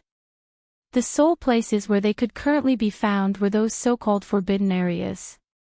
Since they were capable of being called forbidden areas by cultivators, these regions must naturally be extremely dangerous. They were generally vile environments located in desolate places.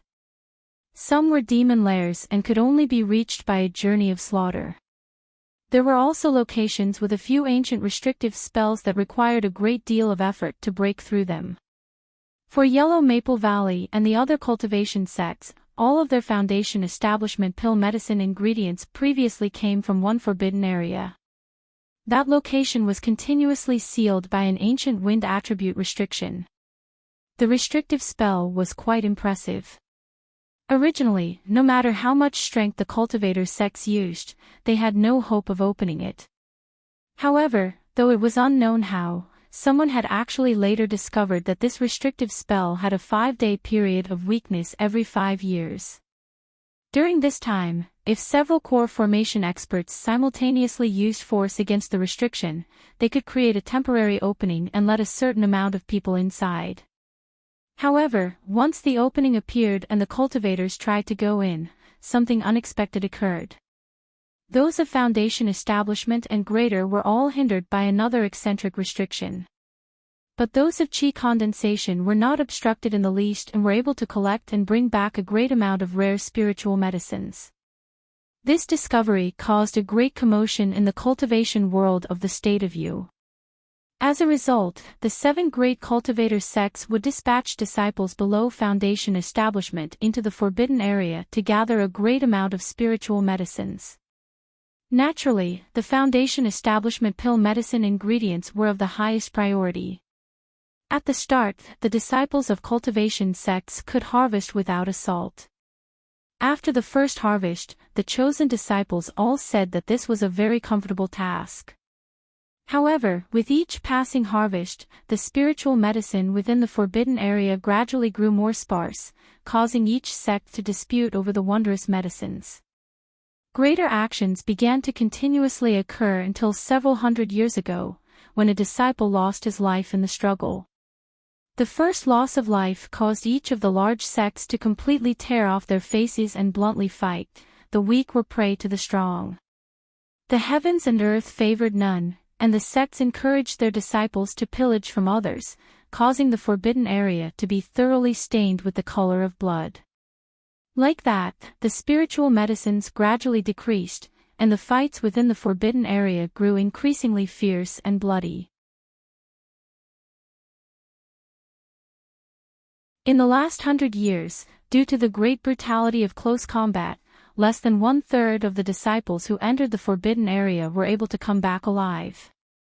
Each of the sect's loss of junior elite disciples was not small. This caused each of the sect's disciples to call the forbidden area the trial by blood and fire. One by one they began to avoid going. One time, there was even an awkward scene where not a single person wished to enter. As for forcing people, that was naturally out of the question. If the disciples didn't sincerely enter the forbidden area to search for medicines, then they were certain to work half-heartedly. A majority of them would hide and wait until it was safe before leaving. This hadn't previously happened before, causing the upper echelon to seethe with anger. However, they had no alternative. After all, these people were originally unwilling to go. Being forced to brave those strange dangers, how could they possibly be criticized for not being willing? As a result, each of the sects in the state of Yu steadily watched the spiritual medicines with increasing interest. However, the amount of disciples willing to accept the risks were very few, thus causing the sects to start using heavier rewards to recruit disciples to enter the forbidden area. Those who brought back spiritual medicines from the forbidden area would be given even greater rewards, attracting much attention. The other sects did not say this, only Yellow Maple Valley did. Several times after the tradition began, the sect directly stipulated in writing that so long as a disciple registered to participate, they would be bestowed a mid-grade spirit stone and spiritual tool beforehand to serve as encouragement. As for those who were truly capable of bringing spiritual medicines from the forbidden area, the sect would further reward them according to the quality and quantity of the medicines. From spirit stones and spiritual pills to magic tools, all that one could think of was possible, even secretive rewards as great as a foundation establishment pill. This was sufficient for low-level disciples to stake it all. These great rewards naturally caused the cultivation sect to experience a great surge of registrations for a time. This surge was maintained for the next 2 to 3 times and then completely declined. The bloody reality caused the many disciples to wake to the realization that these great rewards did not come without cost. Because of the initial excitement over the great rewards, the original survival rate of those who fought in the forbidden area actually lowered from less than 1/3 to less than 1/4 after the introduction of greater rewards. Of those who survived, those capable of bringing out spiritual medicines were even fewer, and the majority of them were gravely injured. They fundamentally didn't reap any rewards, not to speak of even receiving a foundation establishment pill.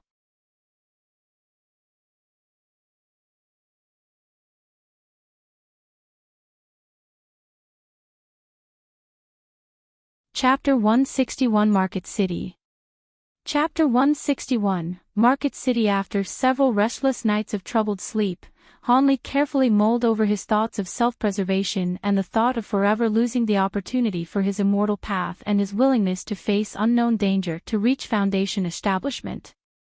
He gradually became inclined to the latter.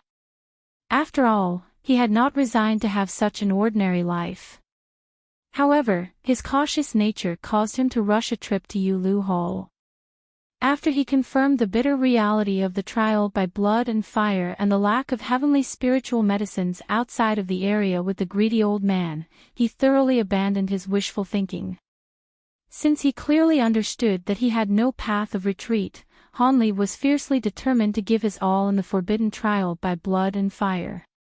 He would either find the spiritual medicines within that would allow him to reach Foundation establishment or fall to his death in the struggle within the forbidden area.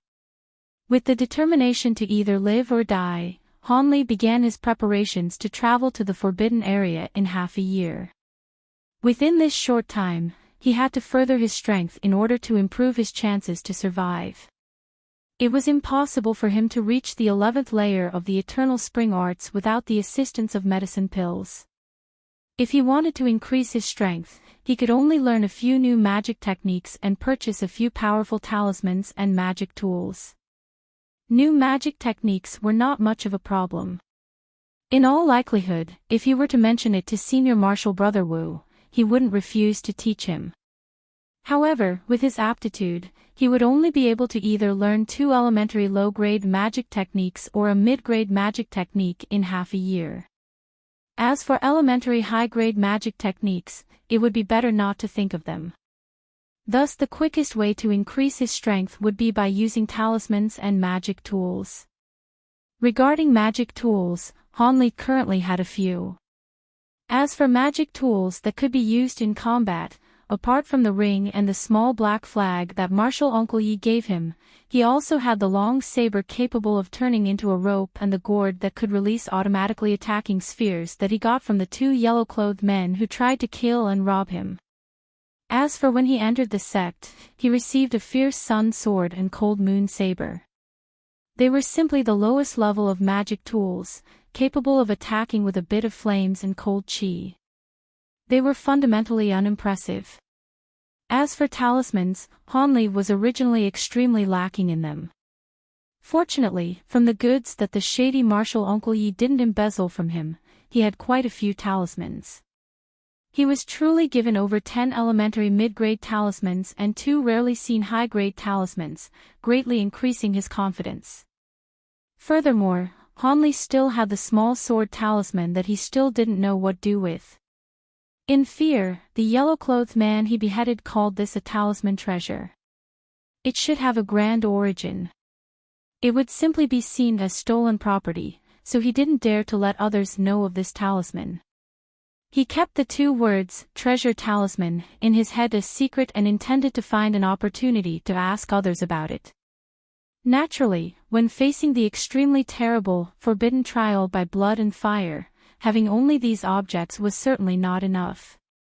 As a result, Hanli planned to leave the sect mountains and make a trip to a nearby sect's market city to buy a few top-quality magic tools and talismans. However, he didn't have the backing of many spirit stones. This purchasing trip was certain to not go as one would wish. Although Hanli had quite a few spirit stones he could use, in his future trip to the forbidden area, these spirit stones were important support in a prolonged fight, causing him to be quite reluctant about parting with them.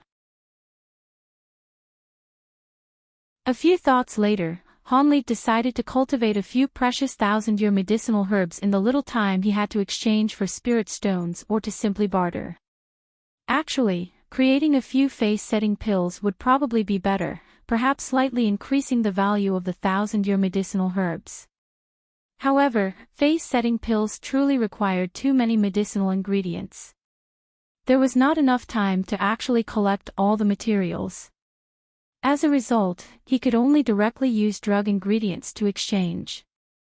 But in order to not arouse suspicion from the sect, Hanli inwardly decided that he would only sell the cultivated medicine ingredients to cultivators outside the sect. Were he to directly use medicinal ingredients to do business in the sect, he was certain to arouse the attention of others. As a result, with a plan in mind, Hanli began to work. He first visited Wu Feng and picked the most practical elementary magic technique, Qi restraining technique. It was an auxiliary-type elementary mid-grade magic spell that could resist the Heaven's Eye technique. As long as this technique was used beforehand, one would not appear to the naked eye and one's qi would be completely restrained. Its purpose was to conceal oneself. Naturally, this magic technique was of no use against experts at foundation establishment or above. It was, however, completely effective against the high-layer cultivators of qi condensation. This technique was far more practical compared to the body concealment technique. However, the reason why Hanli didn't pick any attack or defense-type magic techniques was completely due to his own true combat experience. Because of the time when he fought other cultivators in close combat, he discovered that in a fight between cultivators, there were far too few opportunities to completely execute the incantations of mid-grade magic techniques. There were far more opportunities to use magic tools and the low-grade magic techniques with the shortest execution time. Talisman methods were the next quickest in defending and attacking. That was why in a battle, it was more practical to use talismans rather than mid-grade magic techniques or higher. Naturally, if one had a companion that fought for time to cast a magic technique, that was a different argument. When Hanli obtained the cultivation incantation of this technique, he detailedly asked Wu Feng the specifics of cultivating this technique and then began to practice it with his heart and soul.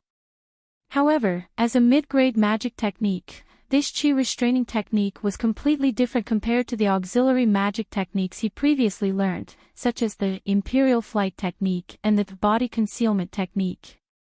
Its cultivation was extremely difficult. It seemed that completely mastering it within half a year was truly no small challenge. Like that, Hanli bitterly cultivated the qi restraining technique during the day, and gathered green liquid and concentrated on cultivating several often used spiritual grasses during the night. In addition, in order to prevent Marshal Senior Ma from discovering these medicinal herbs, he specially staggered the cultivation of the medicines between the periods he arrived to pick up the medicine ingredients. He also planted the medicine in the most remote corners of the garden. After all, the scent of herbs 1,000 years old or more stood out quite a bit.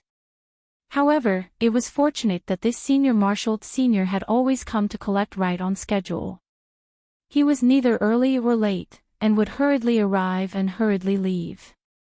He seemed to be completely busy, though Hanli didn't know what he was busy with. Hanli had no interest in what the old man was doing. He would say it was for the best that Marshal Senior Ma was continuously busy. With no chance of interference by snooping, Hanli was allowed to cultivate medicine at a larger scale. By the time Hanli initially grasped the qi restraining technique, 4 months had already passed. He also eventually cultivated 2,000-year-old spiritual medicines. It was believed that medicinal ingredients of 100 or more years were difficult to find in the current cultivation world. They were certain to produce a small and pleasant surprise in the market city. Hanli received a command medallion allowing him to exit the sect mountains from his acquaintance, the 100 Opportunities Hall's honored disciple Yu. Actually, the disciples of Yellow Maple Valley had the chance to leave once a year. However, as cultivators wouldn't want to squander this period of time by going out, the disciples who took the opportunity were very few in number. After Hanli flew out of the sect mountain's large restrictive formation, he flew to the northeast, straight toward the market city. With this said, Yellow Maple Valley's market city had quite the reputation. It was more prosperous than any other sect's market cities.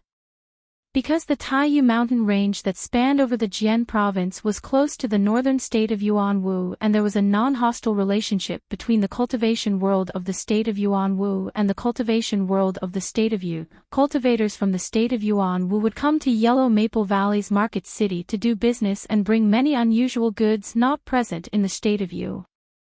It could not be said that it was not an unexpected and nice surprise, attracting quite a few row cultivators and cultivation clans to the city. This market city was established in the northeast of the Taiyu mountain range. That was why Hanli arrived there after flying for more than half a day. When he grew near, Hanli didn't immediately rush over. Instead, he changed his gray cloth jacket and all the garments on his body that would identify him as a Yellow Maple Valley disciple. After he was done, he appeared as if he were a common cultivator. Then he walked over to the market city. According to the code of conduct of the cultivation world, cultivators were not allowed to fly within 5 li of the market city, which was why Hanli encountered many hurried travelers traveling on foot throughout his journey.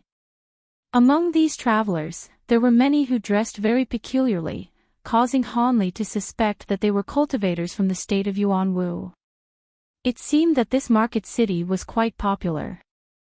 While Hanli was blindly pondering, he had already arrived at the entrance to the market city.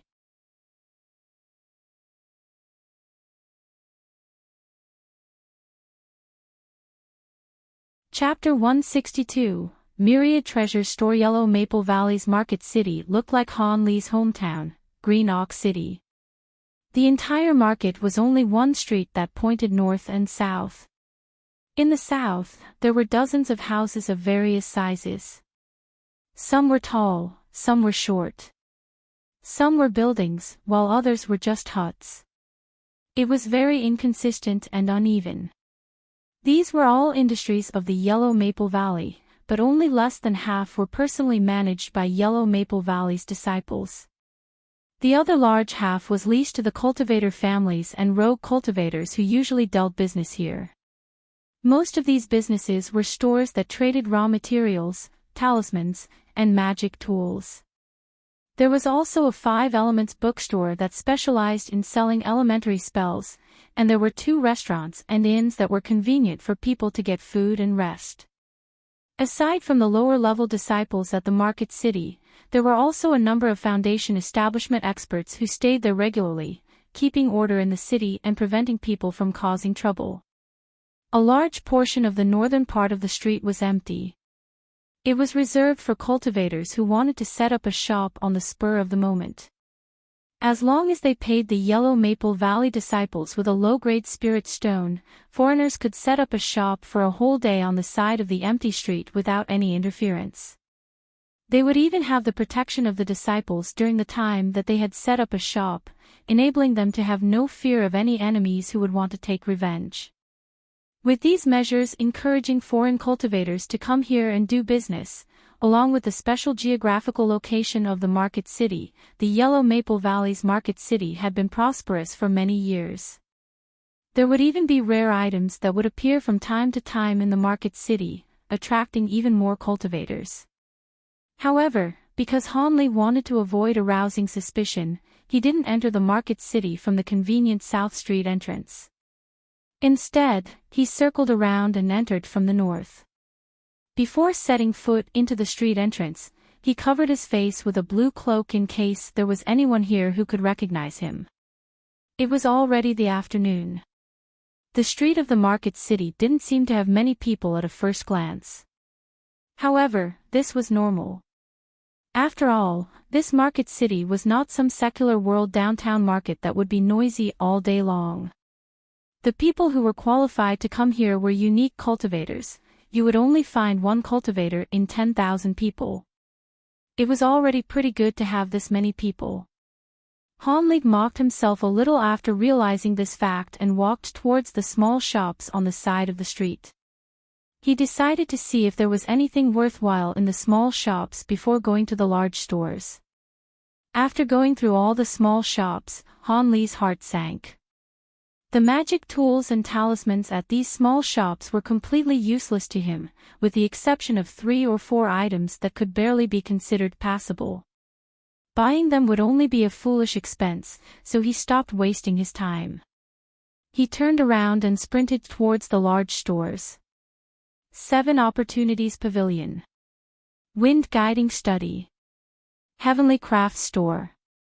This time, Han Li didn't recklessly find a random store to walk into. He took his time and slowly strolled along the street. After he familiarized himself with the name, size, and type of each store, he picked the one that looked the largest and frequently had cultivators streaming in and out, Myriad Treasures Store. He went inside. From simply hearing the store's name, one could tell that the owner of the store was confident of his goods, so Han Li hoped to find some rare treasures here and not leave empty-handed. Han Li slightly hesitated as soon as he entered. The bright hall was large enough to accommodate dozens of people without feeling crowded. There was an extraordinarily long front desk, built with precious red alurite wood, and 7 or 8 servants in blue uniforms. All of this gave off an impressive atmosphere of grandeur. In the hall, 2 of the servants in blue were explaining something to a few people who looked like customers. Inside the counter, there was a large variety of items. From the style of the items, it seemed like they were things that only cultivators would use. From the lowest grade raw materials to the commonly used talismans and magic tools, the Myriad store had everything. Han Li smiled. It seemed like he had really found the right place. At this moment, a servant in blue came over and said with a big smile, "Esteemed customer, what are you looking for? Do you want me to help introduce you to something? This store's goods will definitely satisfy all of our customers' needs. I want to look at magic tools and talismans, but I only want the best. Do not show me inferior goods." Han Li spoke softly through his cloak. The servant in blue was slightly stunned by this remark, but then he carefully looked and judged Han Li's manners.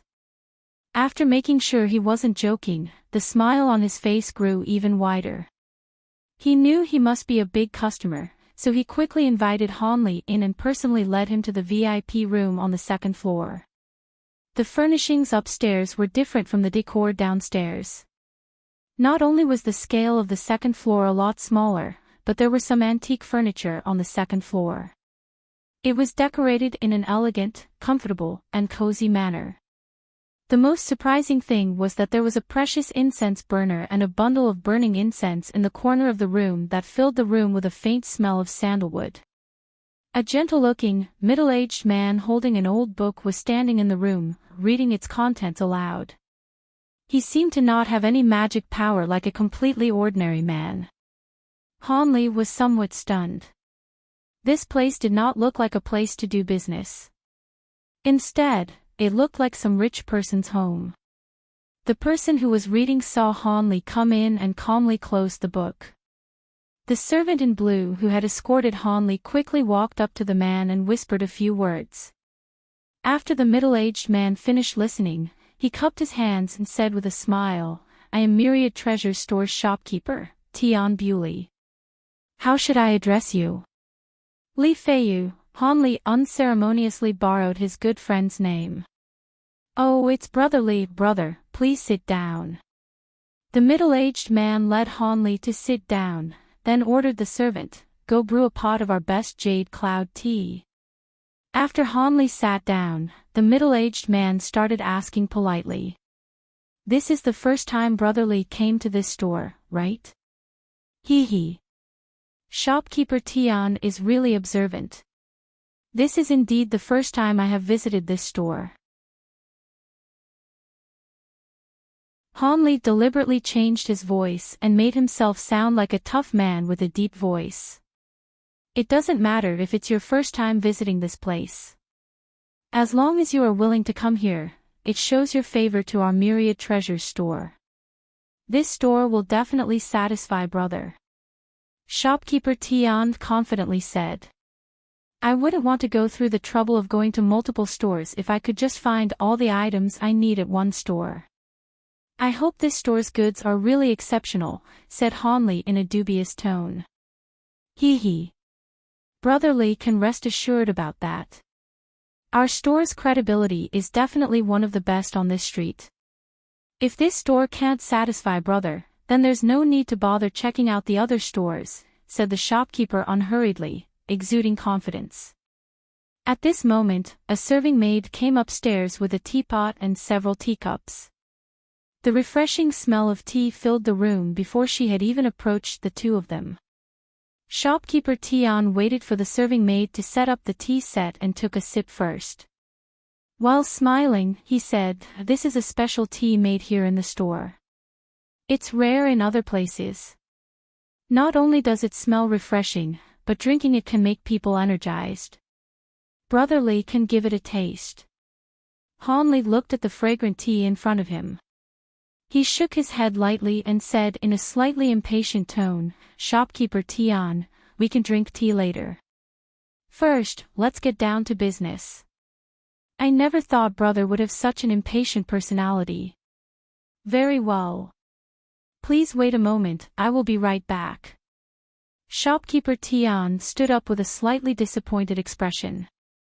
He cupped his hands towards Han Li and went downstairs, leaving Han Li alone.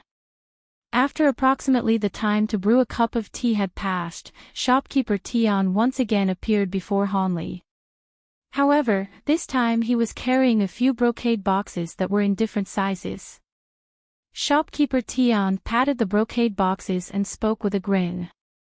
"I heard that Brother Li wants the best magic tools and talismans from the servant downstairs, so I went downstairs to the collection room and brought up a few pieces of treasure that I have collected for a long time for brother to see. I hope Brother Li is happy with them." Han Li's eyes widened when he heard this. He was very curious about the content in the brocade boxes. He wondered what rare items they would have to be in order for them to be called treasures by the shopkeeper, and whether or not the content would be above his expectations. Shopkeeper Tian had already placed the brocade boxes on the table and opened each of them for him to see. However, Han Li noticed that as soon as the brocade boxes were opened, two magic pressures that were definitely stronger than him came out of nowhere and tightly locked onto his every move. Han Li was surprised at first, but quickly understood that this was a security measure that the Myriad Treasure Store had employed to secure the treasures in case he were to suddenly steal the items inside the brocade boxes. He then relaxed and had a deeper understanding of the Myriad Treasure Store's ability.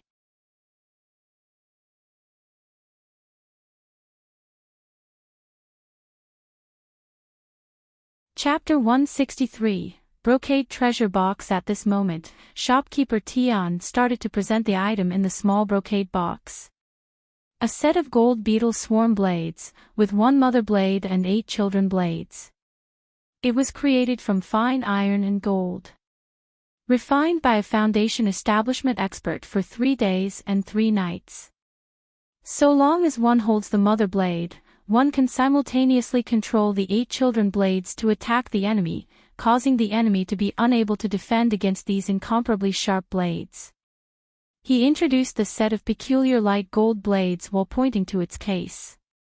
Han Li did not speak and carefully examined the handle for a moment. He nodded his head and put it down. Flying Dark Iron Shield, a very scarcely seen defensive magic tool. It was refined from a large chunk of coldine earth. Not only is it incomparable, solid and indestructible, it's also embedded with a spell. It can revolve in any direction and automatically defend, said Shopkeeper Tian while picking up a tiny shield the size of a palm. Then he passed it over to Han Li to let him carefully look over it. Han Li took the shield into his hand and lightly stroked its decorative design. After he muttered to himself for a moment, he asked, "Can I try out the spell for a moment?" "Of course you can. Brother Li, please do not hesitate to use it," Shopkeeper Tian said in a relaxed manner. Since he said as such, Han Li was not polite and slowly poured magic power into the shield in his hand. As a result, the metal shield shined a black light. In a blink of an eye, it enlarged several times over, and it even flew out of his hand and floated in the air. Furthermore, it slowly began to circle around him. Its size seemed just enough to cover a few vital points on the body. Han Li was pleased. After attentively controlling it for a moment, he could control its movement as he pleased, much to his expectation. It was quite nifty and agile. After trying it out, Hanli was very pleased with that magic tool. What he was currently most lacking was this kind of life-saving magic tool. With this shield, his odds of surviving the forbidden trial of blood and fire was surely to increase quite a bit. However, Hanli hadn't immediately expressed anything. He simply returned the iron shield to the box without speaking. Then he waited for the other party to continue their presentations. Shopkeeper Tian was not at all discontented with Hanli's method of handling things and continued to enthusiastically recommend the next article, a blue ball the size of a pill. Heavenly Lightning Seed. Several hundred years ago, after a mysterious expert accidentally severed heavenly lightning, he managed to successfully condense it. Each grain possesses great power. It is said that even if a foundation establishment expert resisted this lightning head-on, he was certain to turn to ash and smoke. There were originally 73 grains. However, after the passage of time, there are not many left. This one grain cost this store a great amount to take possession of it. After shopkeeper Tian said this, he could not help expose a somewhat complacent expression. This lightning bead was clearly a precious rarity. When Hanli heard this, he was emotionally moved. It could actually kill a foundation establishment expert. Something of such great might couldn't be found by chance. If he could acquire it, then it would be equivalent to a trump card for his trip to the forbidden area. However, he feared the price would be high enough to scare people away. Why else would they not have sold it until now? After shopkeeper Tian presented the blue lightning bead, he spoke no further. Instead he looked at Hanli with great anticipation. Then he lifted the cup of fragrant tea and took an unhurried taste. Although the table had a tightly closed brocade box that had yet to be introduced, he hadn't spoken even a single word about it. Hanli faintly smiled, fully aware of this shopkeeper Tian's intention. He knew this was the time that he should show the other party his own strength. Otherwise he wouldn't be able to easily see the treasure in the final brocade box. Before he came, apart from the 2,000-year-old spiritual herbs, he also brought along all of his spirit stones, comprising of 2 mid-grade spirit stones and nearly 100 low-grade spirit stones. However, Hanli was not likely to lightly make use of these spirit stones. He was only relying on those 2 spiritual herbs. Frankly, although Hanli knew that spiritual herbs of over 1,000 years of age were extremely rare in the cultivation world and that their value should be high, he didn't know the concrete cost in spiritual stones for these magic tools.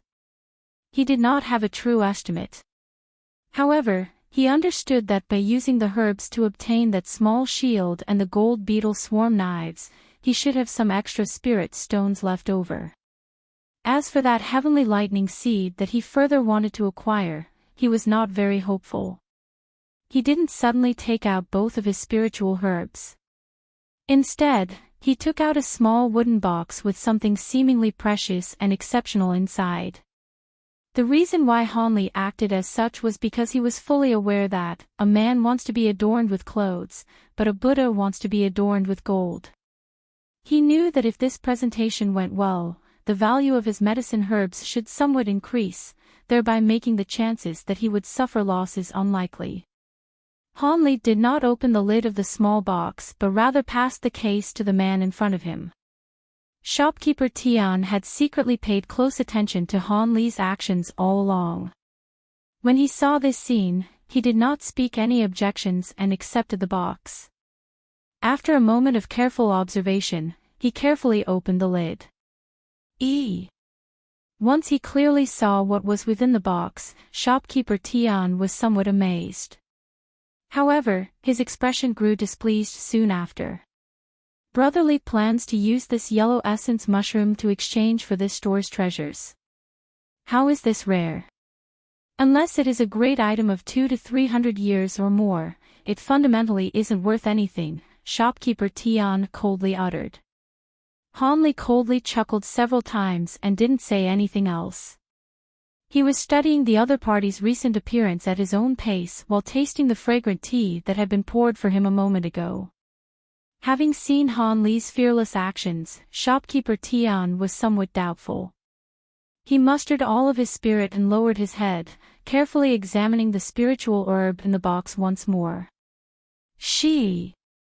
Shopkeeper Tian took a good look at it and suddenly breathed in a cold breath of air. Immediately, he stood from his chair in excitement and moved the box to a more adequately lit portion of the room. He excessively examined it and then muttered to himself, "Impossible. Could it truly be over 1,000 years old? Or is it simply resembling it?" Han Li clearly saw the other party's expression and heard his words, causing his heart to finally grow calm. He was now certain that the value of his 1,000-year-old spiritual herbs was greater than his previous estimates, not lower. In addition, it seemed that he had a good chance of acquiring that lightning bead. After a moment of examination, shopkeeper Tian suddenly became aware of his lack of manners and the fact that he revealed information about the true circumstances to the other party. However, he was unable to change anything now. The object before his eyes was completely embedded in his state of mind.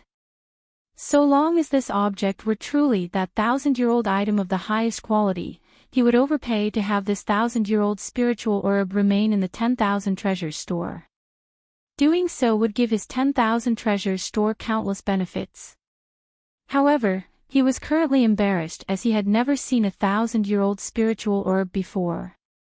He only knew of its reputation, and hence, he was truly unable to give a certain estimation of the maturity of that herb inside the box.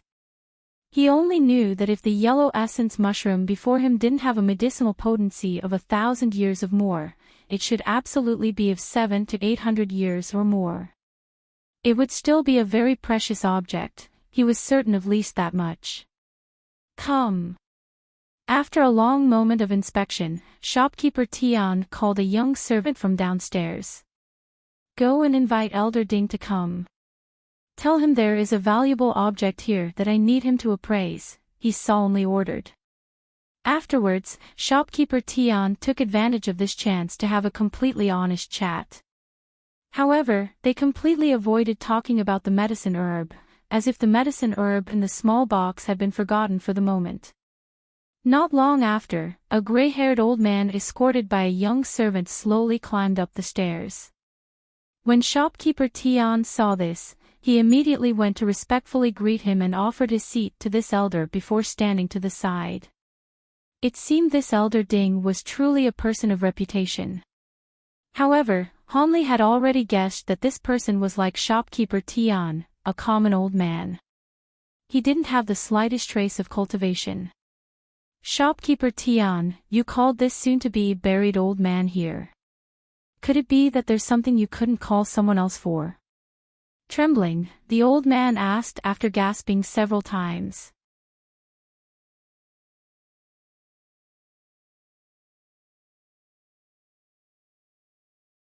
Chapter 164, The Secret of the Treasure Talisman. Elder Ding, may I trouble you to look at this item? Even though Junior feels like it could be 1,000-year-old spiritual medicine, I am not completely sure. I hope Elder Ding can identify the age of this herb. Shopkeeper Tian requested in a humble tone and handed over the wooden box. 1,000-year-old spiritual herb. Elder Ding found it hard to believe it when he heard it, but he still took the brocade box. "Elder, please take a close look. Is it really 1,000-year-old yellow essence mushroom?" Shopkeeper Tian suppressed the excitement in his heart and asked rapidly. The elder didn't respond. He narrowed his eyes, focusing on looking at the shape, color, even the pattern. He even put the box under his nose and sniffed it slightly several times. Han Li had hand-raised this medicinal herb with an accelerated process, so he knew very well whether or not this spiritual medicine was 1,000 years old. Knowing this, he sat on the side with a leisurely expression and acted as if he didn't see what the elder was doing. What he was considering was only how he should bargain with the myriad treasures store. Shopkeeper Tian was the exact opposite of Hanli, and he watched the elders each and every single move without blinking. The unfearing manner he carried himself with when he first met Hanli was already completely gone. At this moment, his face was filled with a complicated expression, a mixture of expectations and worry, due to the possible outcomes. Finally, Elder Ding placed the box gently on the table, closed his eyes and went into deep thought as he pinched his beard. He then opened his eyes, and said calmly with a very positive tone, "Congratulations, shopkeeper. This is indeed a yellow essence mushroom that is over 1,000 years old. It has also just been unearthed not long ago, and the efficacy of this medicine has not detracted at all, so it is a top-quality 1,000-year-old herb. This elder can guarantee this." Hearing this, shopkeeper Tian's face showed a joyous expression. He then respectfully escorted the elder down the stairs. Overjoyed, he picked up the box holding the spiritual herb and looked at it several more times. "Shopkeeper Tian, shouldn't you and I start talking about the deal?"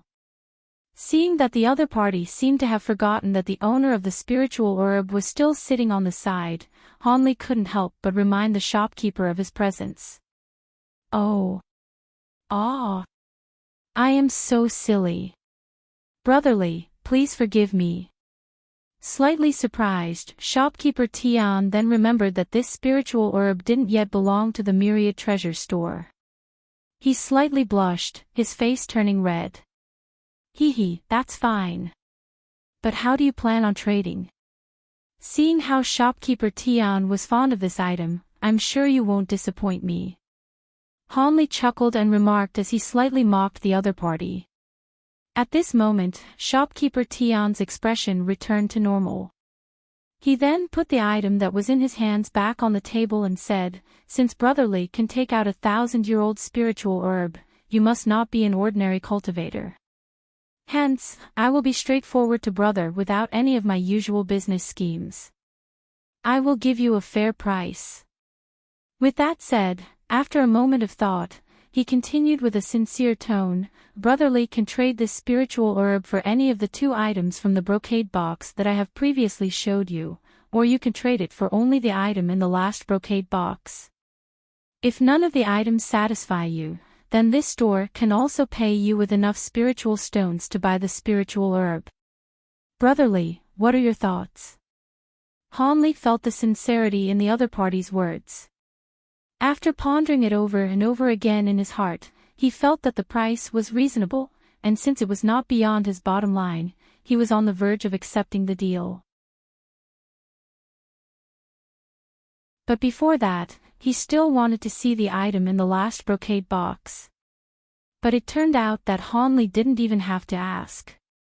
Shopkeeper Tian had already opened the last brocade box and pushed it in front of Hanli, as he said with a smile, "The item inside this box is this store's most precious treasure. However, whether you like it or not will depend on if brother has good taste."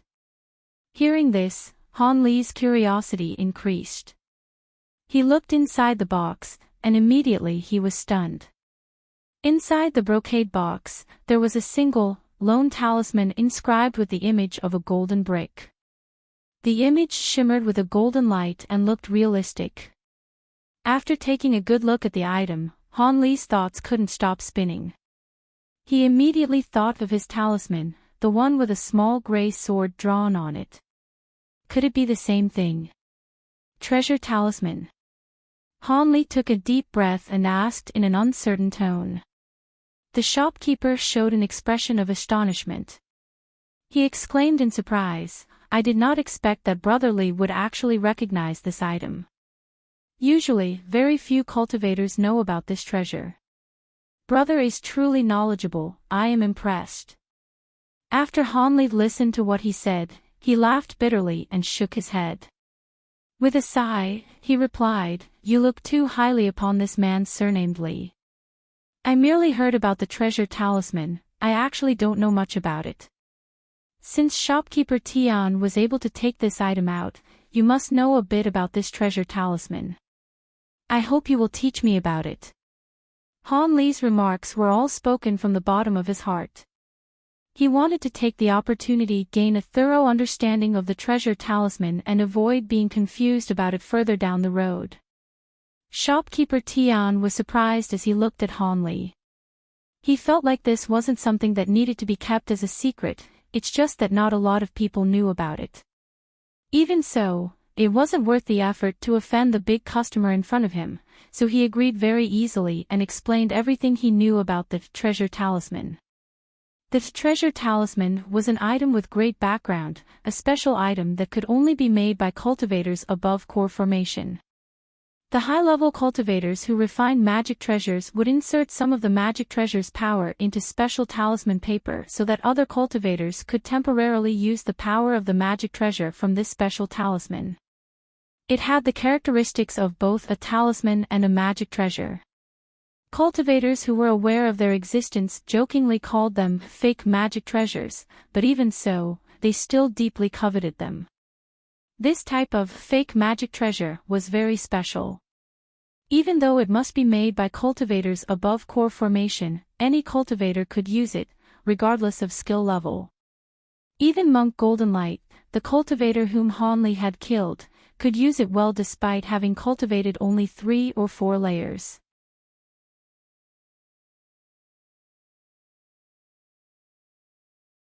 They would leave their most valuable items, usually a piece of magic treasure that had its power decreased greatly and several treasure talisman that sealed the same power. This must be said to be a helpless matter. You're tuning into the Journey of the Soul YouTube channel. Don't forget to subscribe and join us on this journey to catch the most captivating stories.